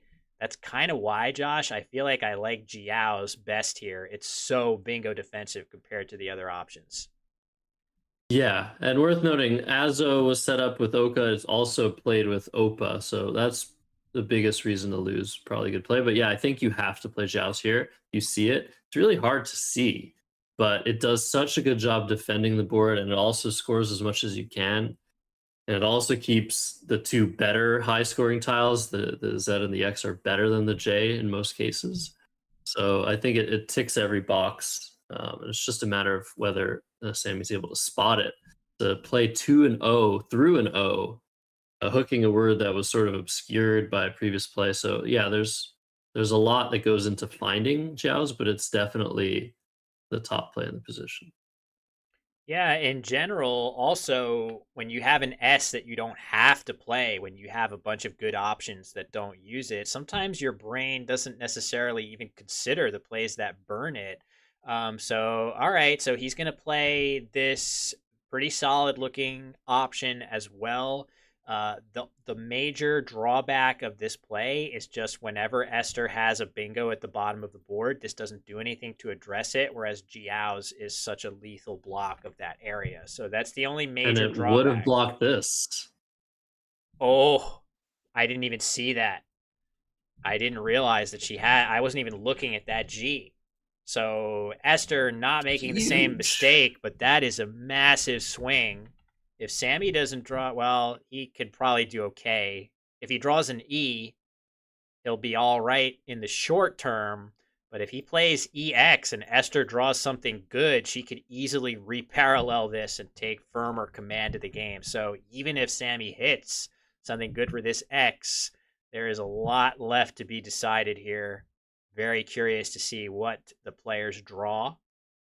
Ooh. Oh, the Q! QHH. What? QHH. Wow. What in the world is going on? Crazy. So, a huge swing in Esther's favor, not only in terms of what wasn't blocked, but also what was drawn that Q, the worst tile in the bag. And if you're Sammy, I feel like you either just get rid of the H's or play hot. Like, where do you start? You have Tilth, you have ETH. He's already separated HOH on his rack, but there's nowhere really to play that. Do you play? Oh, I guess Hora is great, actually. Hora is all right. But I it worry blocks that the EX, though. yeah, I worry that you're blocking your own X spot here. You're so the Q such an albatross here for sure, but you did have that X as your ace in the hole, and here you are really putting a bit of a damper on it. You do still have this spot if you draw the E, but that is more of an average play compared to this, which is an above average scoring play by a fair margin. So, yeah, interesting choice. Yeah. What do you think, Josh? I wonder maybe Sammy just didn't see the H hook on Pooh, P-O-O-H. I feel like then you just play Hawks, or probably not Hoax, but Hawks making P-O-O-H down here seemed a lot safer. It does block your S, but it blocks the T. You're still taking a small lead, but yeah, maybe the X is worth keeping long term. It's such a weird position. None of you have ever drawn that rack, by the way, HHOAQSX, and I don't think any of you ever will. Ever will. So it's just a situation where it's like, how do we? Yeah, there's some draws. You can draw QIS with Poos. You could draw a lot of stuff, so it makes sense. Which he did do. So he's got QIS in a couple places that score well, and that is going to be a great way to deploy that Q that wasn't otherwise available. So yeah, appreciate that. Well, I guess it still would have been available with some of the other candidates there, but all right, Esther playing Weeds. She could play Weems in the same spot for 2 more points. That might be a slight improvement, but this is still really strong. 55 points, Josh. That's going to be a huge step in the right direction for her here. This game totally still in the balance, swinging back and forth. Yeah, but that key draw, the eye and the blank for Sammy is going to put him in a good position here with 5 tiles in the bag, leaving 2 in the bag with QIS. With all that scoring power, it's hard to imagine Esther going to be able to recover from something like that, even though she's up 30 now, QIS taking around a 10-point lead and leaving that magical number of tiles in the bag, 2 tiles, maximizing your chance of good timing in the end game. She does have Fozy here, which is going to jump her back up ahead. So this could be something where she grudgingly plays this and then just tries to hold on in the end game. But it is definitely going to be really tough with Sammy holding X blank and 2 good scoring tiles. Maybe a play like that just isn't going to get the job done. But at least in the short term, it's going to put her up by a decent amount going into the end game. So she might have some hope as Sammy plays cheese. That brings him to 358, and he draws nicely. Those 2 vowels are going to help him so much going into the end game here.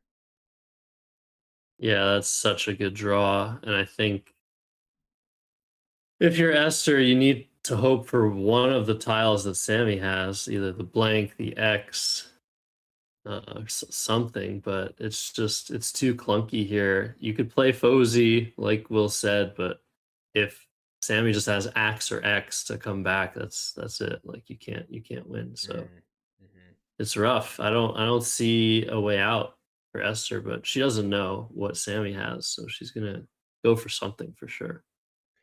It's a really good point about the X just being lethal after that, but I suppose you could play, instead of Fozy, you could just play FIZ setting up YO. I don't think that's very likely to ever stay available. I guess I would be curious to investigate in her position. Is there any kind of backup threat that can pair with this? Because this just doesn't feel like it will ever stay available. If there was, maybe that starts to be appealing. But yeah, this is looking like Sammy wiggling his way out of some crazy draws down the stretch of this game. Seems to be in good shape here. Yeah, wow, this has been quite the game. Very sluggish. A big slog, I think, throughout. But in the end, that blank draw, so important for Sammy. But he's got to close it out. With 2 tiles in the bag, he should have his tracking done properly. They should have the scores properly as well. But I do remember there being a very, very weird misscoring situation at the World Championships. We had Sammy on stream playing none other than Nigel Richards. So crazier things have happened than Esther coming back from this position. We'll have to see. Josh, you realize, as Jello Mocha's wisely pointed out on Twitch, that Sammy is extremely close to having Axer Typo available through this T. It doesn't quite fit on the board, but he is very, very close as you're ever going to see to that amazing word. What do you think about that? Pretty cool. Okay, so we're seeing Zoe here. So I think this is an attempt at drawing the blank and the X, or one of the two. But yeah, it's not hard to be to imagine the winning path. The V certainly can't be what she wanted to see there. So she is up by 14 right now, and it's going to force Sammy to come up with a sequence at the very least. But he should be able to do something with his X here. This is just too easy to score something here, and then probably have some backup play or an outplay somewhere else on the board. I think things are looking really good for Sammy here. And he's great under these type of pressure scenarios, so he will come up with something good here. Very likely to be Sammy's win, but another great game. We've seen pretty much only tightly contested, really fun back and forth games so far. Fingers crossed that continues. Yeah, so are we going to see... We're probably not going to see it. Someone mentioned you could make the blank another Z and play up top here with something like Kaz. But I'm pretty sure we're not going to see that. Well, that'd be really cool, though. Yeah, that would be a world first if somebody wants to get trending on Reddit or something, that would be the way to achieve that. But yeah, not likely here, and it is not optimal. Okay, so it is apparently, according to my slightly less capable engine, but still very solid. This looks like a very reasonable choice here, and I'm sure you can. Can you do? I guess you can play outs here like yacht. I'm sure there's other stuff available. Oh, koyo as well. So Nice. by keeping CAY blank, you guarantee yourself 2 outs in different parts of the board, and that should be enough to do it. So yeah. Someone's mentioning SPIE with something like Chase or something. Oh, Chase. cool. Yeah, Chase and Spy, very nice. That's slick. That would be really cool. So that is a nice end game sequence, but there are many reasonable sequences here for Sammy. He just has to make sure he's not missing anything critical and execute one of those. Yeah. It's interesting. We didn't mention a play that Esther could have made of Gizmo through that same Z on the board, and that apparently gave her some decent winning chances if she draws the blank, or even if she drew the 2 tiles that Sammy just drew, AE. Apparently, that would That's a have win. led to a winning. Wow, crazy. Yeah. So the nice thing about Gizmo is I don't know if we want to. I'll just go to it from Sammy's perspective here to show the engine. The nice thing about this is just that it uses more tiles. It's not that easy to use tiles here, and this is one of the few plays that actually both scores decently and uses 4 tiles. So it sets yourself up a little bit better to have better endgame sequences here. And Sammy is going to play either Dexy or Sexy. That's almost certain to get the job done as well. We'll go back to the main screen here. Whoops. Oh, this was the standing screen, which actually I'll tweak this while we watch.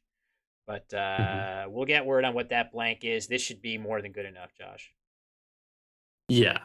This is just a matter of what word you want to play, what sequence you want to go for. As long as you're going out in 2 in this position, it's game over, and Sammy is going to designate the blank and hit the clock This in just a does. few seconds. This gives Fem for a ton of points back with Nim, which we actually saw be challenged in a previous game.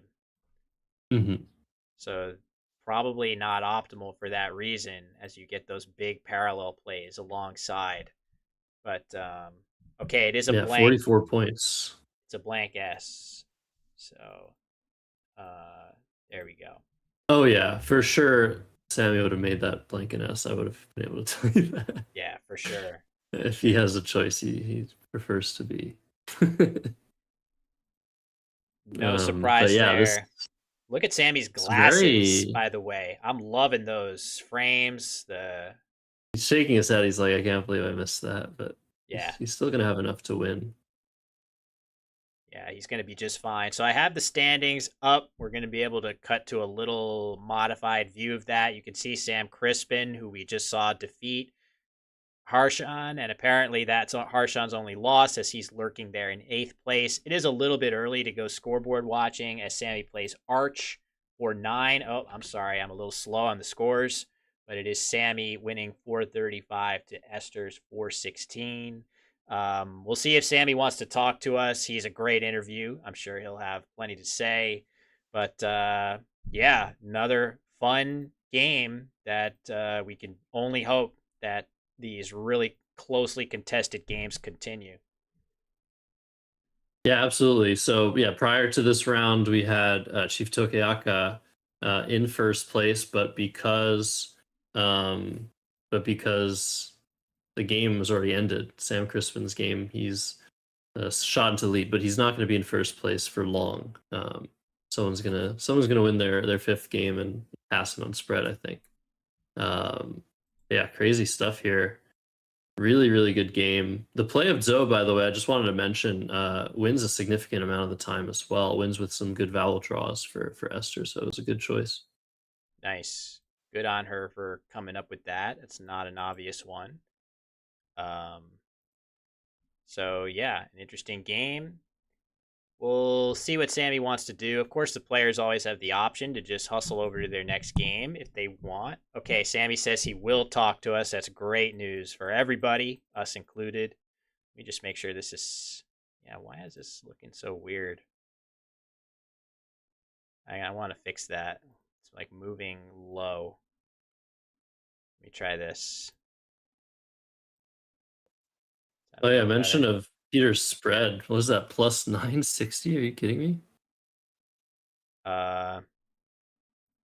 Hello, Sammy. It's Josh and Will here. How's it going? And you, the usual suspect, winning your games on stream.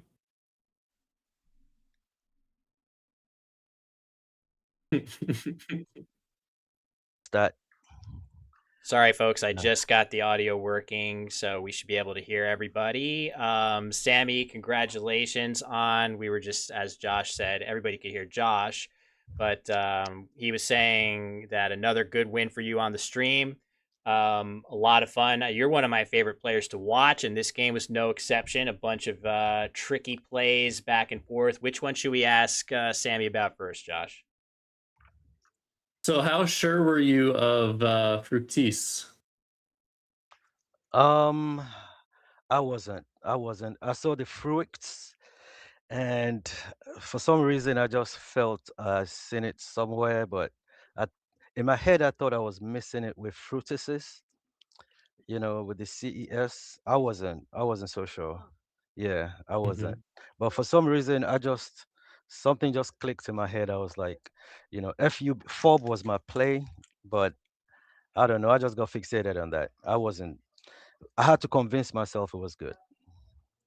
Well, it's not. It's not. Yeah, I figured as soon as you asked me about that, I figured. Yeah. Yeah, it's a rare sight to see. We call it, I guess, double blindness.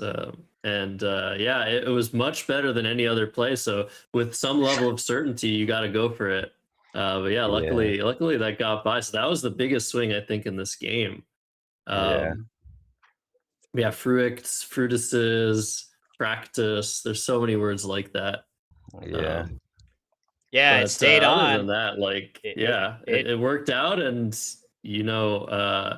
made some great plays. The board was so closed, so sort of there's a lot of tension early on. Were you feeling that tension a little bit? I was feeling the tiles I was drawing, but it made me feel better when she was playing OLEUEA. I knew she was probably holding on to something good, but I'll still take a 6-point play on a 10-point play anytime, So I wasn't worried about that. Yeah. Yeah, and then later on in the game, Will, you could talk about those insane draws that you were looking at, Sammy, with all those high point tiles. How do you normally sort through racks with so much junk? Okay, so the first decision I made that I thought was good was, from the start, I was trying to level my hand, make sure I get bingo tiles. After I played tilt, when I drew the Kevels, the KEV, I knew there was no play, and I counted the score. It was 30 points. I said, I'll just take it. Hopefully, I'll draw the Z or the X or something, So I just decided to take all those tiles off my hand and go for a new rack. And then when I had the G's and the X, my eyes were like really wide open. When you have tiles like that, you want to eat. So yeah, I was looking, but there was the X spot behind the retrain. I saw that. I played ALEW, which I thought was cool because I wanted to take the sting of the X for Aliu, and that was 36 points. But then I kept the AZO for Oka and Apple right here. I knew I had a 45 points coming behind that. But then I drew the J and the X. and I didn't want to go with two power tiles, so I decided to play G's, and that was a good, you know, yeah. Alu was a great play. That was a surprising one because you have plays that you can cash in your Z immediately, but it was great patience by you, the computer engine backing you up on this choice to score 36 with some of your weaker tiles, keeping the Z and 2 spots to play Azo for a really good score, while also taking the sting out of this X spot. If Esther Yep. has it, she would need an E to play alongside terrain, whereas if you don't block that spot, she can play it for 50 points no matter what. So that was really, really impressive play on your part. That's what we come to expect from Sammy Okasaga. No surprise on that. And you come away with a nice win. So, Sammy, what has your preparation been like for this tournament? You're one of the top seeds. We know when you're in form, anybody should be scared to sit across from you, but how are you feeling going into this one? Okay. Quickly before I address that, I missed a play when I played Sexy. I didn't think about NYM, so Yes. that was a miss. I totally missed that. That wasn't something, yeah, because it would have given me a cause to pause, because I was giving up a 40 something point play. So when she played it, I was surprised. But, that being said, talking about preparation, I'm not so prepared for this, but I mean, simply because, I don't study Scrabble like I used to, but I did a lot of work going into the World Championships in Ghana, and I felt disappointed. So when I came back, I just was salty. I didn't feel like doing anything. I didn't feel like playing as much. But I kind of like looked here and there, and I just study. I have a book that I wrote. Um, you will not believe this. In 2004, I kind of like go over that book. It has a lot of additions and deletions. I can't throw it away because it has so many things on the side. Yeah, I remember me and Dave Wiegand had a conversation about stuff like that. And he said, yeah, you got to keep stuff like that because it has, like some nines and some cool words. So I've had that book. I just edit all the time. Pretty much that's it. That's a And that's why I will miss a word like fructis because I'm not like so current. But that sounds like a sacred Scrabble artifact to me, Josh. Yeah, it's going to be worth a lot of money one day, Sammy. And I uh, will tell you that NYM, you might have missed that. Someone challenged that earlier in the stream. So it's one of those words I it think gets you. it doesn't take a plural, right? Correct. Yeah. Yeah. Yeah, I mean, I just missed it going to the end game. That's not something you have to be like really thorough to see stuff like that. I Yeah. just saw the 46-point play. I saw my two out plays. I said, let me not make this more difficult than it looks. That's, Right.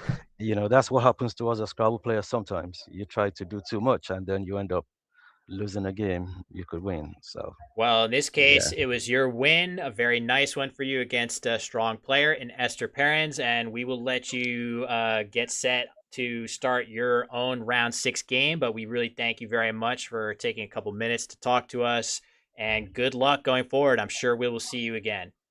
Yeah, thanks for having me. Y'all got it. Thanks. All right, folks, there we go. That's Sammy Okasaga, the legend. He has been at this for quite some time, Josh, and still playing at an extremely high level. Always a lot of fun to watch him compete. Um, any thoughts to wrap up that one before we get turned around for our next game? Although, are we taking a break now? I don't know. I think we might be able to go right through. We'll see what's going on, but yeah, I mean, Sammy's been taking names long before I even started taking spoonfuls of food. Like it's it's not enough to say he's had a book for 22 years that he works on. Like he's just been at the top, one of the best, one of the legends, Hall of Famers for such a long time. So it's always a pleasure to watch him, talk to him. Yeah, I love that. Like you have those high scoring tiles you want to eat. I've never heard that before. I love that. I'm going to use that. Yeah, Amazing. that is a great one. And yeah, Sammy just has a great style about him. He's really unflappable too. I feel like anytime I've played him, I feel like there's no amount of luck that's going to make him react negatively, and also there's no lead that I can get that's going to set him, down and prevent him from potentially coming back in that game. So really fun player to watch, really creative. And we are gonna get squared away here. I agree that we don't necessarily need to cut to a break, but our next game But is we gonna. don't know. I think we Do do. we I know? I think it's gonna be Peter Andronowski versus David Webb, which is gonna be a Oh, very oh very yes. good matchup here. And we'll just get that squared away. But while I change over some of the graphics on screen, Josh, what can you tell me about that matchup, either player? A local classic. I mean, two of the best players in the UK just competing the greater UK. It's going to be awesome. I want to look at their head-to-head record. I mean, Peter's been at it. David's been at it for so long. I remember playing Peter during the Blitz Champs in 2021. He was my toughest opponent. So yeah, really awesome. I can't wait to watch him play. I don't think I've seen him on stream before. Yeah, And David he's Webb needs no introduction. yeah, YouTuber. for sure. David, hopefully there's some David Webb fans out there excited to watch him playing here. But yeah, David also a grandmaster player in the UK in his own right. So if you're a David Webb fan out there on YouTube, let your fandom be heard there in the chat, as it is going to be a lot of fun. The only sad part of watching him play on the stream is we don't get to hear him narrate his thought process in his inimitable, absolutely dulcet tones. We love David's voice. He's just he's a natural. So that's going to be our next matchup here. But yeah, it might take, I don't know how the rounds are proceeding there, but we can always cut to some other stuff. We can promo some stuff. Why don't we just take a quick look at the standings potentially and see how these look? Oh, I need to change. They did something different with the top, so we'll do this. But look at that. Phil Robertshaw, Josh, coming off of a win at the most recent UK major, which I myself attended, in first Wow. place in the early going. Wow, I'm very surprised. There were a few players of 5-0, and now there are only two. I guess that's how these things work. But yeah, Bill coming off his recent win, the Easter match play. No surprises there to see him at the top here, and we'll certainly see him later on stream. So yeah, Phil and Sam at the top. Very nice. Look at Peter's spread. Oh my god, dude. How has he Yeah, amassed that this early? That yeah. is I insane. I don't know. We have to go look at those previous scores. Like Rob was mentioning that in the YouTube chat. Like, what is going on? Like to have 1,000 spread after 5 games, that means you won your games by an average of almost 200 points. But Peter lost a game, so that means he was winning his other games by an average of 250 points, which is just completely insane. Yeah, that is absolutely wild. So Peter clearly in good form and absolutely bludgeoning some of his opponents so far. But you can see David Webb in 11th place, also at 4-1. So he's been doing quite solidly as well. As we'll cut back to our commentary view here. So yeah, we think that's right. So on the standings, got a question on Twitch. What does the green indicate compared to the red? And as you already answered, Josh, that's just the spots where cash prizes are being paid out at some point closer to the end. Oh, are they okay to start? We should let them get rolling. I didn't even realize they were at the table. When I cut away, neither of them were there. I'm going to say yes, for sure they are okay to start. We can roll straight through with round 6. But yeah, Josh, you, again, we've mentioned you were an attendee of this tournament. And if memory serves, you also did well, or tell me about that. Yeah, I was very surprised when I came back late in the tournament and finished in 4th place. I got very lucky near the end. Made a nice comeback. So very happy with that. But yeah, I got to play David Webb. I didn't get to play Peter. I don't think Peter was playing in 2024, but yeah, it's just a really tough event. 130 players, 2 divisions, so anything can happen to anybody. So Peter with the first move here with that 960 point spread. If he can just continue to tread water and win a fair number of games, having a point spread like that in the early going is going to mean you win every tiebreaker. So that for those that may not be aware, the record that you see to the right side of the nameplate area is, Peter and David are both 4-1, and the number after that is your cumulative margin of victory, which is used as the primary tiebreaker. So Peter in great shape to win any tiebreakers at this point, and he's going to make a very solid play to start this game, Josh. Yeah, Wincy is the play for sure. The only question is, do you put the I on the star or the E on the star? It's not a huge difference. This is a little bit safer. The S hook is not going to be as damaging most of the time, so I like it for sure. And that meme, I can't actually think of exactly what it is, but like they're both 4-1, but Peter's threat is like 3 times. So it's like they're both, one of them is like gigantic and one of them is just like small, but I don't know, there's a meme. I'm sure there's a meme for that. Whatever. It's just, that's what I'm imagining. It's like, oh, you're 4-1. Well, I'm 4-1, but yeah, not like you. With 3 times your spread, exactly.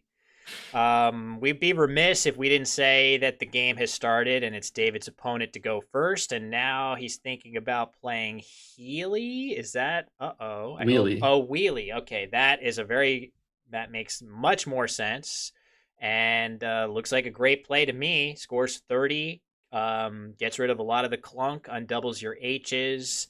Could do a lot worse than this.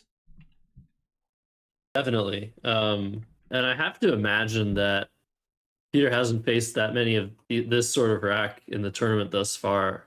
So I wonder how he's going to deal with all of this flutter. The 2 I's and the U, just a terrible combination. But both Y's are gone. And Binny U looks really good through the N of Wincy, but that's a hard word to spot. Yeah. If we just cut to the engine, you can see it appears to be the preferred play, even though there is a 35-point play available here of DOAB alongside Wheelie.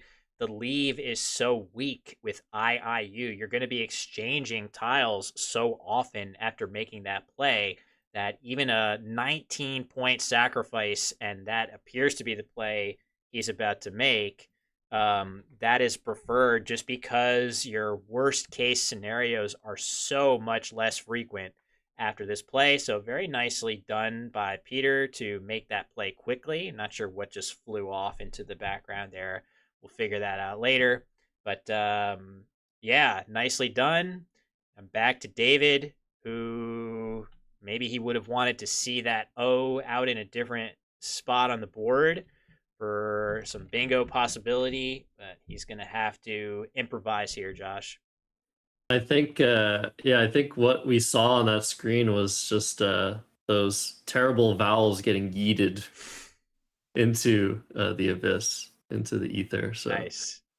That's how I'm gonna see that. But yeah, no thoriums for David Webb. No some bitch through the B of Binny. I didn't even think of that one. Jeez. Very close to a lot of things. So he's gonna have to sort of.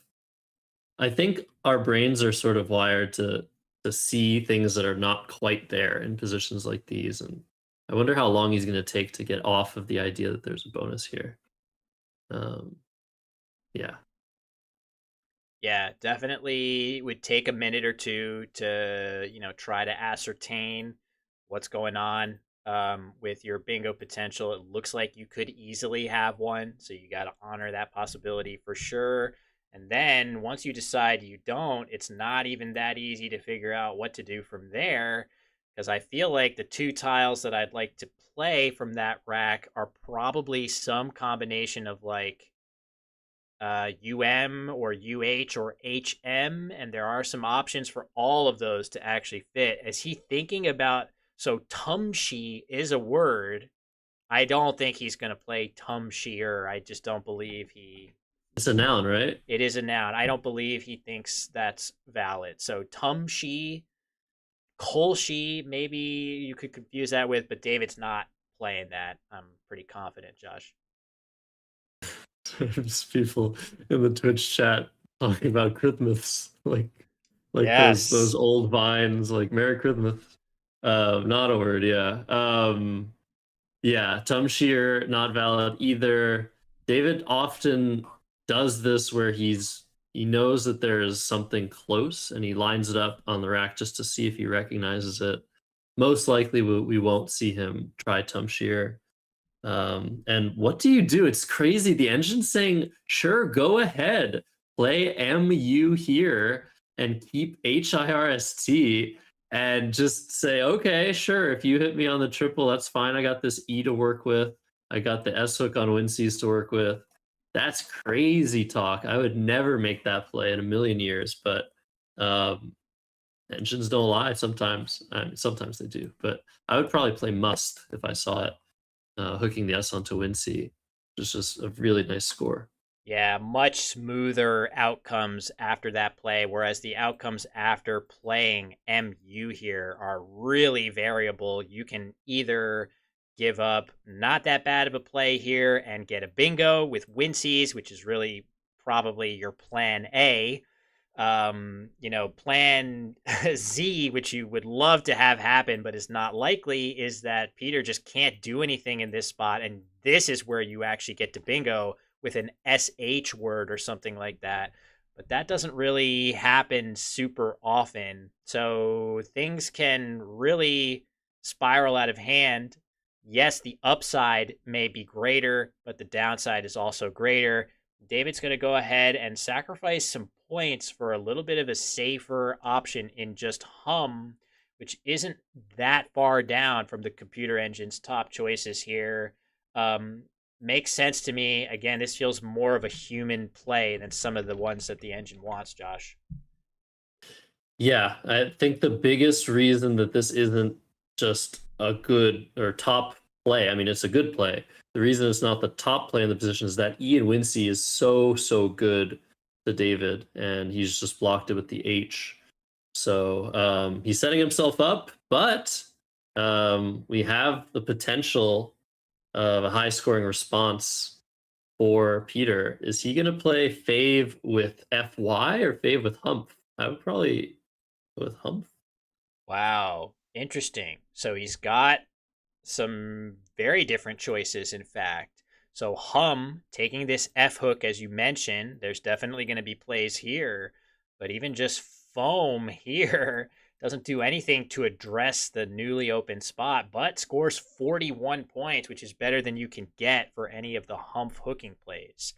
So tricky choice. Meanwhile, David with a beautiful set of tiles. He is a near lock to be bingoing on his next turn. It's going to be very, very difficult for Peter to block the existing S hook that's available here without also creating a new one. Anything he plays with Humph that is worth playing is just going to make a new S hook here. So it looks like David is going to strike first blood with that bingo. And that's the thing. The play of Hum is so aggressive in some interesting ways. It wasn't quite the play for David because of the reasons we mentioned, but it takes so many hooks, takes a P, an A, an F, an S. Am I forgetting something? Like it's so volatile, and even at an even score, it's so hard to leave that open as a human being. Just like, okay, well, he's just opened that, so he knows what the risks are. He must be sitting on something pretty good. So I would be really drawn to playing with Humph. I wouldn't be necessarily thinking David necessarily has an S, so maybe it's fine. Does Humph even take an S? It does, yeah. What was the first letter Yeah. you said there? A B or an E? P. P. Okay. Okay. F. Agreed. Yes. Yep. So he's going to take the points. The engine's top choice is Foam or Fam in the same spot you were mentioning, not opening anything, but that's leaving you open to just getting killed on that column next to hum and having nothing to do. This at least creates a second spot. So this board is getting pretty volatile. We'll see what happens. Are we seeing some of the evidence for how Peter Andronowski has racked up 960 points in spread if he is perfectly comfortable making aggressive opening plays and potentially benefiting from those plays? But in this case, Trapes, as has been spotted on Twitch and YouTube chats, is going to score 97, Josh. Man, what a blow this is going to be for David Webb. Indeed, yes. This is one of the worst scenarios you could imagine, leaving that open. But sometimes that's what happens when you're drawing so well and the board is just waiting to just explode. Play like Fave is the top equity choice for Peter, but it just leaves him open to this sort of damage. And now, how do you respond to this? I guess got to play like Vivo and keep 4 consonants. It was rough. Yeah, it is rough. At least that play scores a little bit, and it uses the V, which is probably one of your main objectives here. It's also easily the best scoring, area of the board right now. It's just so much easier to dump stuff, especially dumping vowels for good scores. And if you have a couple of vowels, a ton of the high scoring consonants also fit here for good scores. Another option could be Imido here for a reasonable score as well. 33, the same score, in fact. But this spot is, wow, crazy. Huge draw for David. But just to finish my point, this spot off of the I is way more difficult to hit than this V is. So Vivo is going to work out better defensively a lot of the time when your opponent doesn't have a good eye play. But Josh, you reacted to David's draw. Do you see anything in particular, or are you just seeing that blank? Yeah, I mean, he's just going to bingo again, which is just really, really bad for Peter, especially on this board now where it just, if you have a safe bingo with trapeses or something, like, and you're not opening anything, it's going to be so hard for Peter to come back. So, yeah, I feel like this might be a blowout. We'll see what happens. Peter can redraw stuff like Imido. Actually, so many eyes are gone. That's pretty unlikely, but Imago, stuff like that is definitely possible from the A. So this is certainly the right play, covering the more volatile spot, hoping to open the board later from that I, which is something that David doesn't really want to do with his slight lead. Look at that, though. There's got to be careful. Got to be careful what you play. Emerged and demerge on Peter's rack here. I'm not sure if that actually helps him yet, but he's hoping for a spot to be able to play those. Not sure. So this is actually a huge swing.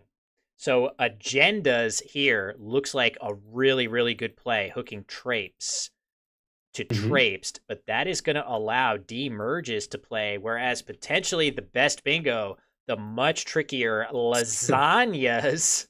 If you play lasagnas here, you open nothing back. So this is a way higher degree of difficulty play to see that you can actually play in this spot. I wouldn't even think to be looking at this L. But in this particular case, it could make a huge difference. Yeah, this is crazy. If we see this double hook from an L on the board, I mean, yeah, you have to just be looking for that. When you have a blank, okay, what? I think he's playing agendas. Yeah, Dave. He could have taken a little bit longer, maybe. And why not? It feels like this has to be the right play, but it just so happens there's something lurking that doesn't place that S out in space. And of all the tiles you can put out in space, the worst two are the S and the E. Those, if you can avoid placing those out in space whenever possible, it's usually a good idea. And this is a great play. Agendas with the blank D is really, really strong, but this does give Peter an opportunity to get a bingo down and maybe draw his way back into this.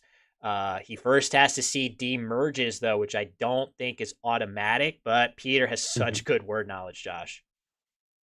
Yeah. And I think in the position that he's in, down 100, you basically have to play demerges if you see it.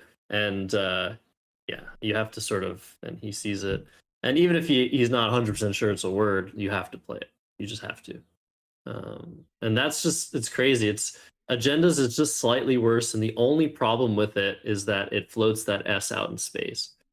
And here we go. Demerge, just no hesitation whatsoever. How is this guy so good? I'm thinking of the the Hans Niemann clip of like when he lost to Danny Naroditsky. I'm just a chess nerd, and he's like, "What? How is he so smart?" It was like a stalemate in the middle of the board. It's just like, this is how it's making me feel. How is Peter so good, and we just haven't seen enough of him? Yeah, I think I heard this story of him playing an event in Canada very early in his career, and I think he had an opening rating of 1800 or something absolutely crazy, one of the highest opening ratings ever. And then he played the main event against longtime Division 1 players and did quite well, but was disappointed enough in his performance anyway that I believe he said something like, "I'm not coming back until I know the entire dictionary cold." And then he took a hiatus of a couple years, and then back he comes, and he's playing at an extremely elite level, one of the top seeds in this field. So definitely somebody that has a very high standard for himself and has put in the time with the words, and Demerges just one of probably many examples of that. And not a great draw for either player, but that's especially good for Peter as he looks to claw his way back here. That David's not going to hit hard in this newly created spot. We could see the X go down. We could see all this bad stuff happen, but none of it is actually going to happen here, as David has a really tough rack to deal with no Neto that does not play. Yeah. Yeah, otherwise, like, if that S stayed open, right, no Neto's is good, like, that's a huge swing in Peter's favor. So, you're up 40 points, but there's some big threats. Like you said, the X is still out. There can be easily 40, 50 point plays in that spot you just pointed to in the top right.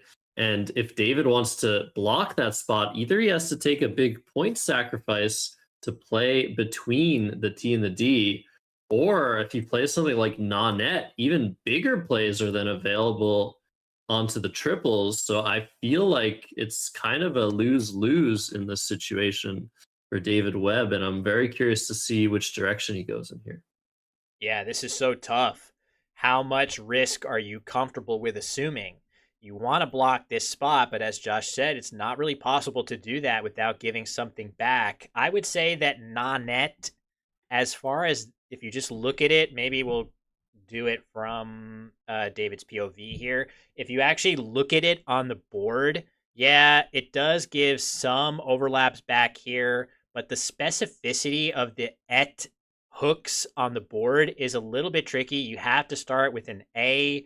The H's are both already on the board, so you don't have to worry about that. So I think it actually reduces the volatility by enough to be worth playing, even though you assume the risk of getting hit kind of hard some of the time with these overlaps. I would feel better as well about the fact that the two Y's are already on the board, which is the worst case tile to put alongside the N. I feel like this is the play that I'm liking here, but it's a really tough play to make, and it's going to take David a little bit of courage to do. Yeah, the H's are gone, and there are a lot of A's left for ETA, but yeah, it is, as far as plays that play in that spot are concerned, pretty safe and probably his best option. Tendon in the same spot is slightly worse. You put that there because there's a little bit more potential for overlaps, but actually in this particular instance, it would be terrible because it would give Peter the T he needs for aeronaut. So, it's huge swing possible here. Just like last turn, if David makes a tiny little bit of a whiff, a tiny inaccuracy, he could actually get into a lot of trouble. So we'll see what he chooses. He's going to make the right choice between those two. So it's not for the reason that we're talking about, as he is going to go ahead and play no net in this spot, and he's going to commit that. So we'll go back to the main view here. The reason that he's done it is because it makes it much more difficult to access the rightmost column, but he has reaped an unexpected benefit from it as well. So right choice, right reasons, but a very unique, particular reason that he saved himself some serious anguish here.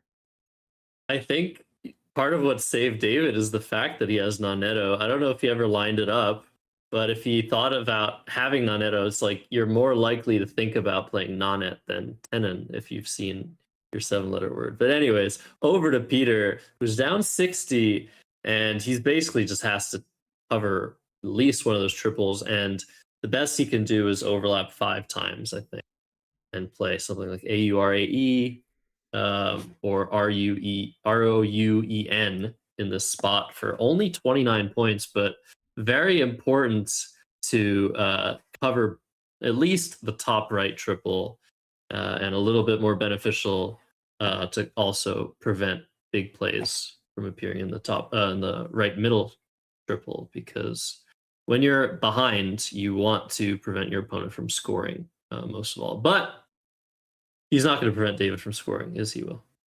No, that X is there, and there's going to be some good spot for it. We saw this spot here previously. It's now been blocked, but David has the ability to overlap the X here, and he has a fallback down here. Interesting question of what to play in this spot. If you're David, you've got the option to play, potentially, if you want to, you can play tucks here, setting up your O, which could be a really nice way to follow up with good plays. But a good decision here by Peter Andronowski. Ore for 29. This is kind of a forced play if you see it. And he's played really, really well. Made a bunch of really good plays in this game so far. And he's still hanging around despite some tough breaks so far. Yeah, are we gonna see a Humper play? That's good, right? Humper. Sounds right. Yeah, I think so. Oh, that would be crazy to see go down. I wonder, because the board is just really tight, right? Like after a play like Tux, I guess the exo hook is there, but you only want to use that if you have a really good play underneath. And there's the blank for Peter. So no use for him to draw, but he's got an easy spot for the Q that he's also drawn for 22. So that's a very good draw for him, and he's going to stay in this game.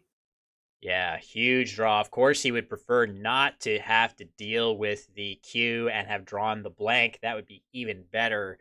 But he's got to be very happy to see that second blank find its way onto his rack. That gives him a serious lifeline back into this, even though David just scoring in the 40s, 42 points for Tux, setting up that exo hook if he needs it. But Peter also has an O, and he could be thinking, if I just get the Q off of the rack now, there are definitely some big overlaps that I might be able to hit in this spot with the second blank in reserve.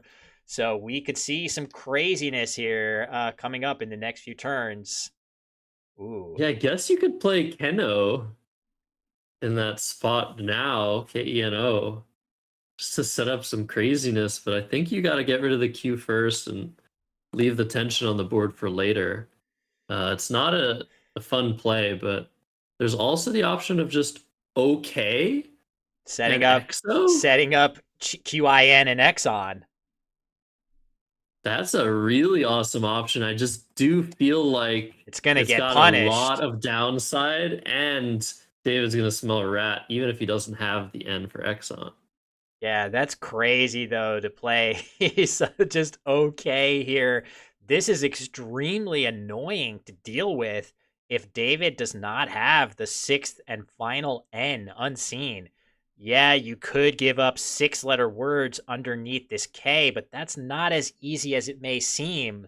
To have a 6-letter word starting with an A, I, or O is not a given, and if David doesn't have that N, that is a really, really nice spot to follow up with. But when he does, you just regret it so much. And even then, the upside of just playing your Q now, you're going to bingo some of the time, whereas you basically never bingo after playing OK in this spot. You just aren't. Sorry.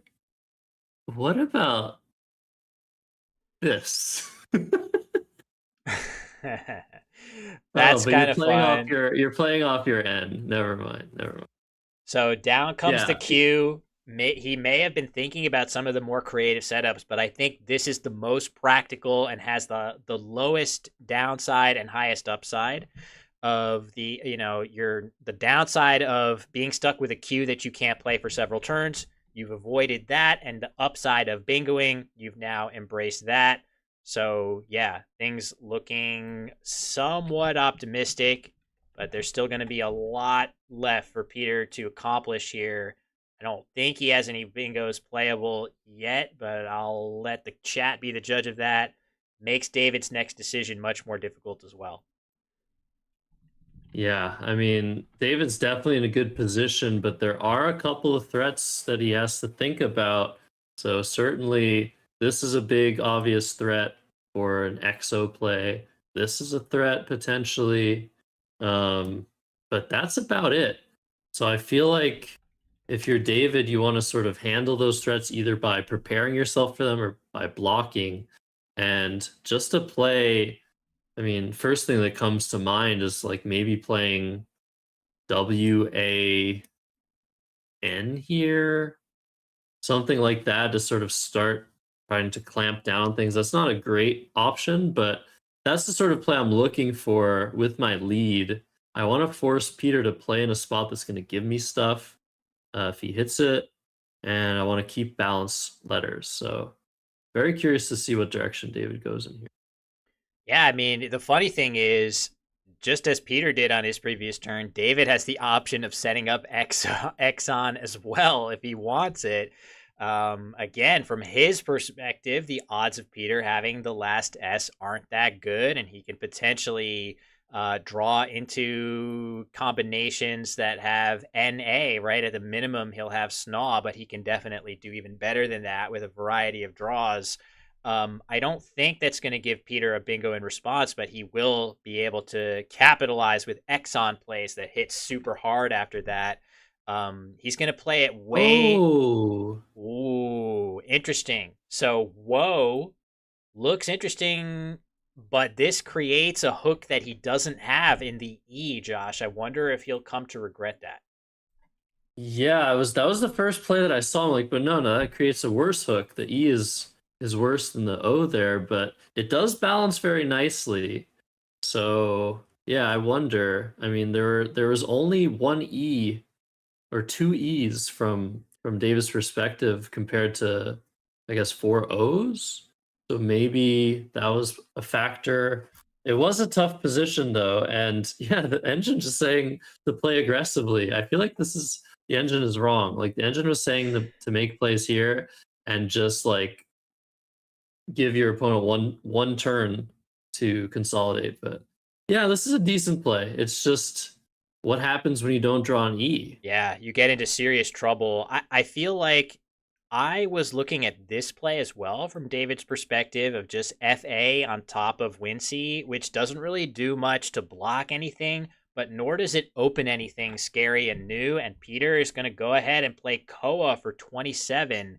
I wonder if you're in Peter's shoes here, do you assume that David must have the 12th and final E if he's playing Woe in that spot, Josh? Because he doesn't. Maybe, but even if he does, that using Wex will just almost always open something even bigger and more dangerous. So I don't think he has to worry about that much at all. I think more importantly, he's got to worry about like plays from the GU and then him not drawing a bonus. But that's why he played Koa, keeping AEIN blank. It's so good to respond to no matter what happens. So yeah, if Gulf comes down now, which looks like a great play, surface level for David, he's going to get hit with one of at least, I mean, Freon's, Freden, like there's so many, Yeah. so many things that are going to come down and tie the game up. Wow. So this. Ooh. Oh, okay. That's just a worse version. Yeah. So this is still going to get hit. I expected to see that with Gulf just to block the Wex hook as well. But David's clearly got bingoing on his own mind as well with a nice bingo leave. So I'm sure he's thinking about, can I be the one to get the next bingo down? But the board's not really great for it. And we'll see. Is it possible that Not quite. Almost. It depends, right? I guess there's really no option that Peter has that's going to put an E out in open space with this rack. But under other circumstances, it's possible that Peter could have bingoed here and been hit immediately with a bingo in response after a play like this, and David would be just fine. In this situation, it's actually going to be much worse for David, as Peter's going to bingo for a ton, and this nice looking low point rack doesn't really help you as much as it looks like when you don't have a playable bingo, and I don't think David will. Yeah, this is crazy now. What a swing. Elf coming down, a number of 86-point options for Peter, which will bring him up by 23, and not that many vowels left. So David only has one vowel. From Peter's perspective, there are 9, so he's going to be pulling from a pool of 8 vowels and 12 consonants, which is pretty balanced, but he doesn't know that. And he could still draw too many consonants. So he's going to look for his bingos from the F. He's going to come up with 1. I feel like Philander is probably, I don't know actually, or Philander. What do you do here? Do you set up? I guess R you play or for E. Dane? Yeah, it's tough.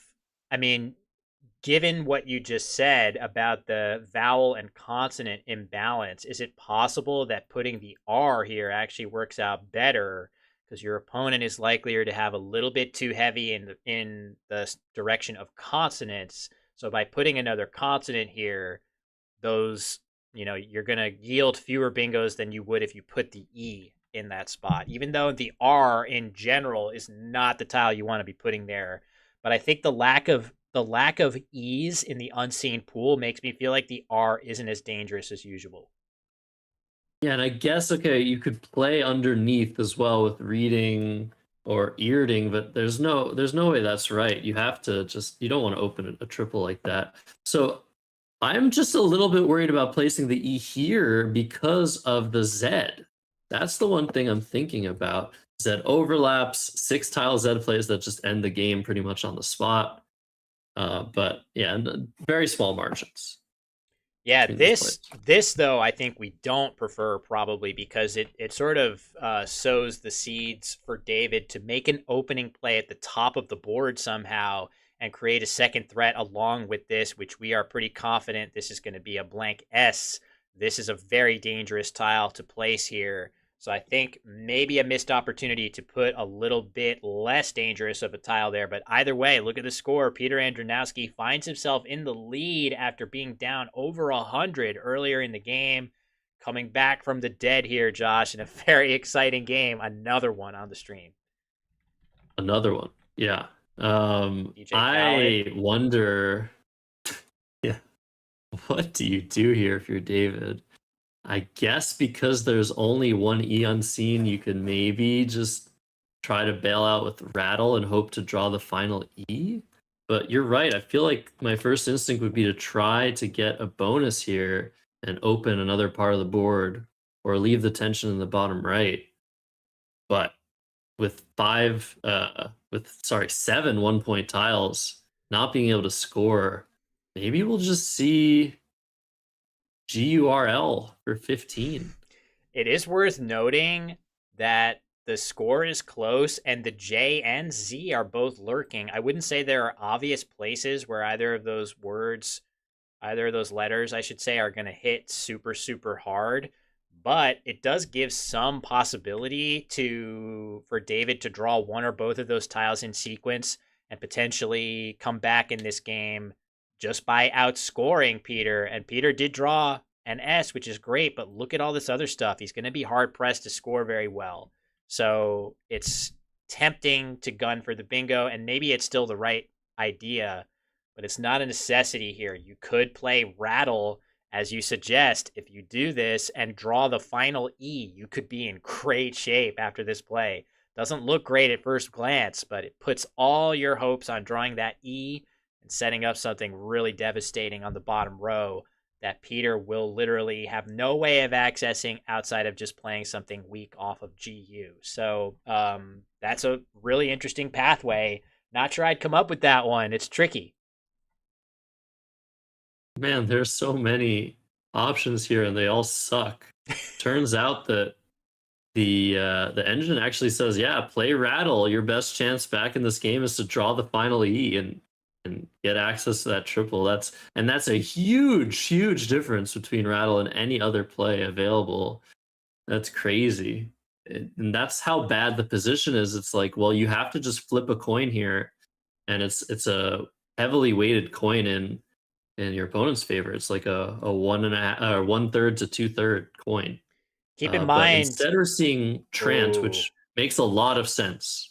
This makes a ton of sense, setting up a terminal S-ending lane. But keep in mind also, some of the value of Rattle is blocking your opponent's big Z plays. Something like Azo is going to play for a ton that does not hit at all, really anywhere, after just playing Rattle in that spot as well. So it's very good defense against the Z as well in that spot. And who knows, maybe some other high-scoring plays that play into the E, but certainly the Z a more salient threat. But Trant makes a good amount of sense. This is a very logical play, especially because David can afford to take a 5-point play here, essentially knowing that as long as he gets a bingo and Peter doesn't, it's going to be enough with how close the game score is right now. That's true. It's probably going to be enough, but there still is that J, that Z lurking. David's drawn some vowels. Interestingly, I wonder if Peter is just going to play a little bit scared here. He's looking at Clipe, which does play to the E, and there are no H's left for the underlap of CH. But I think you just have to pounce on the spot as best you can. You're only up 18. I think you have to play Piddle. Yeah, really interesting. Let's just take a look at it on the board so you can see Piddle scoring 32 in this spot versus Clipe for only 18. Much more defensive option, not giving back anything thanks to the C. H is already on the board, and it looks like that is what he's going to play here. Playing it defensively. We'll see if he regrets not grabbing those 14 extra points at some point in this game. David's certainly not about to make him pay for that with his low point tiles that do not bingo. Yeah. That P not in the right spot for the new tool tips. But yeah, for David now, it's just a matter of, can I bingo at some point? I feel like you're very unlikely to be able to outscore with a rack like this, with 5 tiles in the bag, with all those high scoring tiles out. And we see Peter drawing the Z, which is so important, I think, in the grand scheme of things. But yeah, are we going to see another opening play? That's one of the problems with playing Piddle, is now David can just set up another spot with like OOT or something.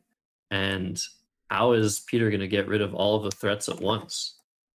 Yeah, Oot looks like what's called for here. You do kind of feel like you have to dodge the J and the Z in those cases, just because it's going to be very difficult, but not impossible to bingo holding those tiles. But I think something like that is very thematically appropriate here to create a second spot, because this spot here, if Peter currently, if he were to just be his turn right now, he could make a sufficiently defensive play and basically cruise to the win because there's no other option. So David needs to proactively make a spot. I think he's very likely to do that here. There we go. He's got it lined up on the rack. And then It's actually his top equity play. It's crazy. Wow. All the more reason to do it because it's so smart positionally too. And you just want that E so badly. The E is still out there, but so is a J, a B, a G. From David's perspective, even more. He's going to have to avoid most of that if he wants to draw into a bonus. But yeah, there's some threats now. Obliges. There's a lot of things could happen from Peter's perspective. What could David draw? Logiest? He could draw Logiest. Detoils and Logiest. And Detoils. It's not impossible. So from Peter's perspective, he has a huge scoring play here, but it might not score enough potentially. Oh, there we go. Not what Well, David wants. So we don't get a really exciting pre-end game here, as Peter can now empty the bag safely, and we know that he's going to be just fine. But from his perspective, he's got to be very, very careful here to try to figure out how to proceed, and make sure that he doesn't lose. So his big play is Rizard right here. This scores 51 points, which is a lot, but probably not enough, especially when you eat the J after a bingo that David Webb plays. So even that is not going to be ironclad, but certainly it's going to win the game easily when your opponent does not have a bingo. You'll win every time. So is there a lower scoring move that's safer to do here, Josh? It feels a little scary, and you can't block two spots. So I don't know. Take the points and pray. well, Izzard instead just making DOH is very interesting Oh, because okay. Sorry, I thought you meant the setup play here. no, yeah, we're not doing that. Yeah, Not today. Not today. with an L I lurking. don't know if there's anything. Yeah, there is an L lurking, but is there any bingo that fits after that? Oh, Logiest. We were talking smart. about Logiest obliges, betoils. I don't Yeah, see one. looks like not. Looks like nothing would still fit. That looks really solid. Really tough to lose after that. Is there? I'm just looking Oh, but don't around. play Izzards. Oh. Well, yeah, I mean, I was just quickly looking to see if there's any chance that you get J stuck, but with the existence of Jor makes that not possible, so you're going to be just fine. Why no Izzards? Why? What's the? Well, if you play one spot up here, you're setting up the L. If you play here, you're setting up the L too. Oh, fair enough. Yeah, that's true. Oh, right, it doesn't play here because SOE isn't a word. Okay, that makes sense. Yep, of course. Yeah, wouldn't want to do that. I wonder. He's probably going to move off of that in favor of something else. Oh, he might be getting set to play Zaris here. This that still gives Betoils back, so it Betoils, yeah. doesn't completely block, but it does block Logiest, and that's better than nothing. Oh. Whoa, whoa, whoa. Yeah, this would be a big mistake. I think he sees Betoils now, playing with EST. He could maybe get away with playing this with SOH. But he's only up 22, let's remember. If he doesn't score enough, and David has all those vowels in the J, something like Jibber, potentially get outscored. Oh, suggestion of maybe just playing Darzi Yeah. here. Yeah, that looks really good because there's not quite enough room to get a bingo There's down just not enough here, space. and you block this lane as well. So that seems also pretty solid. So Peter does not have a ton of time. Um, of course, we omnisciently know that David is in huge trouble with a J on his rack and only one vowel and no bingos waiting for him. But that being said, is there any? No, there's really no He get J. outscored. Yeah, there's no J possibility Oof. there either. So, all right, here we go. I feel like you could get outscored with this. I don't know. Maybe not. Well, Probably not. he's gonna draw two vowels from the bag, which is Yeah, he'll be fine. huge for him. But in the We know he's fine. in the general case, you can be in trouble after this play for sure because you're gonna get out in two'd with something pretty big. So, and certainly maybe still some bingos. I don't know. But in any case, this does block some stuff. You do block a bunch of bingos with this, and it's going to be enough for Peter Andronowski to win, I think, relatively easily without much fuss. Yeah, when he sees those two vowels, he'd be like, oh. Yeah, you see him just go back in his chair. He's like, all right, I'm good. Yeah, nice O. So Edo plays here, and Otter plays here. So he's going to be fine with a couple outs. Maybe those can be blocked at once. with an Caesar's play. No, you can't reach far enough. You can't block them both. So, wow, another crazy one here. Huge comeback for Peter Andronowski, who adds another win to his huge spread of 960. He's not going to get a ton of spread from this, but another big win for him here, as he's going to be chasing down the leaders in short order with such a big margin of victory tiebreaker. Yeah, wow. What a crazy game. So Jolt's coming down. That's got to be the best play for David.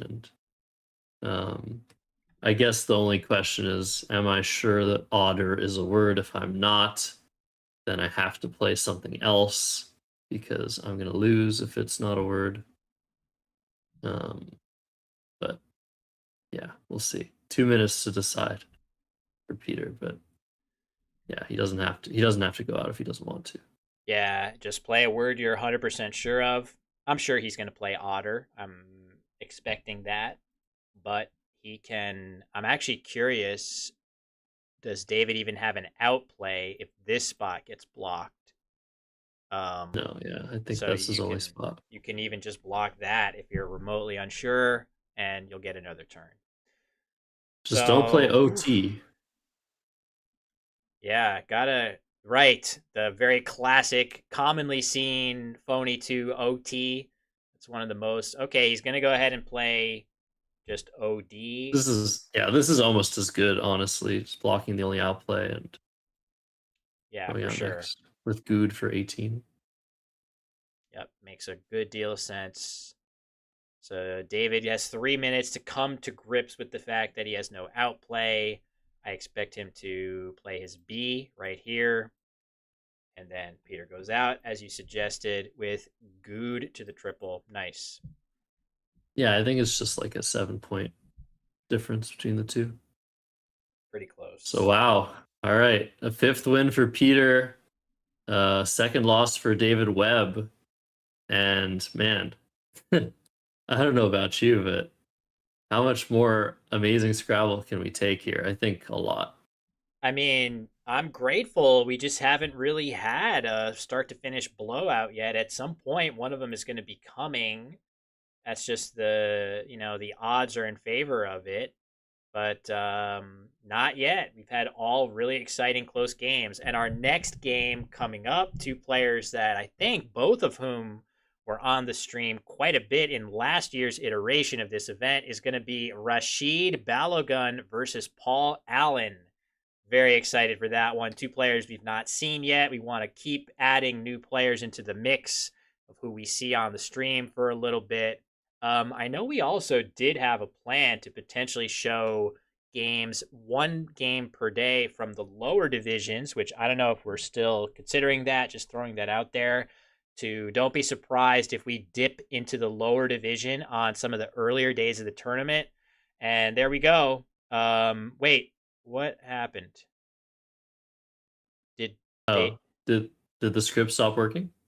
No, I just didn't see where the DE was played on the left. Oh, okay, got it.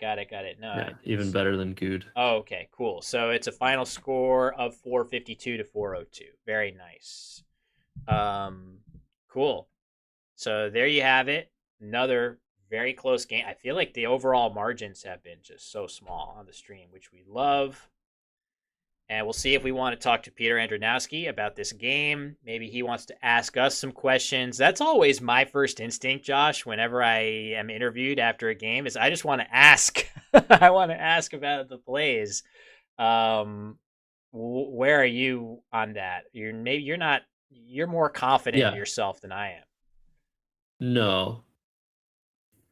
No?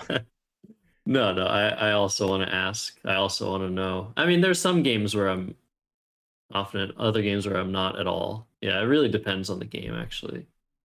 I think, yeah, that's how I'd respond to that question. So we'll take a look. That's what I'll ask you next time, Will. Next time you're on the interview, is like, so, do you want to ask questions or should I ask questions? Yeah, I'll conduct this interview. Yeah, for sure. So, all right, we're just taking a look at in the lower corner at some of the standings roll in. as the players are doing some post-morteming of the game here. And you can see our undefeated players remain undefeated. Phil and Sam with great starts here so far, 6-0 apiece. As a reminder, we have 2 more games today, I believe. We're just looking at the schedule here. Is that true? Wow, time really flies when you're having fun. Yeah, we did One do more. round. So wait, one more? Oh no, this is round. Yeah, this is round 6. We just This did is round right? 6. Yeah, so we get a tea break after this, and then 2 more games today. So yeah, that's what we're looking at. So it's been an awesome day, and this is just day 1.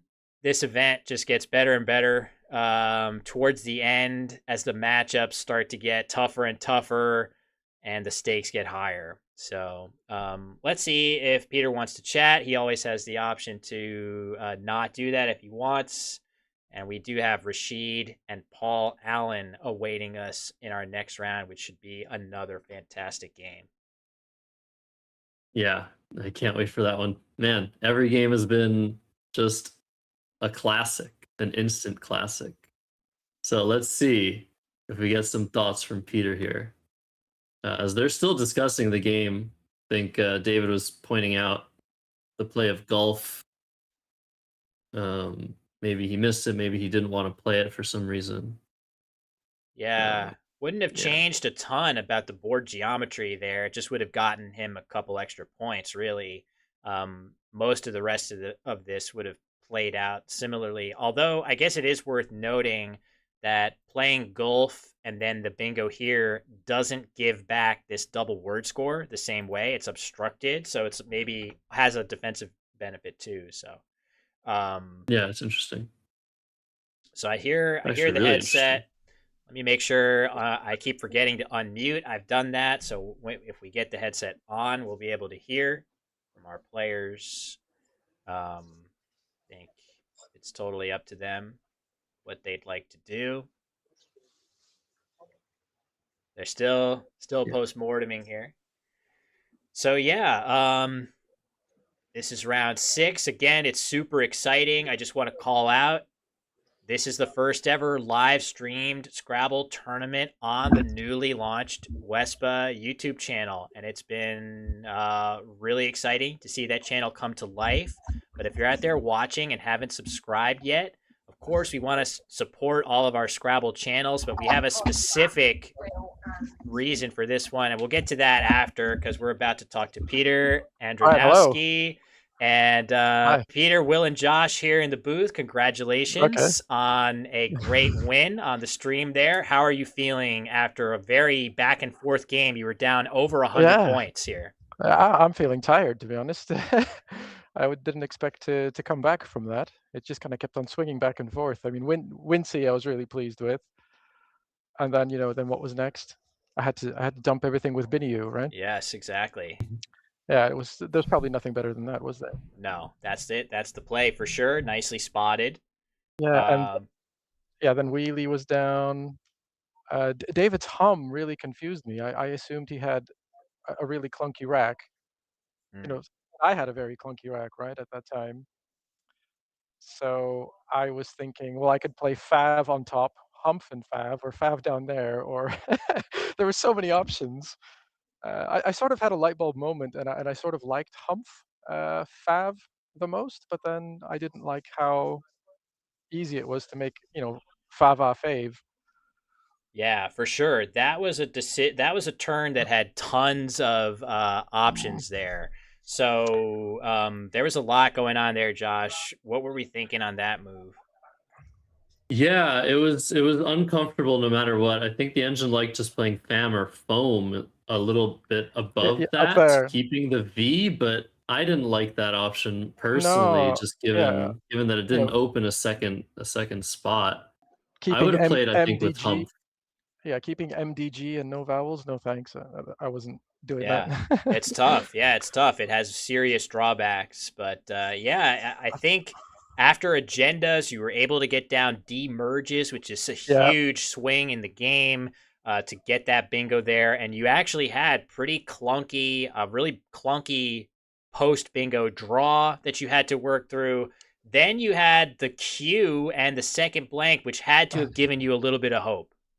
Yeah, it did. It did. But then, I'm looking at the board and great, I throw off the Q for 20. I'm still down roughly a bingo score at that moment. And the only place to play the bingo was down with Wex, right? And how many bingos have an EK in them in that position? So I didn't like the look of that. But then, quickly concluded that Koa was perfect, aside from blocking the only other lane for a 7. That lane is still going to be tough to hit, and you grab a bunch Yeah. of points and you keep your E, the all-important E. I wonder, were you attuned to the fact that there was only one more E unseen to Yes. you? So that spot Yeah. could be sitting open a while as you build your rack towards that bingo. Yeah, I noticed that straight away. So I knew if I had a chance in this game, I had to keep that E. And then when David played Elf, I was just debating: do I play Reading? But then I could potentially get killed with Zest. Readings, game over. Or Friandes. I don't know if there was anything doubling the D. Nothing doubling the Nothing. D. The only other possibilities were Fredane or Philander for the same score. So it depends. There's no more points on offer, but I guess it just depends on which tile do you want to put in the lower right corner. So these are tiny, tiny details. You didn't miss anything big there. I did. I was uncomfortable putting the S there. That's why I think I debated so long. I didn't see Philander. But then you eventually blocked it very quickly. And then, final question before we let you go. That final move, were you feeling like there's a chance that he could have something and beat me there? Oh, yeah. I mean, Oot was a great play. I mean, what were the actual mathematical chances of him actually having a bingo like B Toils or something? I don't know. Pretty good, right? Like 30% or something? I don't know. I'm not that good at math. But, with this spot, he made this, forked the board open. And I'm sitting there, do I play Izzards leaving Lizards? Do I play Izar leaving Sizar? Do I play it over here, but then B Toils can fit on the top? There were so many things to think of, and ultimately, I don't know. I just went with, well, I have to score a bit more with the Z, because then what if he just gets the J down, and then because he was pretty close at that moment. So yeah, I'm still sweating here, to be honest. Well, you came away with a great win there, Josh. Do we have anything else for Peter to let him cool down before his next game? No, I'm happy to finally watch you in action, Peter. All right, I'm a big fan of yours and your spread. Everybody's been talking about your differential. What the heck happened in your first 5 games to get you up to almost 1,000 spread? Well, I guess I'm just making up for, what was it, a tournament ago or the tournament before? I consistently scored about 420 the entire 16 games. I didn't go below that or above it. So I figured, you know what, I got to get my 500 games in. Very nice. Well, we hope you keep it going. 500s, no 600s yet. Well, yeah. No, I had the opening game. This tournament was a 600 game, but wow, it was against an inexperienced player, so it wasn't a true 600 game. Got it. Well, great work. That was a lot of fun. Cool down, breathe deep, and enjoy your next couple games of the day. And I'm sure we'll see you on the stream later on in the tournament. Cheers. Thanks a lot, guys. All right. Thank you very much. So there we go. So there we go, folks. Nice to talk to Peter Andronowski off of that nice win in this game. Looks like he's taking a little picture. So I think for us, that's going to mean tea break time, Josh. So we're 6 rounds in. I guess the 2 of us have broadcast 5 of those 6 rounds. So how are you feeling? Do you need a tea break as well? Oh, yes. I've run out of tea. My tea's gone cold. I'm wondering why, etc., etc. Yeah. Short break for us. And we're going to have final rounds of the day for you guys in just a moment. See you soon. Cool. So we'll do a little blitz break here, I think. Do you want to just say a word about that before we cut to that break? Oh, sure. Yeah. We filmed some blitz after hours a couple weeks ago at the Champions Cup. So enjoy that. Got some strong blitz players, couple strong blitz players, and myself. All right. So we'll watch that for a bit and be back in about 10-15 minutes after tea break with round 7 here. See you soon.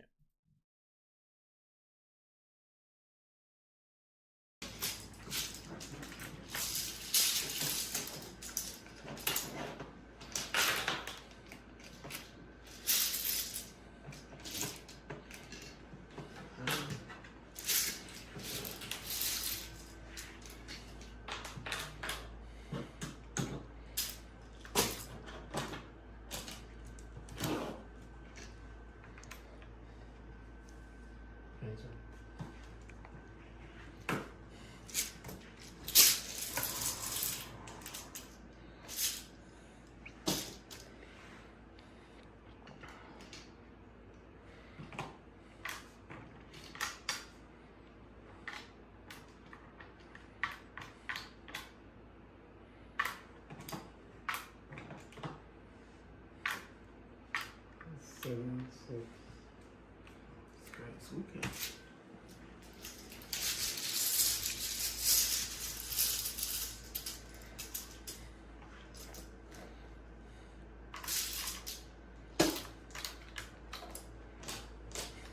Eating.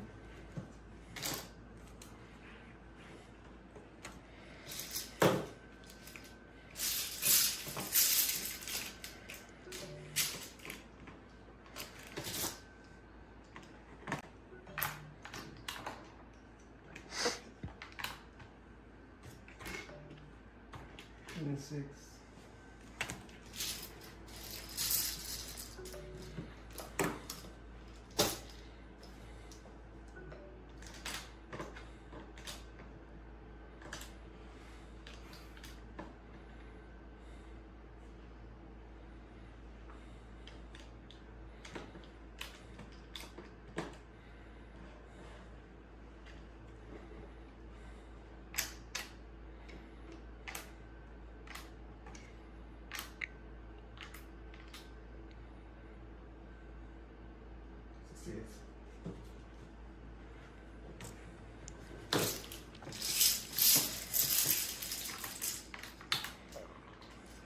Seven.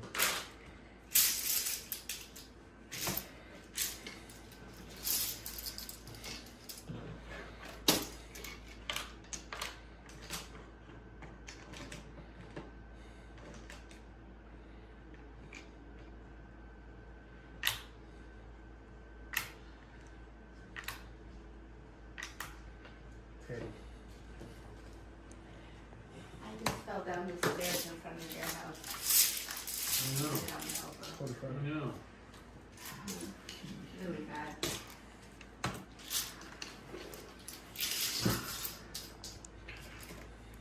Did you break it? No, but it was,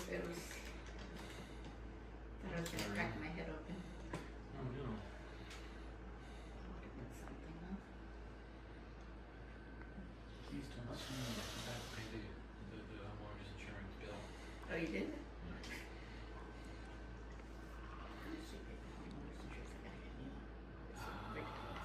I don't even know. I'm paying over $5,500 a year. Very It's ridiculous. much. 2-9.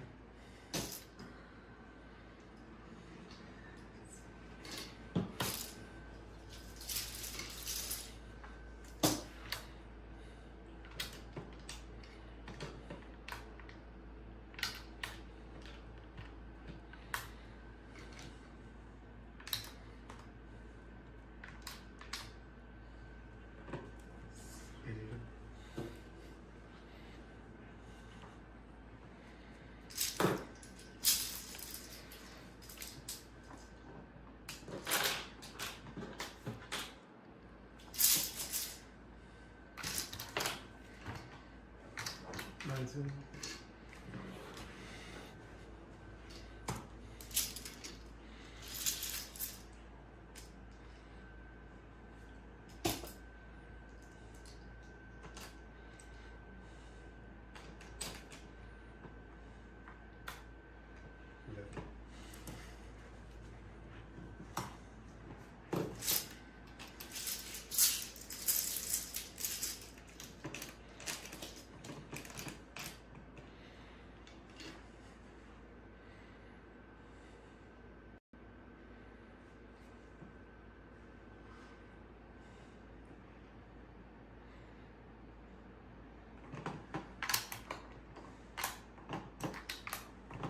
Do it again.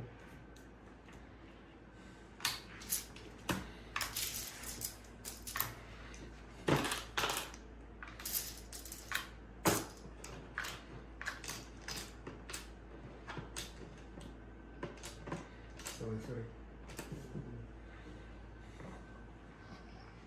I don't like that. Okay.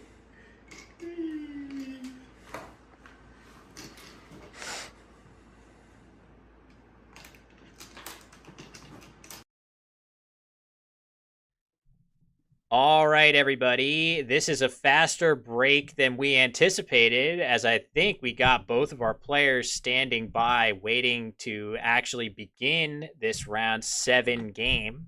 I think we got everything turned around to get started, but quick tea break, Josh, as we get back with potentially yet another banger in round 7. Yeah, I have tea though. We're all good. We're all good. I had my tea break. So Rashid versus Paul Allen. I don't think I've ever seen these two duke it out. I've seen them individually, of course. They're both top players in the world. Seen Paul as recently as just a couple weeks ago when you were in the UK. Will, did you get to play against him? I didn't. He was one of the few players in the field that I was really looking forward to playing that I did not get to play. So I go all that way. I'm hoping for a game with Paul. Didn't materialize. Maybe next time. But I did get to play tons of other great players from the UK that I'd never played before. But yeah, that was one that I missed out on for sure. So you didn't. You're saying you didn't get to see his card. I did not get to see Paul Allen's card. I got many. I had the maybe idiotic idea to put a game on my channel between Paul Gallen and Paul Allen, and that was maybe not the smartest, but the game was so good. I felt like I had to show it. But that was tough. That was tough to refer to those players. Second only to Mac Meller versus Max Panich, and I didn't refer to them as Meller and Panich, and nobody could tell who I was talking about. Oh my gosh, yeah. There's also Mike Barron, Mick Barron. There's a lot of confusing names that are very similar to one another. I feel really bad. I was running a timer to see how long it would take for someone to make a Paul Allen's card joke, and I couldn't wait.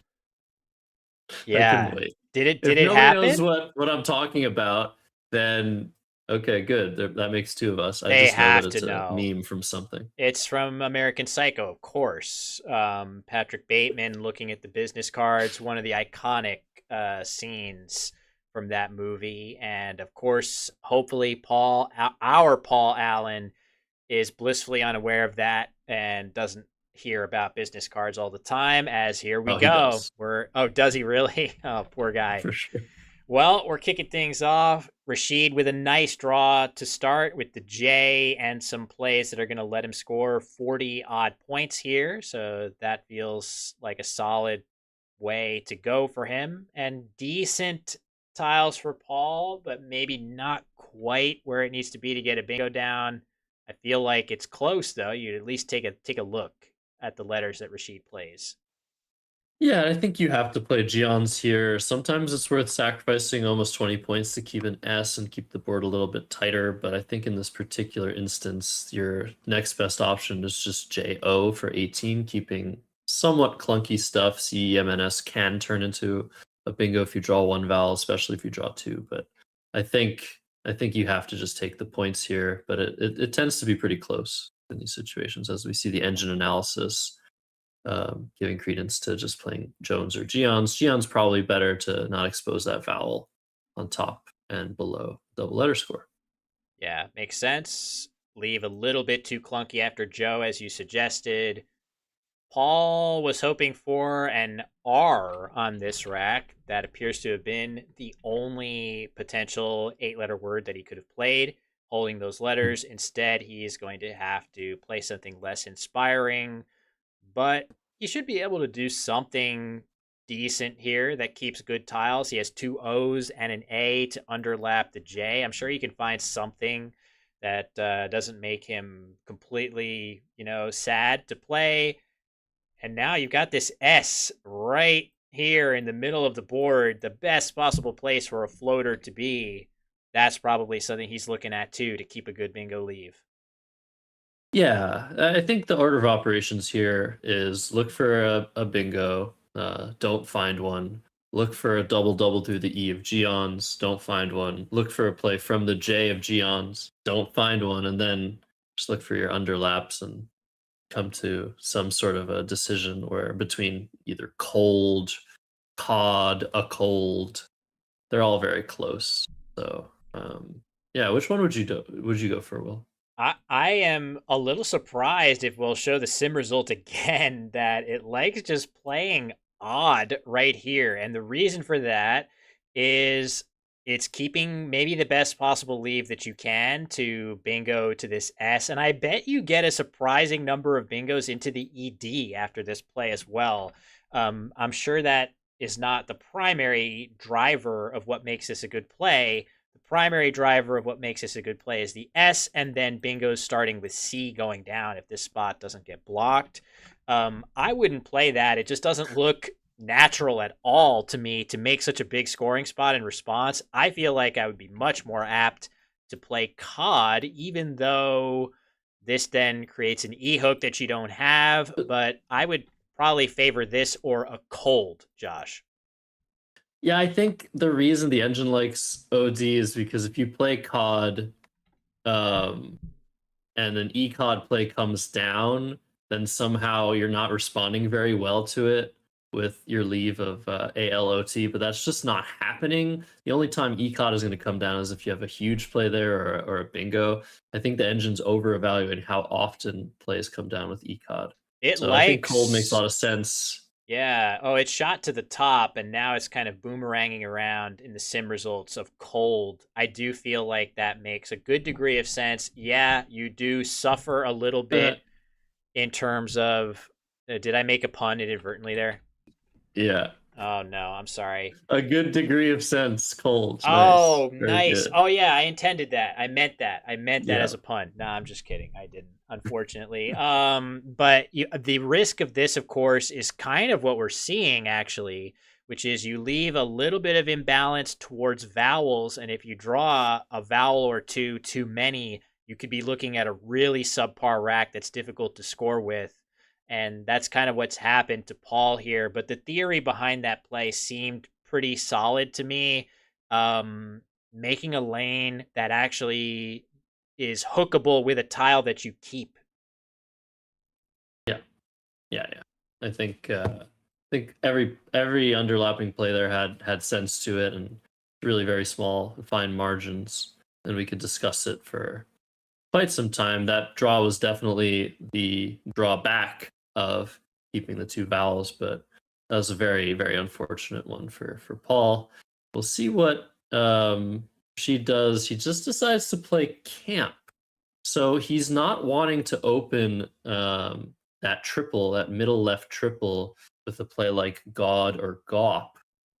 I think I like this play. I wonder about playing Caw, keeping the 4 consonants. I wonder about playing something else. What are you thinking there? It's really interesting to wonder how often after a play like Cold can you expect an A to be likelier in Paul's leave. I'm not so sure I have that strong of a read on the A tile after Cold. It could just be a tile. It could just be a play where you have, 5 or 6 consonants and you're trying to balance your rack. But if you had any particular reason to believe that Paul was setting up his A hook, then playing your G here could be much riskier because, of course, now you're giving back a triple to a tile that you strongly suspect your opponent may have. That being said, I don't feel like my read on an A is strong enough there that I'm not playing Gop there instead of Camp just for much better tiles for next turn. I think I would be willing to take that risk in this particular case just because it's not even that easy to play that heavy of a tile of a word, I should say, ending in A or U by putting a G there. Yeah, it's going to happen sometimes, but there's certainly stuff that can happen after camp too, where you're giving up campo and campy plays that hit really hard in this spot. So I don't know, maybe Gop is the play that I'm favoring right now, but I appreciate the logic behind camp to simply deny this access now while you can. Yeah, and it makes things so much harder. That's another aspect that is often overlooked. It might not be the absolutely optimal play. According to engines, even according to maybe myself, I think I would have played Gop as well, but it just makes so many decisions of Paul's so much harder. Even if you infer the A, the engine still thinks it's among the best plays, but it says camp is definitely competitive with GOP or God. But it's very interesting. I wouldn't necessarily read an A either. It could just be an S setup. It could be that Paul has an S. He wants to set up Scold. There's a lot to decipher and dissect about the position. And this is Rashid's style. He likes to play things as complicated as can be for his opponents, so that they have a high likelihood of making mistakes, which is again a very often overlooked thing about Scrabble. Yeah, We're no seeing doubt. Ba. Very Interesting. interesting that Paul turned down Boat and Campo. Could that have been an uncertainty about Campo just not liking what it did to the board? Very interesting. Yeah, not sure. Paul is such a strong player that I would be surprised if it was just an outright miss of the O hook on Campo. But yeah, Rashid's going to play very quickly. Jowing, that looks really strong for him here. It is worth noting that those same letters could play with Campy for a similar score. So if you prefer that, you can make that play and score a similar number of points there. But either of those two plays, one of those two has to be the best, Josh. Yes, indeed. I like this. I like this for Rashid again, sort of denying as easy scoring opportunities for Paul. And now with the U draw or the Q draw, excuse me, things are looking a little bit better. Unfortunately, the end's in the wrong spot for equation. I just wonder where you start here, though. Do you keep the QU now? Do you play it off? It's a really weird one now. Yeah. This is a very bizarre position. It's weird. It's bizarre because with those letters, you would definitely think that there's going to be a wealth of options to actually play your Q, but there really isn't. The only really palatable options that let you play your Q here are Toke right here, which scores 37 but opens you up in a variety of ways to Toquette and Tokes hooks, in addition to now this wide open E. So there's some major downside there. Quag looks a little bit safer, doesn't open nearly as much, but scores less and keeps a more imbalanced leave. And apart from that, what are you even doing? Could you play Chi holding on to your U and try to then play down with Chi? That doesn't, I mean, that's okay, I suppose. It's not the most inspiring possible option, but it does have some merit if you're really scared to play Toke for some reason, Josh. Yeah, that's so cool. That's a great idea. You set yourself up immediately. Rashid doesn't have some of the combinations that he needs to have to take advantage of that. You're getting a nice 40 points next turn. But yeah, it turns out Toke, I think, is just what you do here. Keeps AI, but it scores very well at a slight deficit, opens the board at a slight deficit. It's just sort of the standard approach. And I think it's the best play. Yeah, just think about how horrible things are for you after playing Chi right here, and then Rashid has a U and plays down from the Q, and now all of a sudden your leave is AEOTU. That is a huge risk to take, and your opponent could have Caddy, your opponent could have, other stuff that blocks down there, and, QATS, and you could regret your decision. Whereas Toke, yeah, you can regret this sometimes when your opponent bingos, but I think, again, the outcomes are a little less polarized in terms of, if your opponent plays in a certain spot, you're absolutely boned. This isn't quite like that. This is a more standard play. It makes a lot of sense. And Rashid, meanwhile, with very, very strong tiles, he is going to be bingoing. The only question is, where is he going to put it? Yeah, and can people come up with all of the 7-letter words with this rack? This is such a potent combination of tiles, somewhat high probability. If anyone in chat wants to take a look, there are so many. I don't even know how many. Is it 6? Yeah, it's enough where I groan when I see it doing my card box, because I'm like, oh god, I got to think of all these And yeah, I guess we're confirming it is 6. So yeah, top side, this is what Rashid has lined up on his rack. This is the highest scoring option right here. It's the only one that hits a bunch of doubles and pluralizes tokes, and that is the play he's going to make. Nicely done, Rashid. It does have another nice benefit of the D here is somewhat difficult to play productively through, but Paul's going to have at least one play that I see that hits pretty hard. Yeah, and this rack is pretty good for Paul. He's drawn 4 constants and a Y to go with the AI, but the duplicated L's is just a little bit too much of an issue. He's not going to have a playable bonus here, but yeah, Will, you spotted a really nice option that somehow manages to take advantage of an otherwise defensive tile in that position next to the triple, but Hydra is 48 points, so it's probably the best play despite keeping both L's.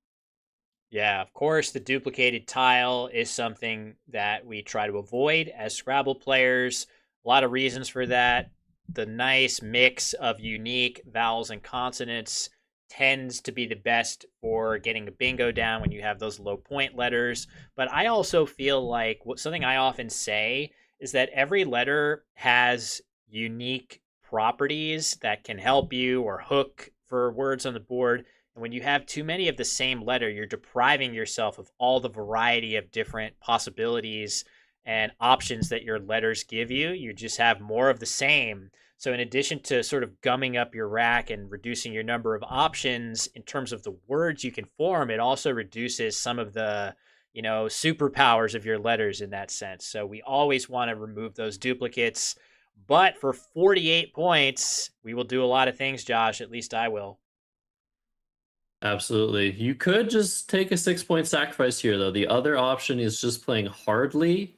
And it looks like the play of Yield more standard approach of balancing, using that Y both ways on the triple letter score is what's being played. But I think this is just a little bit too small of a score to be worth playing. I think hardly for 42 or Hydra for 48 were slightly superior. Yeah, excuse me. There's no question that this play has serious advantages over Hydra in particular. It's all a question of the point differential that justifies that sacrifice, right? No question you're leaving RAH after Yil. Much better, much more flexible of a combination. But for any sacrifice that you make, there should be some number of points that makes it worth doing something different, keeping a worse leave, whatever it may be. And I think Josh and I are agreeing. Hydra for 48, I believe, versus Yil for only 33. That was probably enough to grab the extra points, but there could be some serious advantages to this, depending on what we see here from Paul or from Rashid. Yeah, and there's one more benefit to Yield is that it leaves the board more open. But I think just with the deficit that Paul was facing, with the fact that there's so many options on this board already, I think, we'll say that was a small inaccuracy. And weak coming down, which is the highest score for Rashid, putting that W in the triple lane, not a huge threat, given that you're already covering the double letter score. I like this play. You could have also played View just to keep a little bit more in terms of scoring potential. Maybe that was slightly better. I'm not sure. Yeah, interesting options there. I guess I would be looking between weak and overdraw. Sorry. Ooh, looks like Rashid drew one too many. Okay, so we'll figure out what happened there. I think, right? That was Rashid drawing too many. Yeah. So the rule there, for anybody curious, is when you draw too many tiles, if you haven't mixed them up on your rack, I think your opponent turns over some number of the tiles that you drew and gets to pick which one they throw back into the bag. Is that true, Josh? That's right. So Rashid, instead of drawing the 4 tiles you're supposed to draw, drew an extra one, got stuck or something. So he had 5 tiles that were not mixed with his previous 3. So I think what was overturned was AU blank. Oh my goodness. And there goes the blank back into the bag. But Look at this rack. Rashid still has a bingo with Viduage. This is the rarest thing for an overdraw, Will. Have you ever seen this before live, where if you actually knew your opponent's rack, you would could give not them the avoid. blank back? Yeah, you would. Yeah, because you cannot avoid giving them a bingo no matter which tile you give them. You would actually give them the blank to reduce the Maybe. value. I think at this point, if you're Paul, you probably need to draw that blank enough that you're still Yeah. throwing it back into the Okay. bag. But really fascinating. If it's closer to the end of the game or something like that, maybe you would actually let him have the blank and score less than he would normally with the real tile. That would be kind of crazy. But this is shaping up to potentially be our first blowout of the stream. Tough early plays for Paul, but he's going to get hit, and it's going to be a bit of a troll, Josh, when he sees Viduage go down. No, he is. I think Paul's going to be livid here. I mean, how does that happen? So he's going to play here. He's down 120, and he knows that Rashid has an A and a U. Those are not hooks to here. You might as well go for this and make a huge opening. But now is Rashid going to play with Herd? What's he going to do? Play Viduage so with Herd? This is you insane. have to do that. This is insane. There's Let's take no a way. look. So Viduage, the rack, this plays here for 98 points, and it plays here for 78 points. Of course, this spot down low creates the massive spot here, which maybe that is Paul's ticket back into the game, and maybe you'd sacrifice 20 points here, or maybe you're just up by enough that potentially you're going to do that and try to really get a huge blowout. I don't know, though, because, Josh, I feel a little bit concerned. Maybe here is a play that Paul is going to make with almost any set of tiles. Get out of town. But I would be somewhat concerned that he's doing it with an S that he's setting up. But, oh, here we go, the content. Yeah, there's no way. Look at Paul. Yeah. He's actually reacting much less than I expected. This is brutal. So he's playing the extra 20-point play, the content play. Oh my god. This is crazy. He doesn't have an S. He's smiling because this is an absurd situation for sure. For a second, I thought he had Infuriate through the AT, which would be such an apt response to this play. Oh. Almost. But it's on hold, and he's got a challenge if he has any doubt. Like, you have to challenge Viduage. Sure. And it's going to give an extra 5, of course. That is crazy. This is hilarious. Waybin on Twitch requesting endgame interview with Paul instead of Rashid. There would probably be just absolute gold, but I don't think we could do that to him. It's just not. That's okay. Well, you got a board where you could maybe come back from a 200-point deficit. That W is a triple possibility. If Rashid draws absolutely nothing for the rest of this game, and I know I'm jinxing it right now, there's 2 blanks out. He's drawing there's ZS. 2 S's. He's drawing ZS blank 100% of the time here. I just feel it. I feel it in my bones. I feel it. He's drawing. No, my prediction is he's drawing a natural bingo without an S. What could be worse, right? Oh, it's so brutal. I mean, we've all been. Oh. Hey, come on, man. You can't. No way. Oh, no S. Not quite. Not quite. Oh, and no big plays, actually. Yeah, no big plays to Viduages other than burning the blank. Yeah, can't quite. I was almost on it, but that's okay. So, yeah, it's all good. But we've all been in situations where ridiculous games like this happen against you. So in Paul's shoes, which it's not pleasant to be in. It seems like he's taking it with good humor, and he knows how Scrabble is from one game to the next. Craziness can happen both for and against you. He's a veteran. He knows the score, but it doesn't make it feel much better, Josh, when you're in this particular situation as he is. Yeah, I mean, you just have to laugh it off, but you still have to finish the game and try to make some good moves and just try to save yourself some spread. and even try to win. Rashid could have drawn 7 consonants. He might not be able to block the triple triple. So I think Paul is doing the right thing here, taking some time. What's the closest rack leave he has to a triple triple? Maybe something with where? Maybe he plays off UF somewhere. But he's just going to go for Fundy, which is, I think, the normal play you would make here in most situations. Yeah, let's try to get a blank, right? Let's try to get one or both blanks and triple through the W of weak. That would be really exciting. Of course, we know that's not possible, given Rashid has one blank, but you could easily draw the other and hit a massive play up there. Rashid does not have an S yet. There are pathways, crazy ones, but they exist, that Paul could fight his way back into this game. And if he does, I'll tell you right now, he's going on the channel if he wins this game. Yeah, that's the one thing you can hope for when this is happening on stream, that the most what do you call it? Incredible, impossible comeback could happen. So what is this? All right, adorn or readorn. He's gonna bingo. All right, that's a good start. Yeah, definitely a good Narrowed. start. Narrowed. Yeah, I was gonna say narrowed. So I almost thought triple, but I feel like, so Rashid is getting set to burn his blank here, which could be a reasonable option for him. ZUV. Oh, now he's pivoting away. Fusey. I hope he's not thinking about playing this somewhere. I'm not sure where you would, but oh, Furzy. Does that fit anywhere? Not really. No. So, Oh gosh, man, a phony here. Let me give Paul his points for Fundy.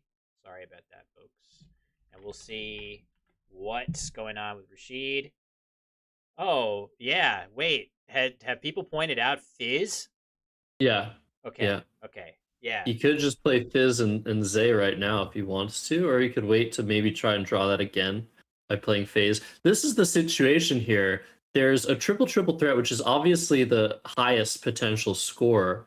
But if Paul gets the first S and gets 60, 70, 80 points, maybe even 100 points with Viduages, he could then bingo multiple times and still come back in this game. So this makes a lot of sense to handle this first and score 75. But yeah, we'll see. Yeah. Narrowed. If this was a triple, Yeah, he's challenging. Yeah, just making sure. It makes sense again. If this is good, that really hurts his winning chances. He's probably down to a sliver of 1% if this is valid, which it is. So an extra 5 points for Rashid Balagun. Paul is, I think, as much as you hate to not play to the triple, I feel like you gotta. I mean, can you play a Dorner here, Josh, and just leave that open? Sure. You can do whatever you want when you're either up or down by 240 points, Will. Yeah. You could just try to. Maybe that's more realistic. Oh, look at how terrible She's letters are. So this could actually work. He might just play Vi for 14 if the triple is left open. But other than that, he actually almost has no way of blocking the triple. That's crazy. Yeah. How brutal. Oh, he's looking. Can I play near word? Yeah. Near word. Yeah. It's interesting to play a Dorner here and just leave that open and continue to pray that you draw the second blank, which is lurking. It's there. So he's going to go, oh, he's going for this. This is ambitious, I think.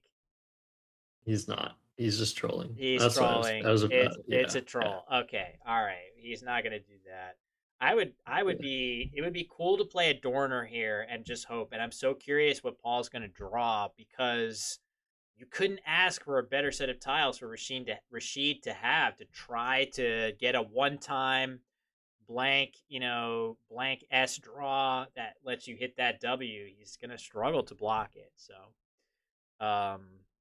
look, Paul's within 2 bingo range. There's still a blank out. There's still lots of space on the board. This could be it, Will. This would be insane. Please. I really hope he draws something amazing. No offense to. Oh, why is Paul's clock being restarted? Oh, we're getting Oh. word that there was a challenge on narrowed potentially. Rashid maybe challenging that. Not 100% sure it's a verb. So What? we. But I'm why sorry. is Paul's clock running? Oh, let's we'll let them know. But yeah, narrowed being challenged. Yeah, that's So reasonable. extra 5. There we go. Rashid back on turn as he should be. And okay, there's an S. The other blank. Oh! Oh man. This is a good Rhombus. this is a good draw for sure. Be smooth would be a hilarious play to through the E of Fundy, but I'm just Oh, curious. not through the E of phase. Oh yeah, I was thinking E of Fundy would just be hilarious to, try to get the last S and put more pressure on, but it's definitely better through the E of phase. Be mouths in that spot is even better. For points, if you just want to max out your score, which maybe that is the way to go. So, all right. This is a great play, though, by Rashid with his lead. Just set up massive scoring spots. Yeah, this makes a lot of sense. I think Paul still has to bingo here and hope Rashid doesn't draw anything big up there, but he might be tempted sorely to play something like Bosch and HO and take out the scoring spot. Well, both, right? Or both, yeah. But either Both way, of those are reasonable. yeah, either way. So yeah, this is really funny. It's funny. We're talking about how all these games have been close, but even the blowout has been hugely entertaining with all of the back and forth on all of these plays, different directions that Paul can go here, and some of the, the way it's unfolded has still been hugely entertaining, in my opinion. Yeah, that's usually how it goes. There's always, until the very end, until the bitter end, there's always some possibility of craziness happening. It might not mean that every game is winnable near the end, but there's always possibilities to make grounds come back and narrow the gap. I mean, Paul Allen very much narrowed the gap here with his previous play, and he's hopefully going to find. I mean, you found both of those bingos immediately because you're Will Anderson. Those are not easy to find. Be smooth, be mouths. Yeah, it's it's nice to have an alternative like something in the top corner. If you don't spot those, that still, continues to score well and drive towards another bingo. But I really feel like at this score line, you cannot defer any longer. You need a long string of like 100-point plays, one after another. So you got to just go for it if you see it. And okay, there we go. Be smooth. And now Paul is very likely to be thinking about, what do I do with this? Do I play it for 86 points through the E, or do I try to set up one more crazy play? I don't think this is, if this was like a full unobstructed bingo lane, I might be more apt to do that, but it's not that. Like, even if you hit a big X play in this spot, it's probably not enough to. Well, the interesting thing is because there are only 15 tiles unseen, what Paul needs is to be able to threaten something and slow the game down, potentially. So you would maybe play Be Smooth just so that Rashid would block for cheap. Then you bingo elsewhere, you draw the S. Or maybe you score up top in the top left and then bingo after that. I feel like that might be the path to victory, but that's the path to victory anyway. I feel like hoping Rashid has terrible tiles, you play Be Smooth for more, hope he can't really hit the top left, and you bingo again, or you score. I really think those are the options regardless. So I don't think taking the huge swing and score is really worth it here.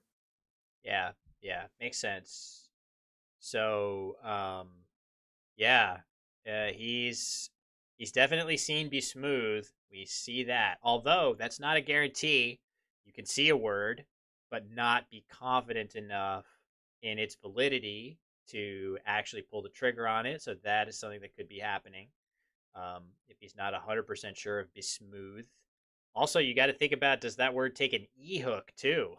That would really not be good if you make this play trying to draw the last S and are simply giving up a gigantic hook of Be Smooth with an E at the end, which just I didn't think it took, but I just had to confirm. No E hook at the end. Oh, there So we he's go. found the highest score, B Nice. mouths, and suddenly the gap is less than 100 points, Will. That's pretty crazy. Rashid's tiles are not even that great. Let's see what Paul draws. Could he draw some kind of miraculous play with the, like, what if he draws like re-taxes? Right? It's possible. It's not. Yeah. It's not impossible. So nice play by Paul. B mouths. And we're getting a challenge. 5 more points. All right. The gap is 89 points after this +5 for Paul Allen. And Rashid can't hit the top left very well. There's 8 tiles in the bag. There's actually a glimmer of hope here for Paul.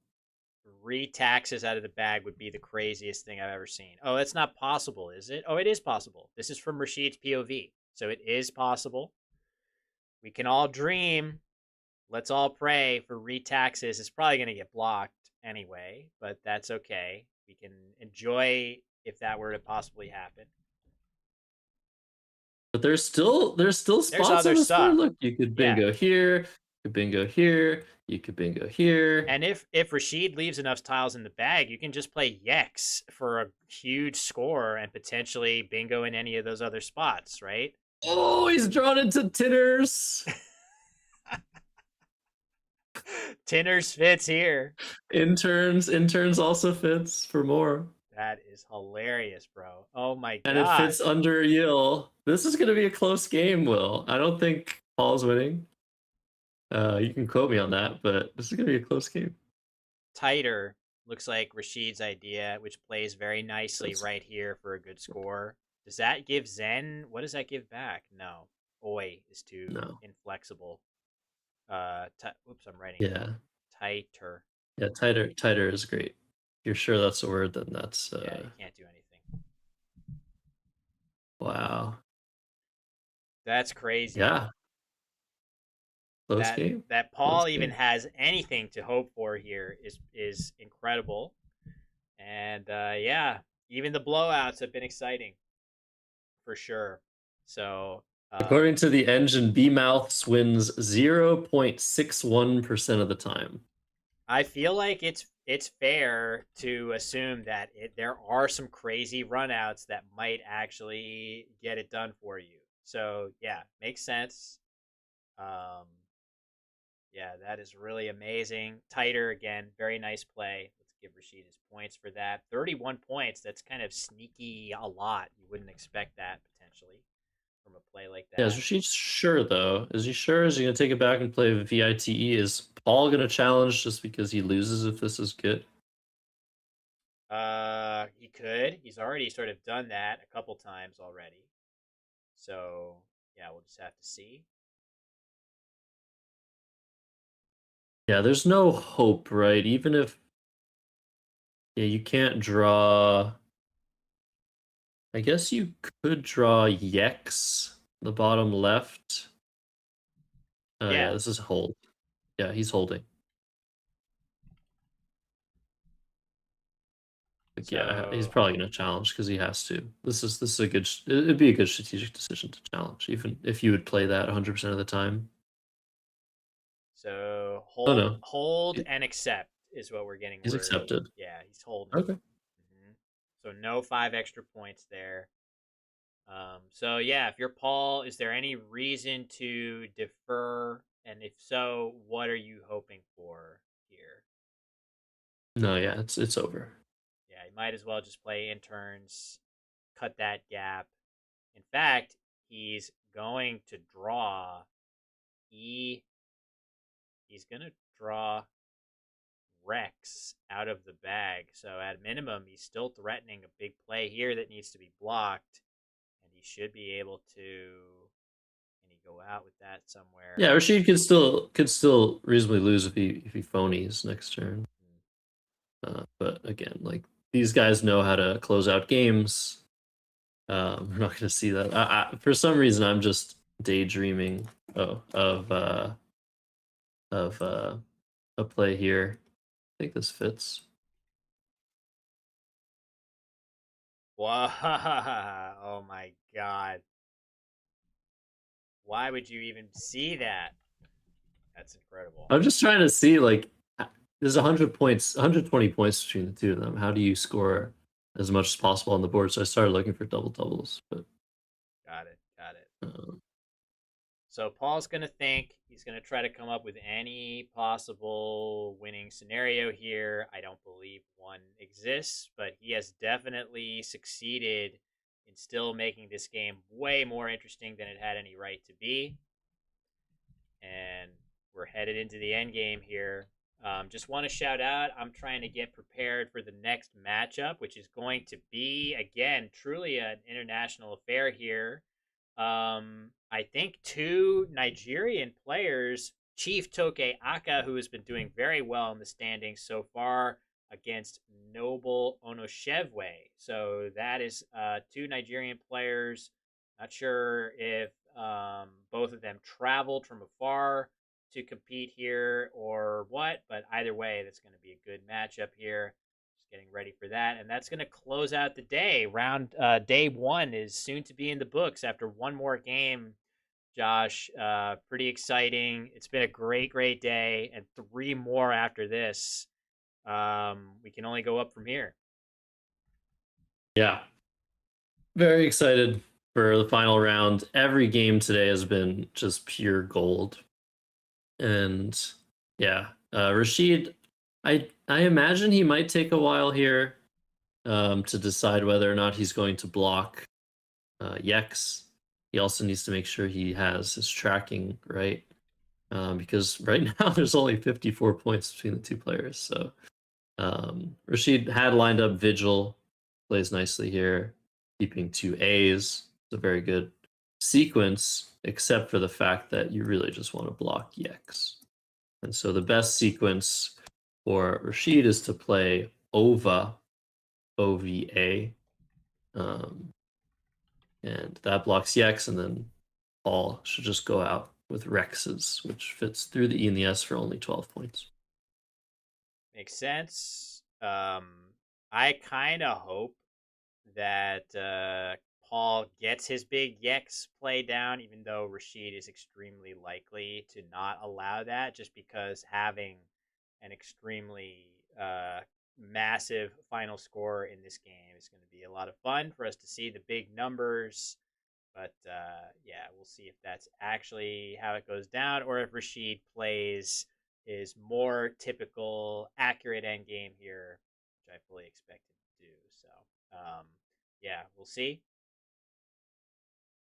Wow, what a game. Honestly, like, this is why you keep fighting. Paul was down 240 points, folks. Like, that's ridiculous. If he was only down 190, he would have won this game. Probably. Potentially. Yeah, he's getting close, and he's threatening a lot in this end game. So Rashid. But yeah, I just cannot believe that Viduage thing happened. That is just so brutal on so many levels. That is crazy. That's really have you seen that happen before? Yes, actually, it happens to me all the time, Will. I don't tend to complain about luck in Scrabble, but when it comes to overdraws, I always seem to benefit my opponent when they overdraw. It always seems to work out for them. Despite it's supposed to be, overdrawing happens a lot. It's the most common infraction in Scrabble. You just draw one too many tiles, usually, sometimes more than one.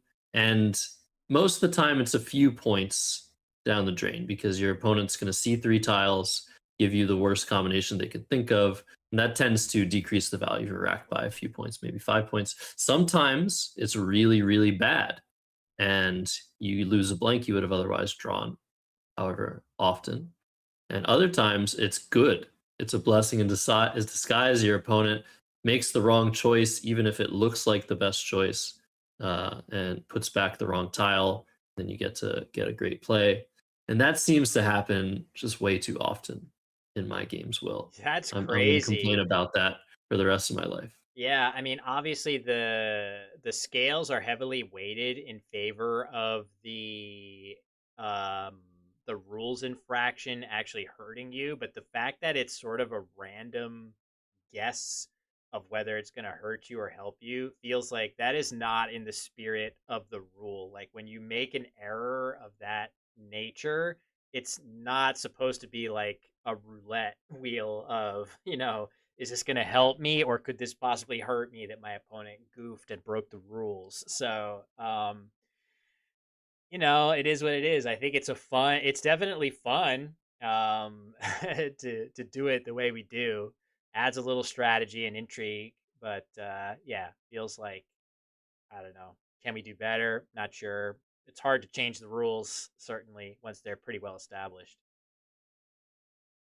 Yeah.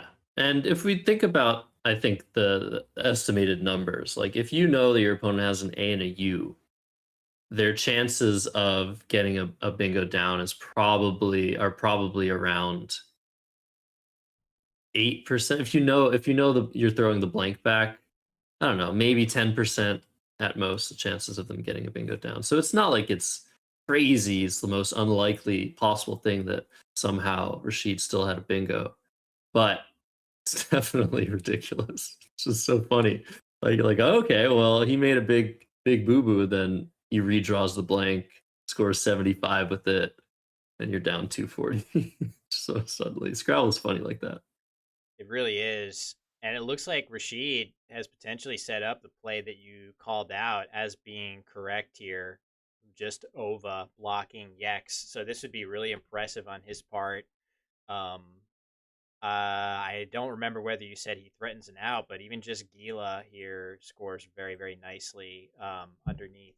Sorry for my poor drawing in this spot. So if he has an out, great. If not, he has a good follow-up play that scores decently well. Um, if he gets a chance to play it. So that would be really nicely done by Rashid. And again, that spread, the point spread, there we go. Nice. That's not an easy. I mean, yeah, it is easy in the sense of you need to block Yex in this position, but figuring out the right play. Oh, Rex's, I guess. Never mind. I guess you probably said that. So Yeah, no, this is the best sequence. That's why it's weird. It's like you're allowing your opponent to go out, and you're preventing yourself from scoring so much more than you could with Ova. But it is the correct option. It is just mathematically the right thing to do. Yes, you're sacrificing 15 points or 20 points total, but you're preventing your opponent from scoring 58, forcing them to score only 12. So the math is the math. And Paul's best option here is to go out with Rex's. yeah. So, yeah, you do allow him to go out, but you prevented him from scoring 60 points, and that is definitely a good trade. So, almost to the end. What happened? Oh, narrowed her. Nice. Trying to go for the win there. With that, I think that would probably do it for him, right? Yeah. 69 points, and he's getting a whole bunch of points from Rashid. Yeah, Rashid's laughing. Good on them. Narrowed her. More narrowed. Doesn't have that E and also would not be valid even if there was. Oh, look at that. So Paul, he's not committed that one yet. Not his best play as it gives Rashid an option to get another turn, but still scores a lot. If you're looking to max out your score, this is probably the way to do it. Yeah, the problem is this gives back Ilex, which is extremely hard to find. Otherwise, it'd probably be the best option. Beautiful. That's fantastic. for Rashid. Tough to see, as you say, for Paul. Oh, look at that. He spotted it instantly, and I think Paul's going to immediately know that was probably not what I should have done. Gives back 30 points to Rashid. Would have worked out better just going. So, yeah, just a few points here and there, like under 10-point mistake. Yeah, I guess even without Ilex, it's slightly better to just go out. But sorry, I gotta save this. End games are hard, and you know the stat. We can talk about the stat, and it's just so evident when we watch these games from some of the best players in the world that half of all end game moves that are made at the top level in Scrabble are incorrect. Half of them. That's how complicated end games are, and that's why it's so impressive that Nigel Richards solves end games 99% of the time perfectly. Yeah, it's crazy because on the stream at the Easter match play, I got a couple tough end games correct, and I was thrilled by that. But then I had this one where you were commentating, and I didn't see the right. I should have played viewer instead of views, and I lost like 2 points of spread. But nevertheless, it's just an example. I didn't nail it, even though I got the second best end game. That is not a correct solve. It's really, really hard to solve them correctly every time, even though I felt like I was in the zone end game wise, and I was still not coming up with the correct solves as often as you would think if you're really seeing end games well. So in any case, game's finally complete. Look at that score. Holy crap. Did not expect that one midway through this game. Yeah, almost 1,000 points. Crazy stuff. A banger for sure. So I guess we're gonna wait and see if we are gonna get to talk to Rashid, the victor in this match, and whether or not that does happen. We have one more match for you today, round 8, between Chief Toke and Noble. So yeah. So this game was slow to start and slow to finish potentially. So I think what we may do in order to keep the stream and tournament running smoothly is to give Rashid a reprieve. We're probably going to see him on the stream at some point later as well. And maybe we'll just go straight to round 8, which again, I guess it depends a little bit on how long they post-mortem the game to whether we get to say hello to Rashid and talk to him. Let's just see that before we move on for sure. But yeah, we'll get our questions into Rashid real quick if we do get a chance to speak to him. Otherwise, we go straight to round 8, our final round of the day, which is going to be fun. 2 Nigerian players doing very well in the standings, I might add. I'll just put in the bottom both of our 2 players that we're going to see in the green zone right now. Toke, Olubutoke Aka, who we refer to as Toke in the community, longtime Nigerian Scrabble Federation president, and a very solid player in his own right. You see him in second place there, and his opponent, Noble, in 5th. So we're seeing a game coming up between 2 of the top performers in the standings on day 1. Should be a great one to close out with, Josh. Yeah, and of course, if you're not familiar with Scrabble, Live Scrabble, World Scrabble, Nigeria is the powerhouse of the world. Nigeria is the country that every other country seeks to outperform in the world of Scrabble. So many top players hail from Nigeria. The Scrabble is considered a sport, mind sport. We actually just got word, though, that things are happening, I think, from Singapore. We got confirmation that a very important group has considered Scrabble to be an up-and-coming mind sport, which is going to allow for sponsorships, going to allow for the growth of the game more than we've ever seen before, I think, in Southeast Asia. I don't know the full details. We're going to maybe look into that a little bit more, but I think the architect of that was maybe Ricky Pernomo. Did you see anything about that, Will? Yeah, Ricky was the one that spearheaded that with support from the Singapore Scrabble Association or Federation. But yeah, it was really amazing. We'd love to see more recognition for Scrabble at that sort of mind sport level or at a curricular level in schools and things of that nature. So that's already something Nigeria has been able to accomplish, and Singapore potentially following suit. So shout out to Ricky Pernomo, a really strong player in his own right. Another person who has appeared on my YouTube channel at least once for a crazy game. He's like a content factory, Josh. Mhm. Yeah, definitely. Yeah, definitely. It's so much fun to watch him. But yeah, what was I saying? Nigeria obviously is the country to try and best, and the country to look at in the standings of these international tournaments. So no surprises there that two of the, I think, at least a dozen Nigerians in the top division are doing very, very well, and get to see them face each other.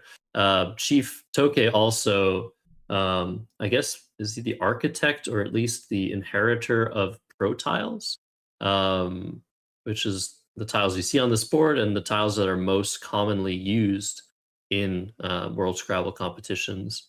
Well, He's recently given up that. Go ahead. yeah, I thought I was listening. I thought on your podcast, Michael was talking about that. No.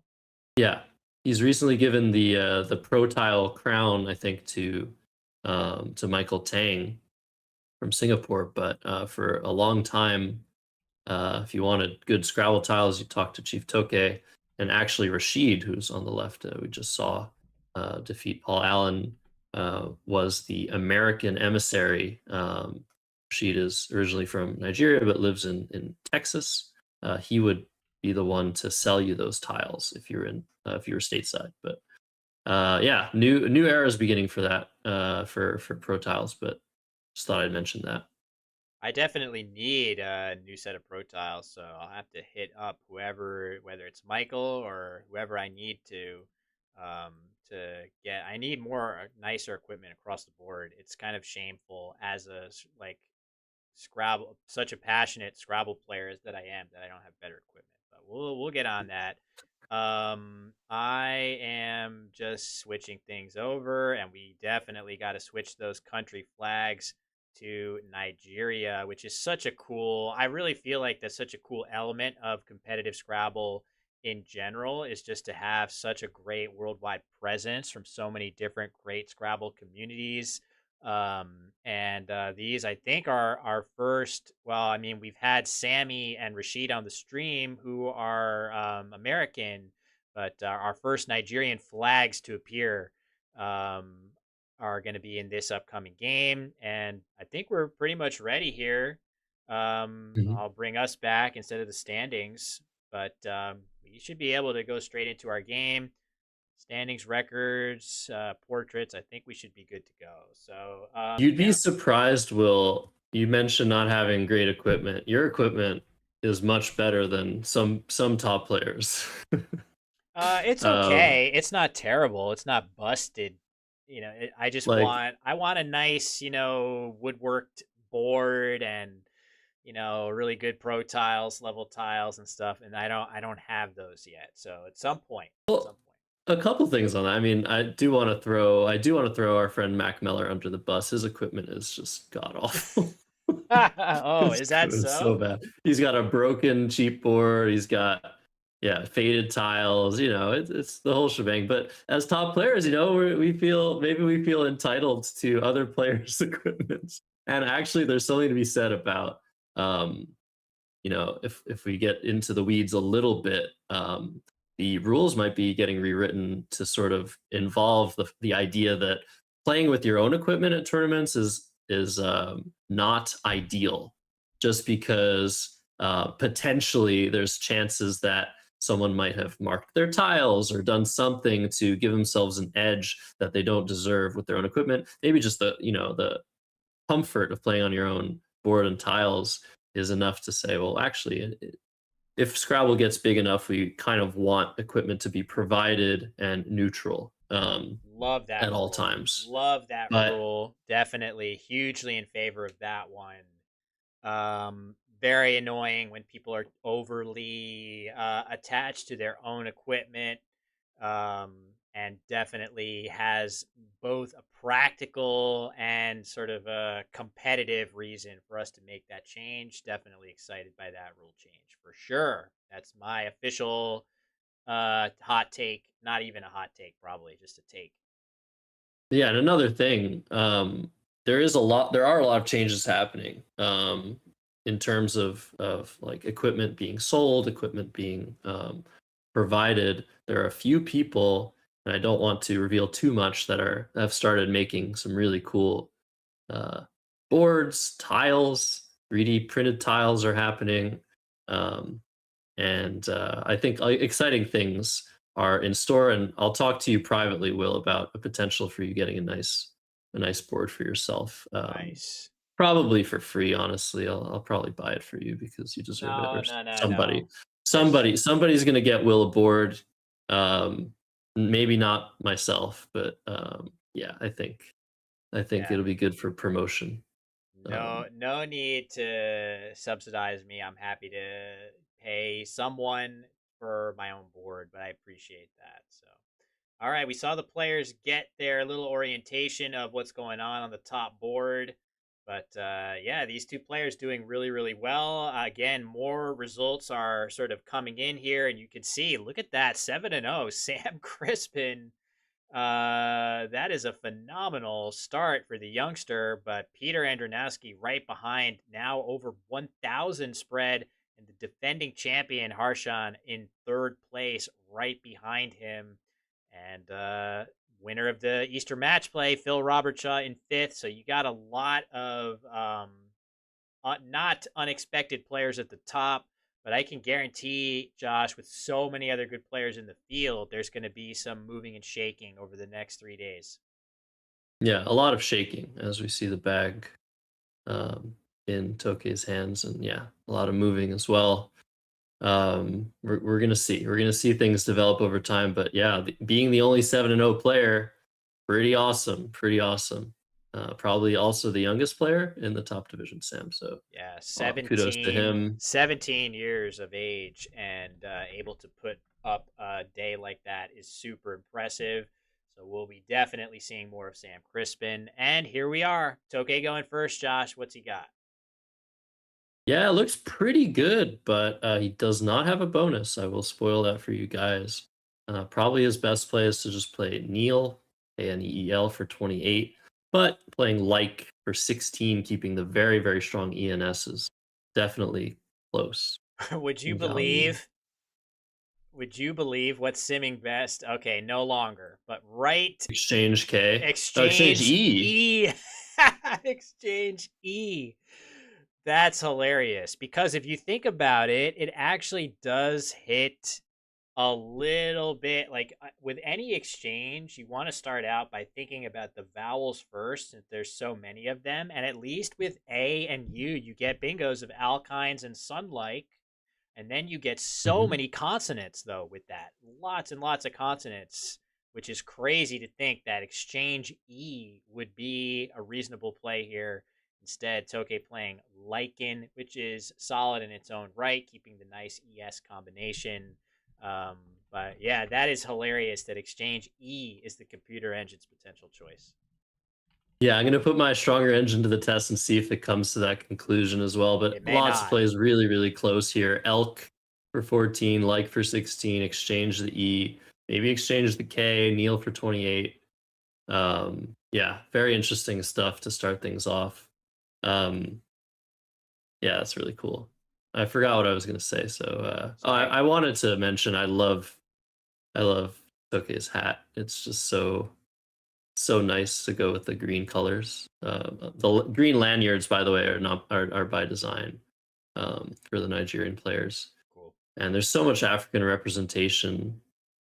Um, what are we thinking here? Clade. Okay. Yeah, so this is solid, but cycled in the same spot, probably slightly better. Instead of keeping the CG combination, you can keep AG, which isn't anything to write home about, but at least it's one vowel and one consonant instead of two not really that synergistic consonants, and you do get 4 more points in the bargain. Now, Noble has not committed this. Okay, now he has.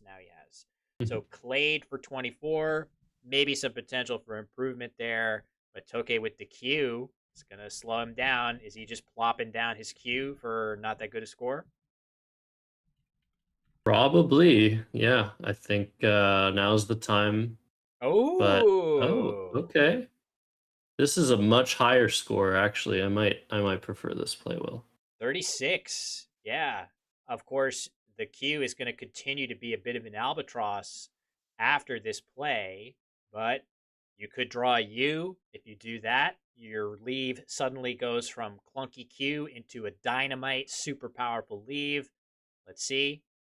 Not quite, but he'll have other opportunities to either exchange or, maybe something opens up. Yeah. It's fine like on the board like this, but yeah, the J draw was very, very key here for Noble. Very lucky draw there. The CG combination's so awful. But he did end up getting a really nice response with the blank. He draws a vowel, he draws two vowels, and he's gonna almost certainly bingo next turn. Yeah, for sure, which he has managed to do. So it's going to be Noble on a Chevway striking first. He will only have to figure out where he wants to play his bingo. And if I'm Toke, it's going to be difficult not to exchange here.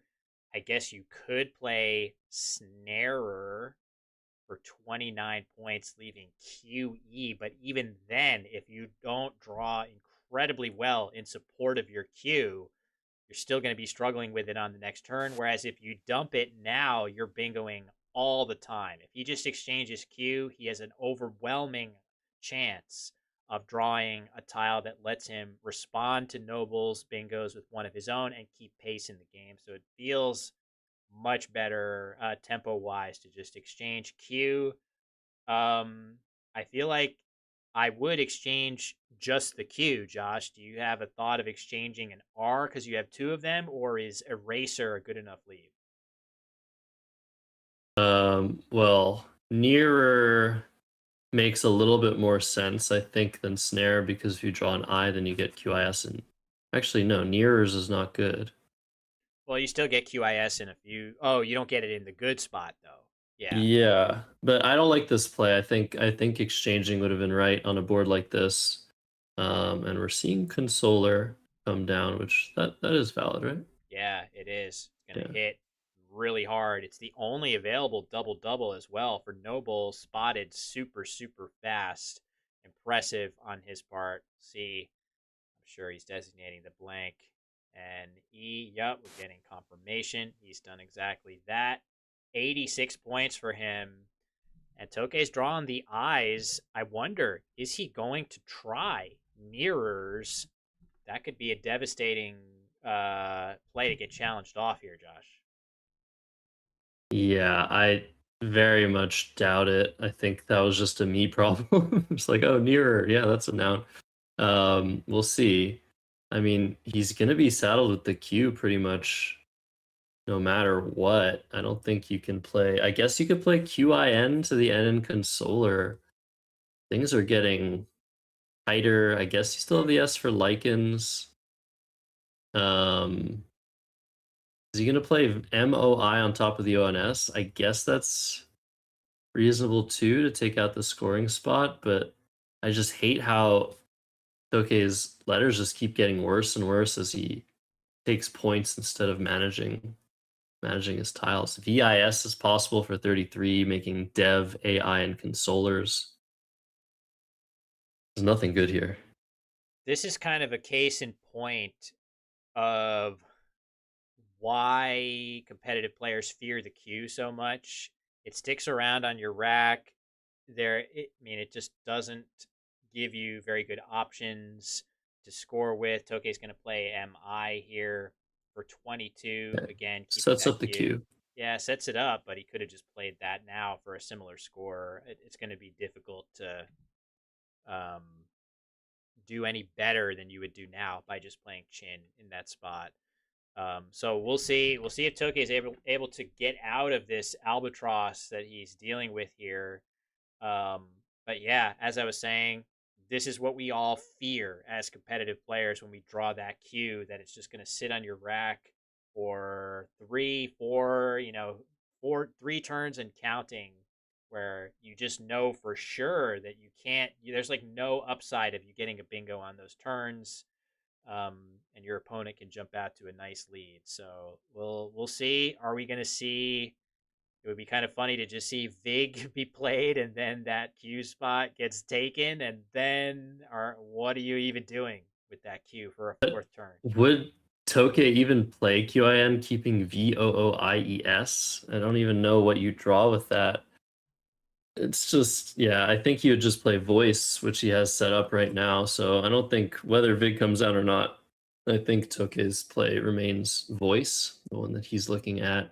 You could also play VIS yourself if you're noble with consolers, and that does a great job at handling the more dangerous S hook on Lycan, and just creating a situation where you could add the E as well. I would maybe keep the E for balance, but yeah, I think that's a very good option here, and it looks like that's what he's going for.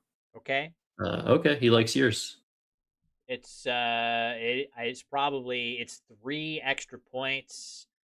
Keeping the E definitely improves your flexibility going into next turn, but 3 points is 3 points, so it's probably super, super close between those two.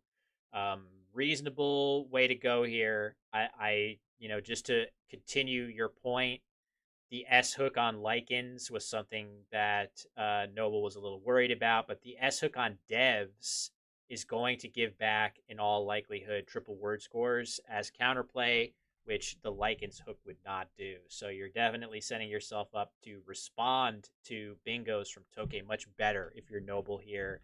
And poor Toke, this is just gonna maybe be another turn of, I can't, what are you gonna do? Play Chi and Devi? You can't do that. Yeah.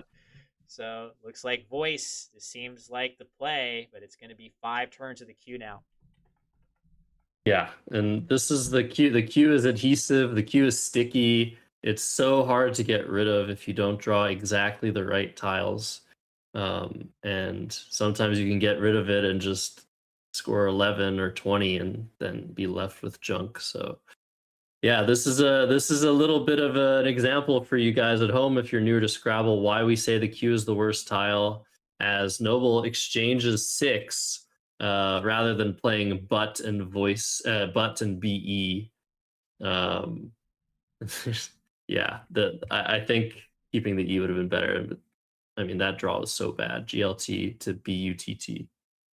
Yeah, that draw was bad, but Toke's was similarly horrendous. I think he left QOS and he drew OOAH, and he plays Oho. And look at that draw for Noble after his exchange. All those U's that Toke is probably desperate to draw find their way onto Noble's rack instead. So we've got misallocated resources all around here. And after all this, Toke is really not down by that many points, Josh.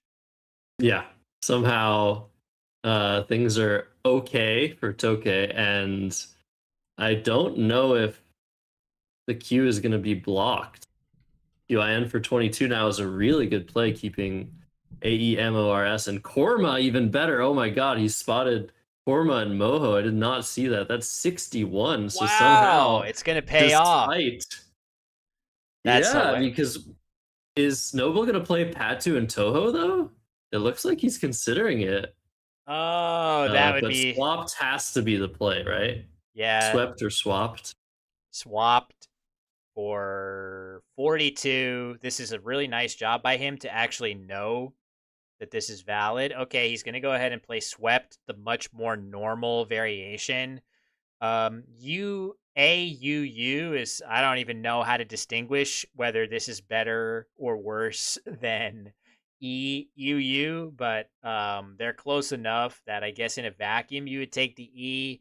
Whatever, doesn't matter too much. 42 points, and Korma, Toke's faith in the Q has been rewarded in emphatic fashion, Josh. I mean, sure, but he spent like 5 turns scoring almost nothing. So I still have to stress how bad the queue is. Like, this is a great result, but it came after 6 turns where he could have had gotten rid of it earlier. Um, and we're seeing Moho being challenged. Looks like, yeah. Okay. So an extra 5 into the docket for Wow, Toke. that's a bingo, I guess. He fished and he succeeded. Nice. So, yep, it was a challenge, of Moho. And it's surprisingly close. And look at that. Toke leaving ES to Noble's trash. Look at how bad those letters are. So, are we seeing a potential comeback here? It could easily be happening. Yeah, there's a U. I didn't know there were still any U's to draw. I guess actually these are the first 2 U's. For some reason, I've just been seeing double with these U's. I thought you couldn't draw any more, but Noble would like to play up hang somewhere. There's just nowhere to put it. What do you do here? PUGH, and PE? This Ugh. is not a good position somehow. Yeah, it really isn't. I mean, a lot of the good quote unquote equity plays, again, totally divorced from the board state. What plays score the most and leave the best tiles left over? A lot of them are here, which are total non-starters. You cannot needlessly play opening the triple lane back. So something like Puha here is a play that scores well and leaves only 1 U, but you can't play that here. It's way too crazy and aggressive. I think you got to play something safer. And what that is, not sure. Oh, is he? Just pupa. Oh, well, he's playing pupa. Okay. So maybe a missed opportunity here with the Q already on the board to just play poo poo, though. Yeah? Yeah. This is well, he did challenge Moho, so maybe Four's knowledge needs a little bit of a refresher for Noble. I mean, his word knowledge is obviously fantastic at this level, but seems like either a miss or being unsure. But yeah, you got to get rid of the second U there. So this is a pretty big mistake. So it also oddly gives Toke a good play, and he has spotted it. Nicely done. Elude for 20, using 3 vowels to only 1 consonant. That goes a long way to balancing his rack. And with OES, he can easily draw a couple of low point consonants and be hitting that next bingo, which the score has really knotted up in this game. So if he's able to do that, he's going to take a pretty solid sized lead. Yeah, but there's the X. It just feels like there's something wrong with the drawing algorithm here. Like, both of these guys are getting such unbalanced draws every single turn. It's rigged. I mean, Consoler was the only consolation here, and that wasn't even a great rack. But yeah, it looks like Noble is very close to just plopping down Gush and Voices. He just doesn't want to open anything. You could play Fung and FE in that same spot. But yeah, this is where things are looking for Noble, but he's choosing to get part with his S just in order to not open the board. What do you think about this, Will? Well, first of all, you could play the same tiles here for You could play the same tiles here for 6 more points. Of course, you're opening up a triple, and you probably don't want to do that. But just calling that out, that this is a pretty big point sacrifice over other variations of the same word elsewhere on the board. And it is good to deny your opponent good scoring opportunities. But if you continue to sacrifice points too many times, you may come to regret it later on. Toke quickly playing Another point sacrifice. Yeah, playing Ox. And this one, I worry a little bit that now, after Gush has just taken devs off of the board, this play doesn't really open. So SOO is not valid. So Toke has a nice bingo leave. Where is it going on this board, though? I don't know, but where the heck is this going for Noble. He's going to exchange 7, all 7 consonants. DFNNRRW just thrown back. He wants that final blank. And Seems I guess reasonable. EST was possible. But with the score being close, Toge doesn't need to bingo here. That's crazy. This is a super tactical game at this point. So are we imagining that maybe he could play something like Sagier, or is he going to continue to hold on to relatively balanced bingo tiles and hope that Noble inadvertently opens? It seems like neither of these players are the type to inadvertently open the board. They will do many things before they open something back to their opponent. Oh, maybe we'll see eaters. Maybe that's more in keeping with what we would expect from Toke. Scoring well, preventing other hooks on Vice because there are 3Ds still out. Maybe you don't want, I'm not even sure what would fit there. But all right, he's going to just play go. This is a weird play. Again, I just don't know if that leave. I guess you're trying to draw into a bingo ending in R, Josh. Yeah, REST, I think this is a good idea. You just casually mentioning a double disconnected eaters. Yeah, that would have been really nice. I bet you Tokyo would have played that if you'd seen it, maybe. But very hard play to spot. But yeah, GOE makes sense. It's just that if you don't hit, I mean, he did hit erased. What are you doing next turn? Yeah, very tactical game. But look at this block now. Oh my god. Just in the nick of time. That's incredible. Eyes in the back of his head. So Noble clinging to not that big of a lead and immediately a raised, This which is amazing. and another hyper defensive play instantly. Token doesn't want to give any sign that something was blocked, so he's just playing really fast, like, okay, you just scored 7 points, you're the fool. But actually, I think he knows that erased was blocked. Yeah, I'm sure he does. That is crazy. So oddly, now this is one of the few times where you actually can make a viced play of turd here, and I'm guessing Noble is likely to do that if he sees it. Not sure if he sees it. There are other plays that look great here. That's oh my god. Dub. Look at the defense, Josh. Yeah, it makes sense. I mean, there's a crazy play available. I think you were going to mention outbid, which is really, really hard to find, making HO, Devi, and AID, but this makes sense. Sometimes you got to sacrifice points to get the dub, and that's what Noble's trying to do. But Fairyist is going to come down, and now Oh my what happens? god. Now Crusher. it's pretty crushing.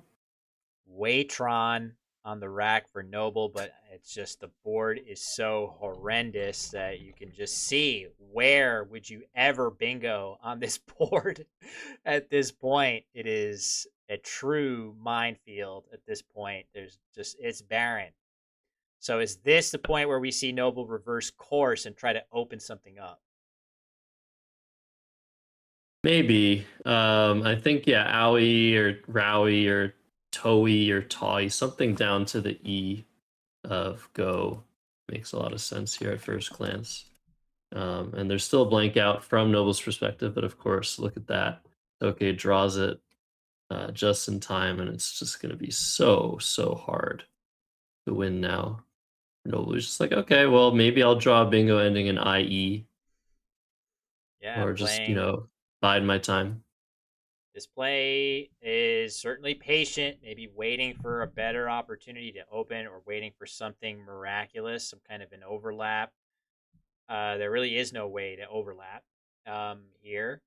So just continuing to toe the line, not giving anything back no matter what to Toke, not exposing his chin to get hit. Toke can just plop his Z down here in what feels like a pretty safe way, I would say, Josh. Just the Z for 38 doesn't really give anything back. Gotta be a good idea. You just have to make sure there's no solo nets or something like that available. I don't think there's a bingo available to the Z, or a 9-letter word available. Maybe anti-brief would be some idea to the EF. Is that But a at this word? point, you're talking about no. Oh, At this point, yeah, maybe fibrinate is no, probably not. At this point, it's margins. Like you're ahead by so much that either you score enough that you just can't be caught, which I think Zay does very well, or you just try to block the board as best as you can, lock it down so that Noble can't ever get a bingo down. yeah, it's pretty well locked down. I wasn't really attuned to the possibility, I'm sure Toke was the entire time, of trying to hit bingos ending in IEST. So just continuing to be patient, keeping good bingo leaves that contain IES, and just try to hit that spot, which is kind of difficult to use. But I do feel like at any point, Noble could have had a 6-letter word scoring really well. He just drew very poorly and didn't have a word like that, which was unfortunate for him, as we are going to see Z at the bottom of the board, not even offering any opportunity for something crazy at the top. Display even Well, I more think he defensive. wants. This is what he wants. Maybe I think he wants Noble to play there, and maybe then he gets the bingo. But Sure. yeah, it's interesting. And I want to mention, you guys are going to hear from Wellington himself tomorrow.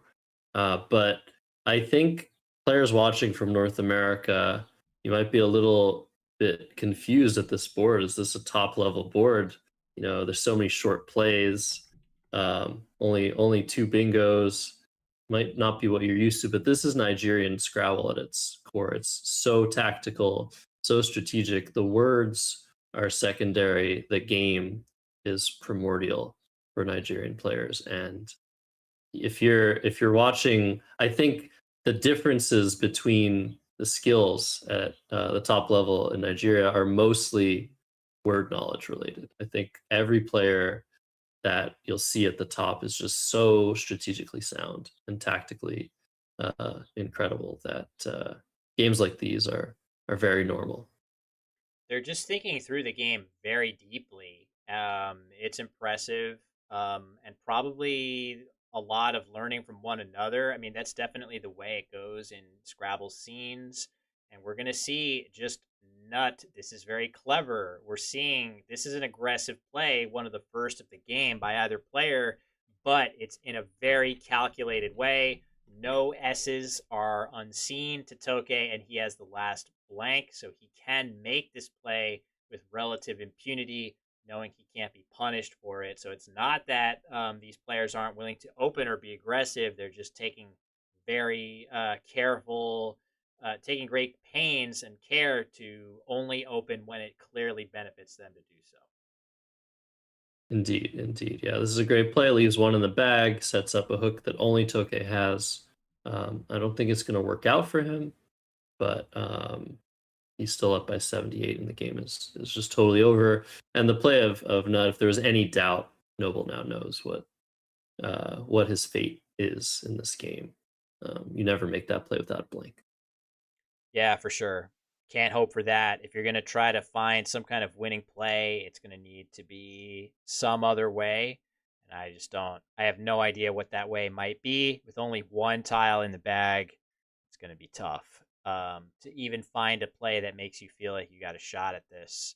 So, wow, great first day for Chief Toke, who is at 6-1. Of course, both players are, but he's going to move up to 7-1 pending the final game of the day. The only player with a chance of having an undefeated day one is the youngster Sam Crispin, who is still at 7-0.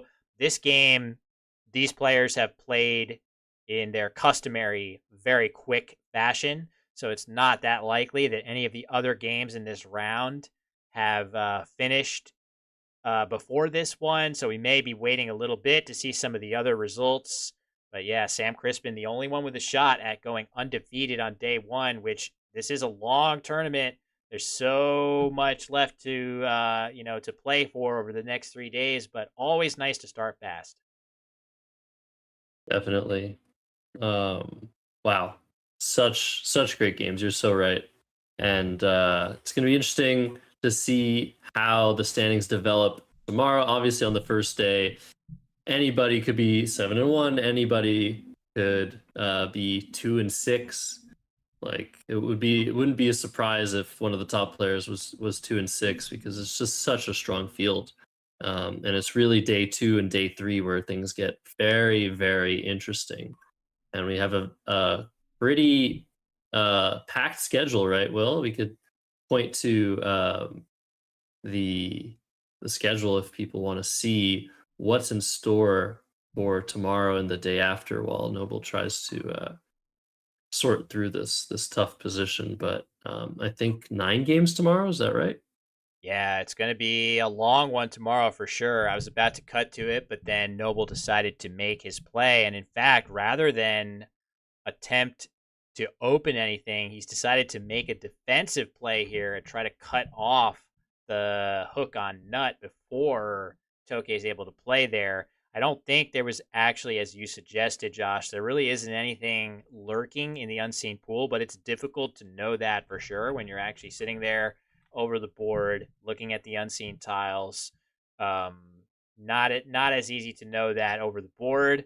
There is a hilarious play available here, I was thinking about this word, yeah. which is not the best play in this endgame technically, but there is one really funny play available here. I wonder who can spot it with probably the highest scoring play, I would assume.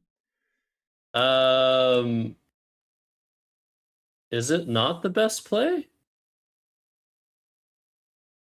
So according to the engine, playing just Ronin in the spot where Endrin went down is a little bit better. And the reasoning for that is by keeping ED, you set up Visade as an outplay. Interesting. My engine is saying no. My engine is saying I trust yours more than mine. It likes under voices better. Yeah. Wow. Okay. I'm sure I trust Macondo to solve this, but yeah, I guess we could be able to figure it out. But the quick, What does yours say in terms of valuation? it says this. Oops. 27. Yeah, under voices. That's weird. I wonder why that is. Yeah. Well, it should be. We can do the math of it out, I'm sure, but whatever. Not a big deal. We can check it out later. So Endrin is the play. Let me get that right.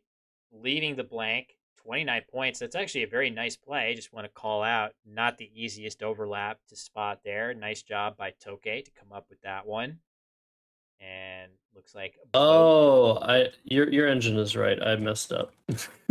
Sad.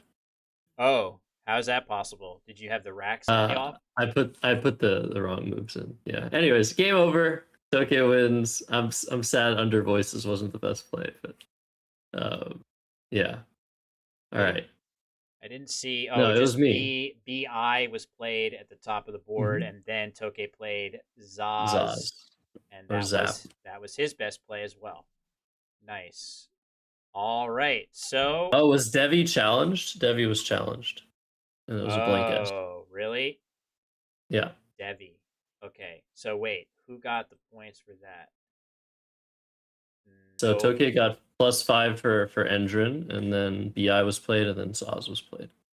Okay, let me try to. But yeah, guys, this is day 1. Will and I will be getting up progressively earlier as the weekend continues. We'll see if Tokay is willing to give us a little chat after this nice victory. 462 to 365. 8 rounds gone. 9 rounds tomorrow, I think. 9 rounds Sunday. And 6 rounds, I think, on Monday is the schedule. So lots of Scrabble to come. Lots of drama to ensue. and we're going to hear from our producer if Toki wants to speak to us. Yeah, I mean, this game ended quick, so I don't think there's any huge pressure for him to, be getting out of here quickly. But yeah, we made it. Day 1 in the books. We do it 3 more times on the next 3 days. It should be fantastic. I think Toke is going to be happy to talk to us, is my guess. I interviewed him at great length for a video I made, I've alluded to, about Scrabble in Nigeria, and he was great to talk to. Has so much knowledge about the scene there, having overseen it for so long. He definitely knows where Scrabble has been in Nigeria and where it's gone and where it can go in the future. Very few people know all the ins and outs of that better than him.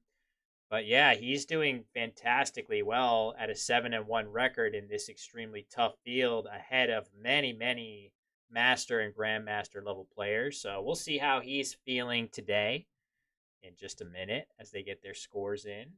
But yeah, I mean, I feel like we got to ask him about that cue, Josh. Yeah. Yeah, definitely. That's the one thing I'm curious about, if he has any regrets whatsoever. But if you guys have any questions real quick, let us know in either the YouTube chat or the shared Twitch chat. Of course, we're multi-streaming this today, tomorrow, and Sunday. But on the final day, Monday, the only spot to watch this live stream will be on the WESPA YouTube channel. So everybody that has subscribed, thank you. Please continue subscribing. We're trying to hit 1,000 by the end of the weekend. And then the next milestone will be 4,000 watch hours. And that's when the YouTube channel can start making income. That'll be funneled back into the community. So thanks, everybody. Make sure also to like the video to promote it a little bit. And here Hello, is Will. Chief Toke. It is Josh and Will. How's it going? It's been a while. Okay, I got lucky. I've been lucky today. I just keep picking good tiles, and I actually saw where I played the fairest. I'd been looking at it, but I kept taking my eyes away from there, and I was also looking at this other end where I played the end drain. But as soon as I played the gosh, I knew I couldn't play bingo down that lane. Makes Then I sense. did this. I got the blank, so I knew I was the only one who could go that way. Nice. Yeah, Yeah, it worked out great. It makes total sense. yeah. Really cagey game. It was a lot of fun for us to watch that on the stream. Both of you just not giving an inch to the other one. And, Yeah. you hit that big blow in Fairyest, but you say that you drew good tiles, but I don't think the first half of the game felt that way to us in the audience. You had that cue that was just really Yes, brutal. Talk to yes. us about that. Indeed. You see, I had the cue, but I kept balancing my rack, thinking I'll pick one of the four U's. I kept saying four U's, and then I saw the opportunity to play a QIS or a QINS under the jig. So I kept holding on to it. And then I tried to make some setup, thinking I could do a QI when I played the MI. But of course, it wouldn't go. But I was confident something will happen and I'll be able to use the Q. And then it changes. I play the OHO and I come out with the coma score. I think that was a turning point for me, and it kept my ES. Yeah. Couldn't have Yeah. asked for a better No. eventual payoff there. Not only did you get 66 points when Yeah. all Yes. considered, but it's also very defensive. It doesn't really open anything back, keeping Yeah. ES. So that worked out really, really nicely for you. Elude was a great play.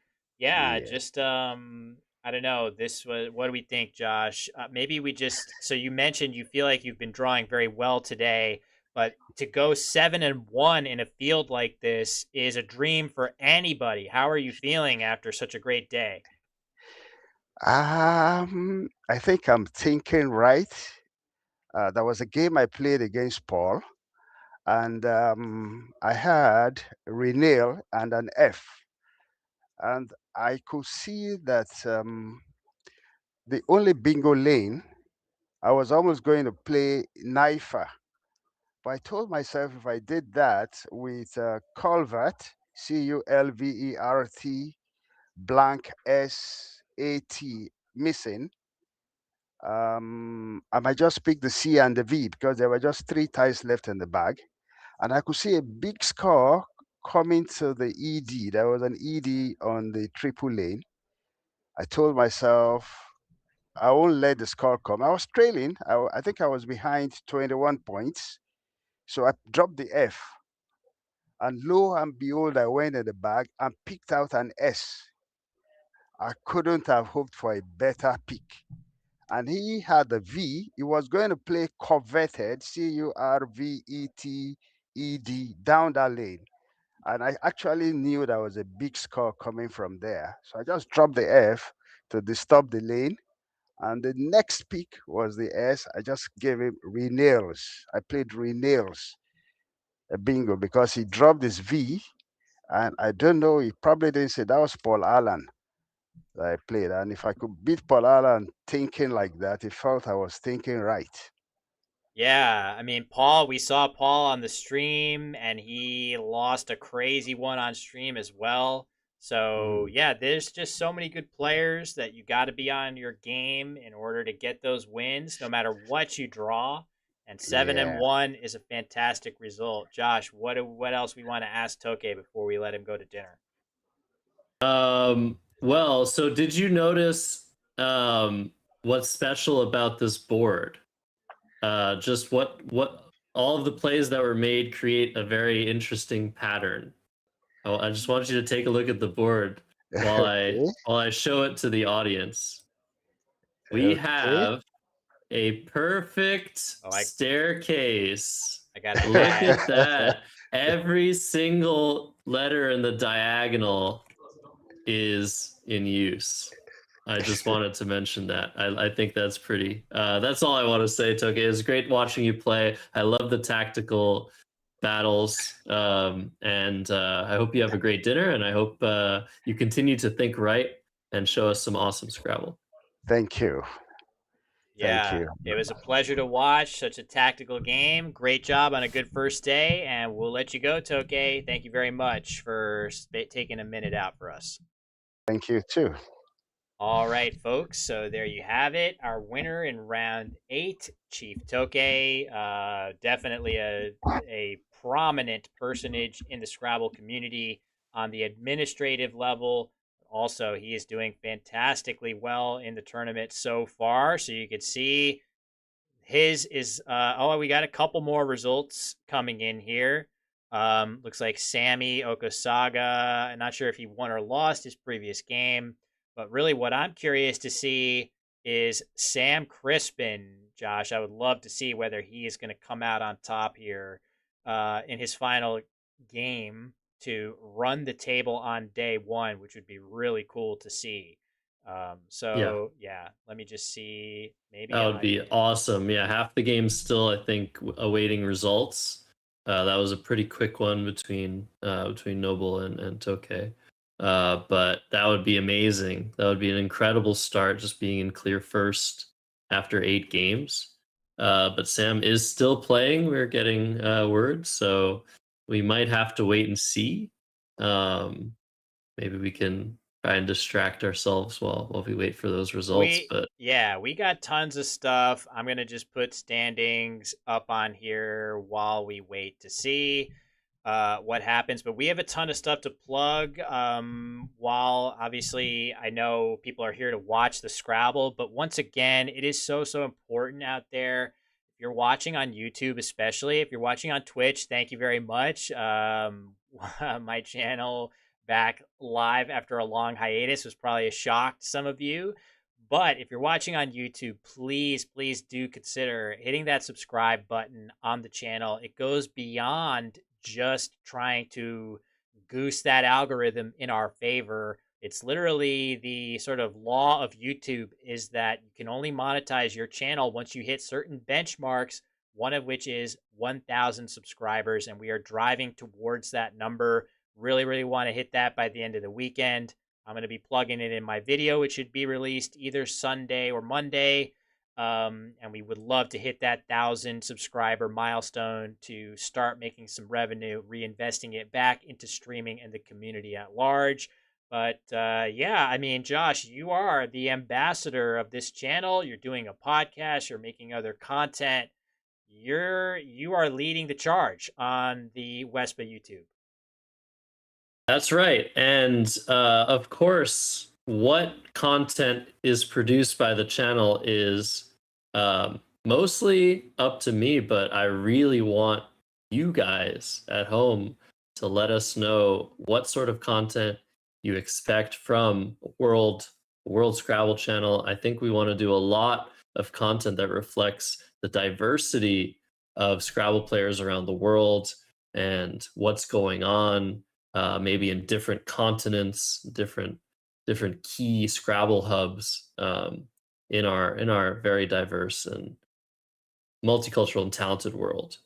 So that's kind of the main attraction of having a channel such as WESPA's, where we just have member organizations from everywhere, from Europe, North America, Africa, Asia, Oceania, if people still say that. But just so much going on. We want to funnel in all the live content from countries that are, taking live streaming seriously.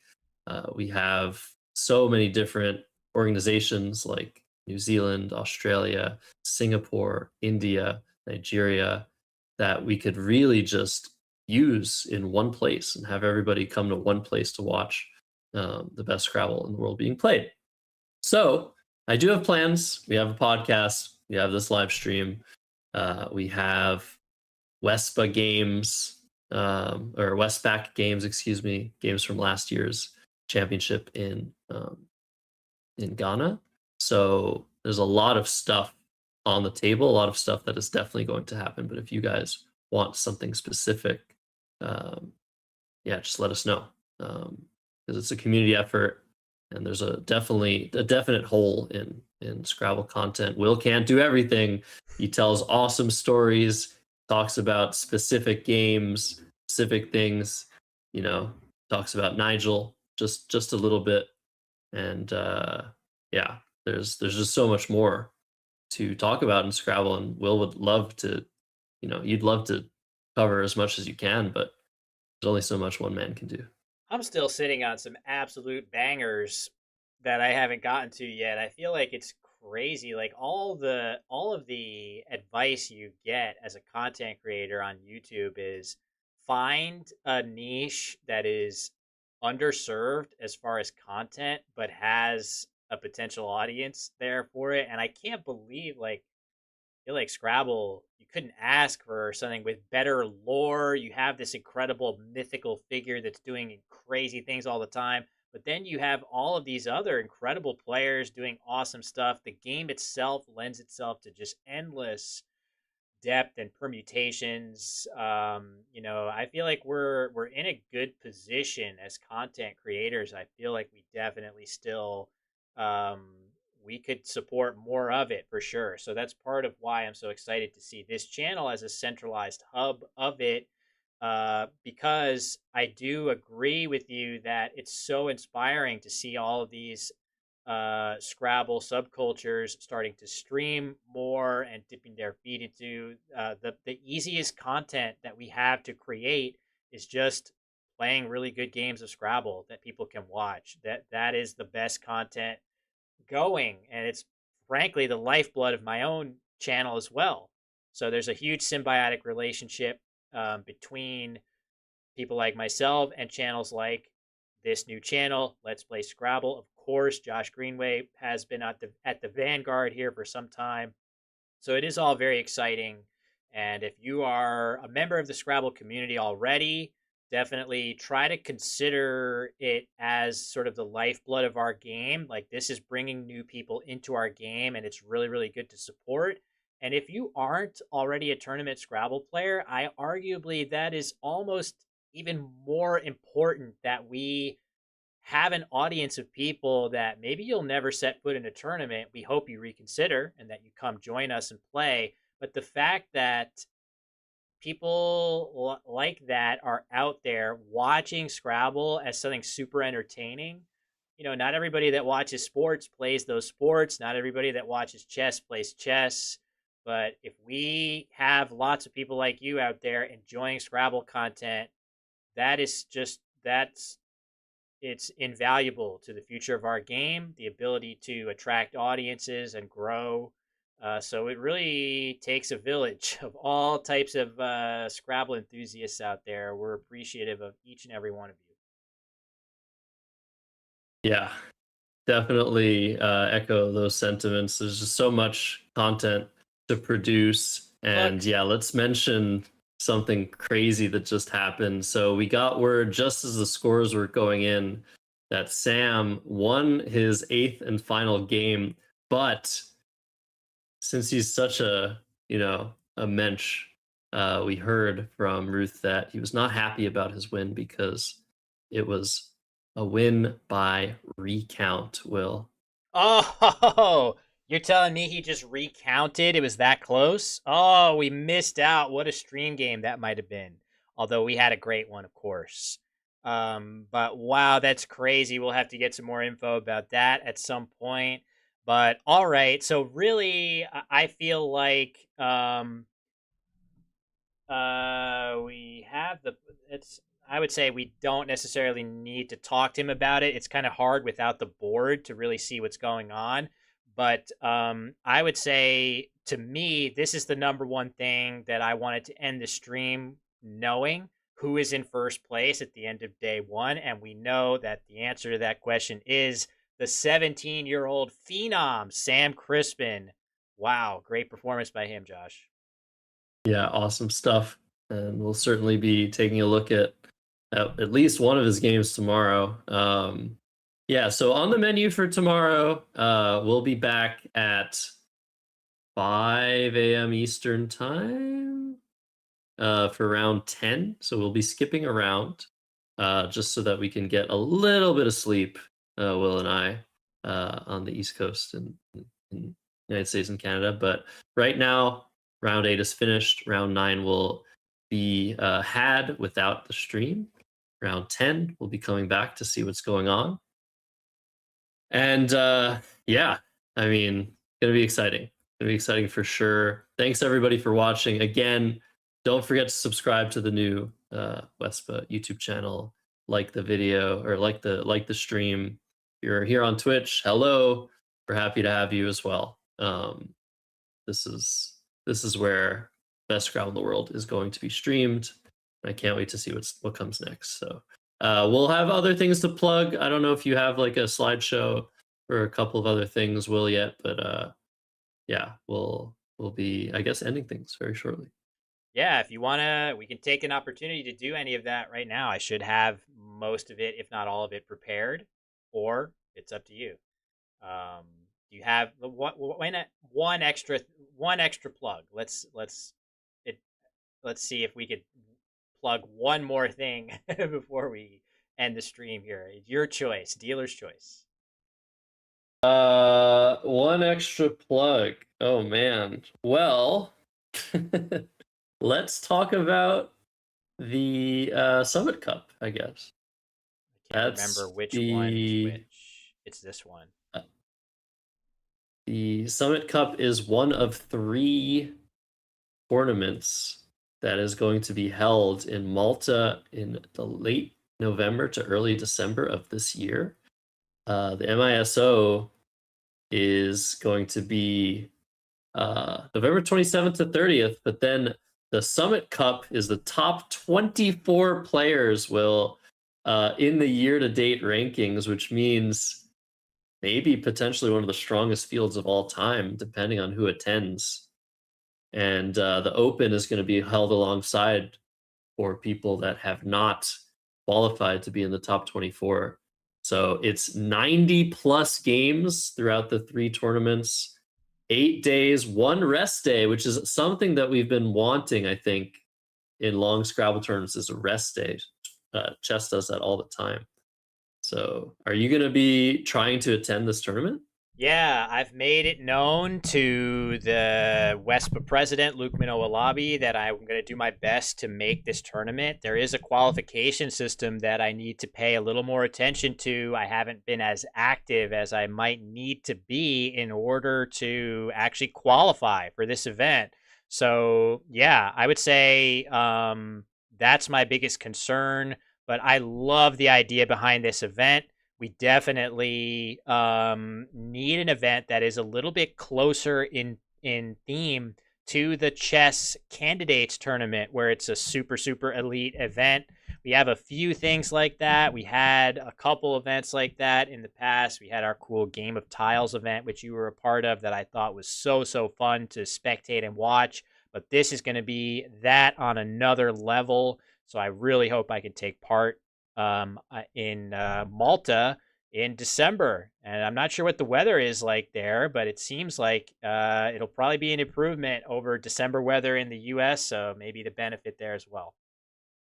Yeah, so we'll have more details about that. There is maybe a video explaining the qualification process, but it's very complicated. You need to play a certain amount of games in a certain type of tournament, and I hope you qualify, but you need to play a little bit more than you've been playing. Yeah, doing my best. I do plan to be active this summer, so we'll see where I stand after that. So, yeah, there we go. That's definitely a huge, exciting event on the calendar. And I'm sure that this channel is going to be hopping with content with the Summit Cup come December time. So, all right, that was a good plug. Excited to talk about that.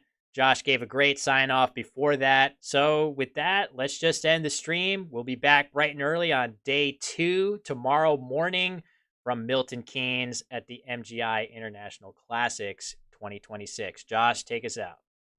All right, yeah, see you guys at 10 a.m. UK time, 5 a.m. Eastern time.